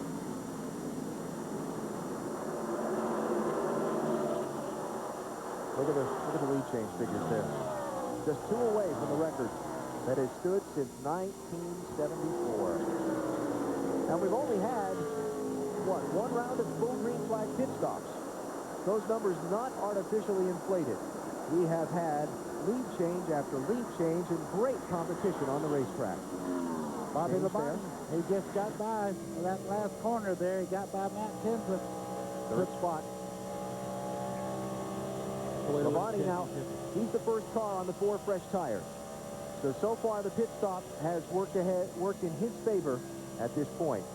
You are watching the closing moments of the UAW GM Quality 500 from Charlotte, live on TBS Superstation. Alan Best was here with Dick Berggren and Buddy Baker. A phenomenal race all afternoon long. 45 lead changes. On the last set of pit stops, Jeremy Mayfield took just 2 tires. He in second place, Mark Martin, trying to hold off a fast-closing Bobby Labonte, who got 4 fresh on his stop and is charging hard. Labonte up on Martin's back bumper and running 2 miles an hour faster than Jeremy Mayfield on the last lap. Jeremy Mayfield's got to just hope and pray right now that the cars in between he and Labonte give Labonte a little bit of problems, because he is flying. He can run anywhere he wants to on the racetrack much quicker than everybody else through the corner. Dale Earnhardt running well most of the race, has fallen back. He's in 12th position, losing ground to Bobby Labonte, who's in 3rd. Earnhardt about to take 11th from Joe Nemechek. Earnhardt's car not behaving in the final laps nearly like it did in the beginning. Here's second spot, Bobby Labonte under Mark Martin. 3 second-place finishes in a row here. And if you're looking at that face on the front of Bobby Labonte's car, Frankenstein looked like he smiled in. That car is really hauling it through the corners.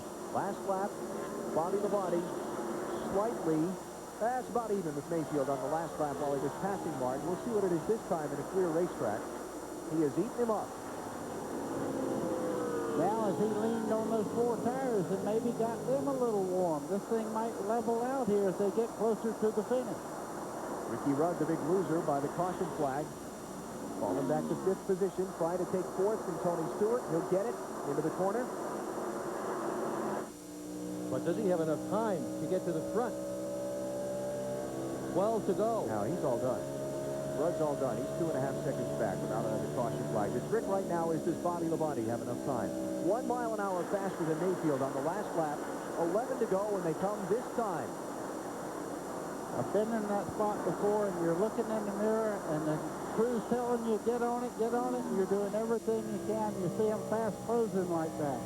2 miles an hour faster than Mayfield on the last lap. There'll be 10 to go when they come back around. Jimmy Maycar and Butch Hilton right and left of your screen. The crew chief and car chief for Bobby Labonte's team looking on. It's all in the hands of their driver now.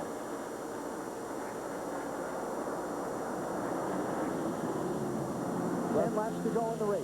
Rusty Wallace just in front of Labonte now. I'm sure that Rusty will let him go by on the inside there, moving out of the way, giving way the way you should do. He did not hold him up. This is going to be close. Let's check quickly in the leader's pits. Mike Hogwood. Well, as far as Jeremy Mayfield's a little bit tight right now. They're encouraging him from here to hold on, drive the wheels off of that car. Is it enough?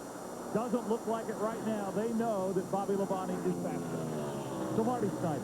and Bobby Labonte is faster. Now, last year in the Coca-Cola 600, Bobby Labonte lost the race because what Jimmy Maycar said was a mistake on his part. On the last stop, they did not go all the way up on air pressures. When they start a run, they start on low air pressure. Maycar made the mistake and started the air pressure too low. Jeff Burton's crew chief, Frank Stoddard, started the air pressures high. Today, Maycar did not make that mistake. He started the air pressures high on the beginning of this run. He said, Bobby, go for it. And Bobby is doing that right now and catching Jeremy Mayfield. Let's go to Alan Bester. Labonte is there.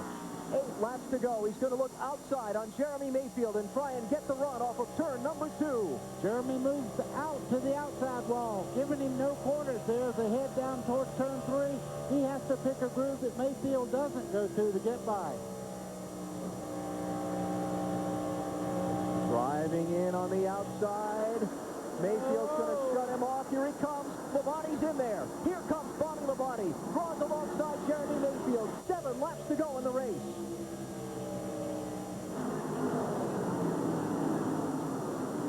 Well, that's the answer to the 4-tire question right there. It goes by on the outside.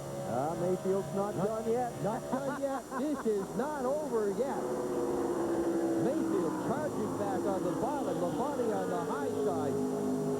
4 tires is going to win out. Yep. Bobby Labonte to the lead. The folks jumping up and down in the grandstand. 6 laps to go.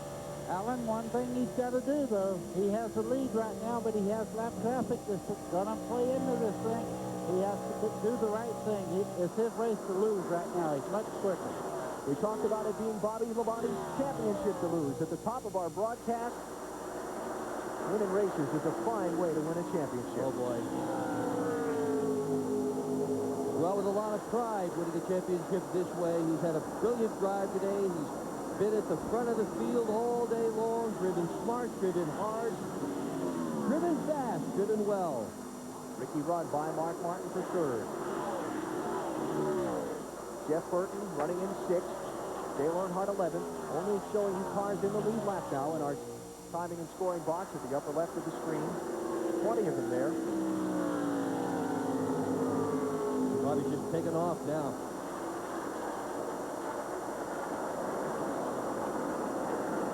Four to go. Bobby's stretching it out. Has about a 20-car length lead right now. They're battling back in the field, though. A lot of positions changing. Right now, Mark Martin trying to hold on. Tony Stewart going by on the inside. 4 fresh tires is winning out right now. Ooh, that was close. Yep. Stewart came up a little fast. 4th place for Tony Stewart. Mark taking just right side tires on his last pit stop. Good gamble for Mark's team. Nothing to lose for them. Well, he hasn't given up either. You can see Mark Martin really applying the pressure, hoping he can make the 20-car Tony Stewart a little bit loose by running right up under him in the corner. Jeff Burton on 4 fresh tires going to try and gain a couple of spots and minimize the point damage to Bobby Labonte. It'll be 5th if he can get it from Martin. While Labonte's leading, Earnhardt is 11th. Jarrett went out at lap 180. In a crash, he's going to finish 40th. Labonte puts Mike Skinner a lap down. 20th place driver. 2 laps to go as he crosses the stripe. Labonte got wins earlier this season at Rockingham in February, Indianapolis in August, and the Southern 500 in Darlington Labor Day weekend. Trying to make it number 4 on the season. Less than 3 miles from the checkered flag. A dramatic charge from the final pit stops that came at lap 307 of 334. His team taking 4 tires. He came out back in the second half of the top 10. Charged his way up through the traffic faster than Stewart or Rudd, who also got pinned back there with him could. Now he's 1 lap from victory lane. White flag is down for Bobby Labonte. Pontiac has not won here at Charlotte since 1990 when Rusty Wallace did it. This man has finished second the last 3 straight times here. Final corners for Bobby Labonte. Try to win a championship the best way you can. You get the most points by winning the race. Checkered flag is up. Bobby Labonte wins at Charlotte.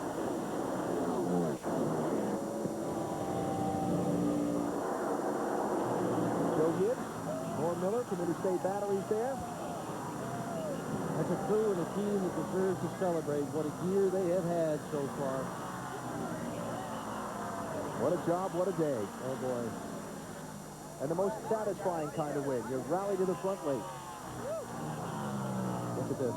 Look at this. This is the team prayer. Joe Gibbs, a very devout man. His whole team following in that philosophy. And Bobby Labonte rolling to victory lane. Taking congratulations from others around him. That was his teammate Tony Stewart he was just waving to. For Bobby Labonte, his second win here at Charlotte. He won the Coca-Cola 600 back in 1995. Let's hear from Bobby Labonte's crew chief, Jimmy Maycar. And what a win for Jimmy Maycar. Talk about the four-tire stop. Did you know when you made it, it was the right way to go?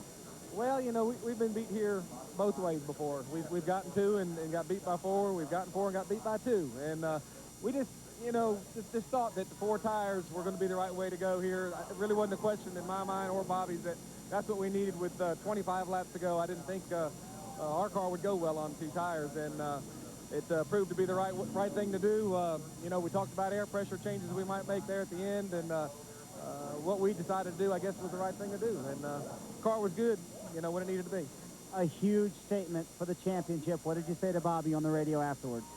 I just told him I was very, very proud of him. He's a great little race car driver. It's just, you know, he never gives up. He doesn't. You know, he's always thinking. He's always digging. And, you know, we make changes to the very end. And, you know, I'm really proud of him for that he doesn't give up. And it's just, I think, what this whole race team's about. You know, there was points in the race here today. We looked like we might get a top 5 out of this thing. But we kept tweaking on the car. And Bobby kept trying different lines around the racetrack. And things came together for us when they needed to. In 1996, Brother Terry won at Charlotte, went on to win the Winston Cup Championship. Today, Bobby Labonte puts the first nail in the coffin. Jimmy Maycar kind of got revenge here this weekend at Charlotte. He had his car towed here at the racetrack last night. It took him till 10 o'clock last night to find it and get home. He took the biggest share of the promoter's money home today. Joe Gibbs, Pat Gibbs heading to victory lane. Terrific. Joe is a world-class man, and it will be a great thing to see him, if they're able to do it over the final 5 races, win a NASCAR Winston Cup Championship. He's put so much into making his team a title contender. Stay with us. All the post-race coverage you want. We'll talk to all of the top finishers. We'll have the full rundown for you on the finishing order, including a visit with our winner, Bobby Labonte. As we take a look at the skyline of Charlotte, some sunshine finally peeking through here in the Queen City. Labonte, Mayfield, Rudd, Stewart, and Martin, the top 5. And let's go to the winner's circle. Here's Ken Squire. And here's Bobby Labonte. Talk about someone racing their way into a title, climbing out of the car after a tremendous victory here today.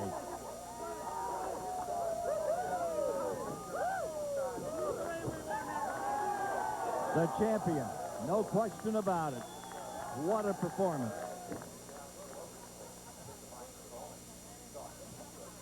Bobby, congratulations on a great run. That was just spectacular. Well, thank you. I tell you what, the guys did a great job. We started second, and a lot of good cars out there all day long. We had a heck of a battles all day long. And then there at the end, you know, we didn't have the fastest car. We were a little too loose, and we tightened up a little bit. And Jeremy had a real fast race car, but I guess he only got 2 tires. So these guys were great.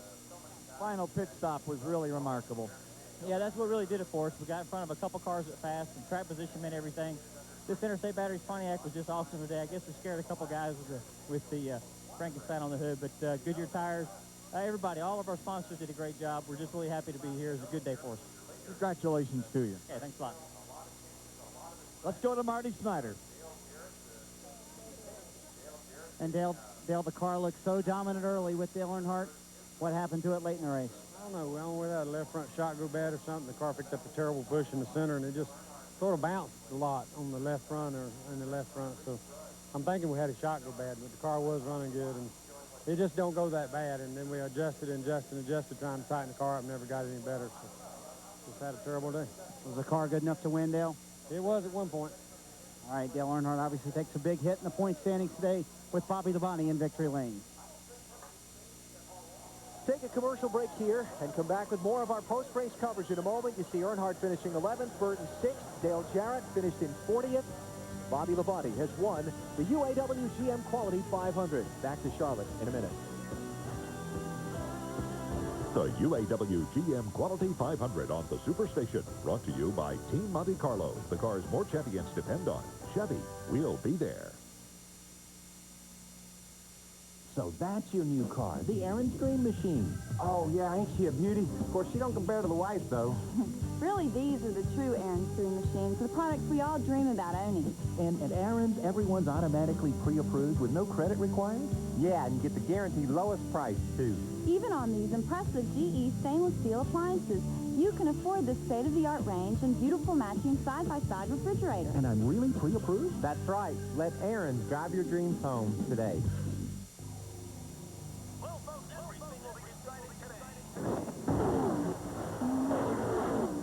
If you want to win in today's world, you can't afford to go it alone. It takes teamwork and training to win, just like the winning team that builds quality cars and trucks on the assembly line. UAW. Know where I'm going and I know what to do. Ooh, I got a new attitude. Introducing something totally new from Verizon Wireless. It's called New Every 2. We'll give you a new digital phone up to $100 value every 2 years for free when you sign up for a 2-year agreement. So you'll always have the latest in wireless technology. It's never been easier to keep up with what's new. New Every 2, only from Verizon Wireless. Join in.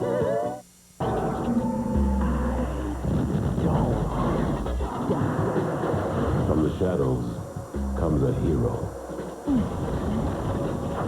Resurrected from darkness. Stay sharp, the night is young. Unleashed by evil. Bound by his ultimate destiny. You sent me to hell. I'm here to return the favor. Michael J. White, John Leguizamo, and Martin Sheen. The world broadcast premiere, Spawn. Sunday, October 29th, 8 Eastern, 7 Pacific, only on the Superstation. Back at the Lowe's Motor Speedway in Charlotte, we're with Jeremy Mayfield, who led until with 6 laps remaining. Bobby Labonte took you still your first top 5 here in Charlotte. How's it feel? Feels great. I'm just proud of this team. This Mobile One team just keeps working hard, and everybody at Penske Engine's done a great job for us. And we just been on a bad luck streak. You know, I haven't finished like 6 races in a row, and come here and finish and almost have a shot to win. That's pretty cool. What about the 2 tires? Your call, your crew's call? Well, it's kind of both of our calls, you know, and we wanted to gamble and take a chance, and that's what we're here for, is to win. And, you know, it may have bit us, may not, but our car was tight all day. We never could get it where we needed to be, and there's a couple times we were good and we were afraid to change it, you know. Then we get tight at the end of all the runs. So, you know, just a good day for us anyway. Strong second-place finish for Jeremy Mayfield. Mike Massaro.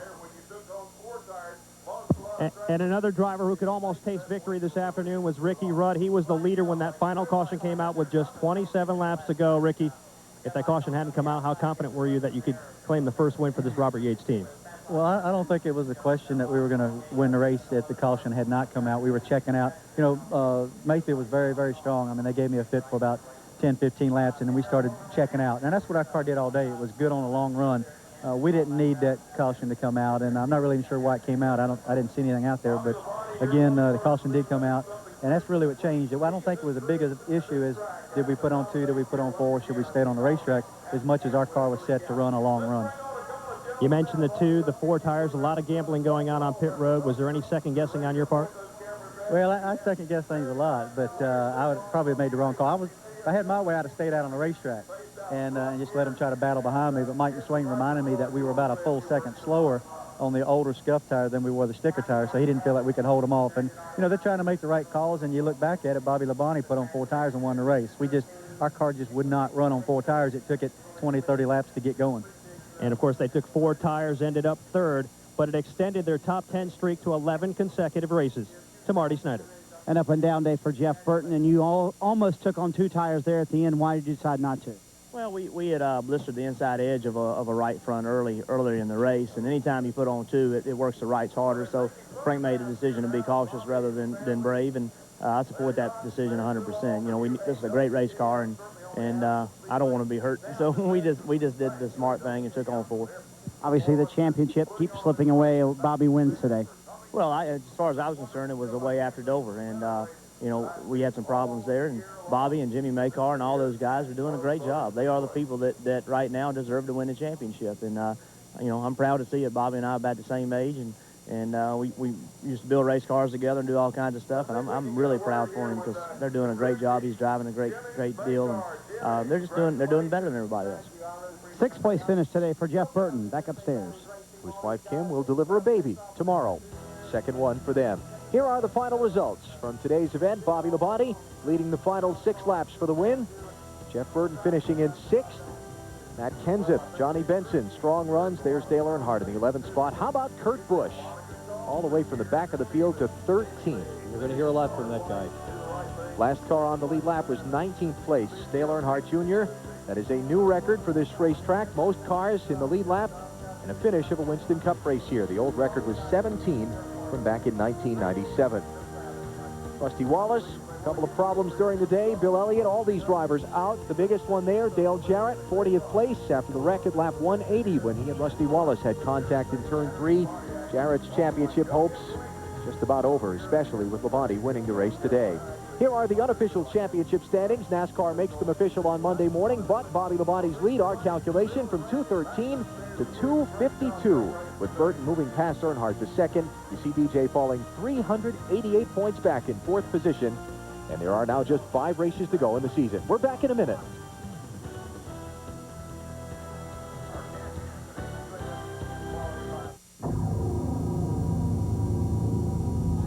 It's a great day for racing. Well, folks, everything will be decided today.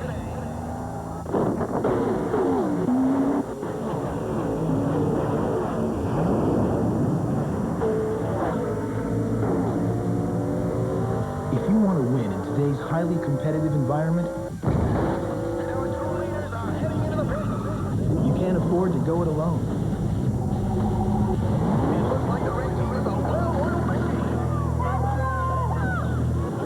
It takes teamwork and training to get to the finish line. Just like it takes teamwork and training to build quality cars and trucks on the assembly line. UAW GM. Assembly line to finish line. Teamwork wins.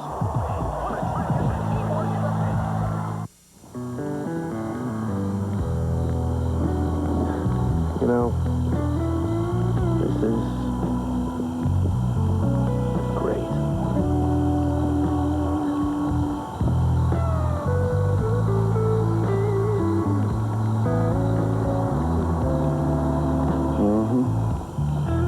Rediscover the lost art of conversation.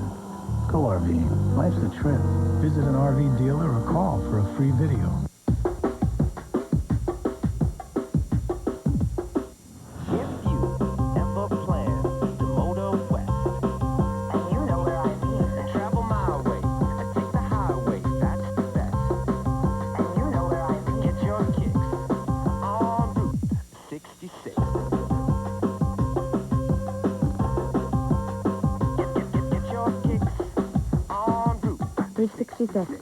Available at Big Kmart. LA West Luxury Vehicles, available nationwide from select Ford dealers. Call us at 1-800-786-VANS. New for all race fan families, introducing the Simpson Child Car Safety Seat, available soon at these racing places. For more information, visit our website at www.simpsonraceproducts.com. Chase Authentics is the authentic trackside apparel of NASCAR. Authentic racing apparel you'll find on hot drivers. Chase Authentics. And welcome back to Lowe's Motor Speedway. The celebration continuing in victory lane for a racer's racer, Bobby Labonte. Just did not give it up today. Yes, there may be a $3 million check at the Waldorf Astoria, but today the only thing that mattered was to win here at Charlotte. His first win at Charlotte since picking up his first career win here back in May of 1995. What a dramatic run indeed it was. But as always, when you come to Charlotte and Lowe's Motor Speedway, you know, Jim Huber, you can't get away from him.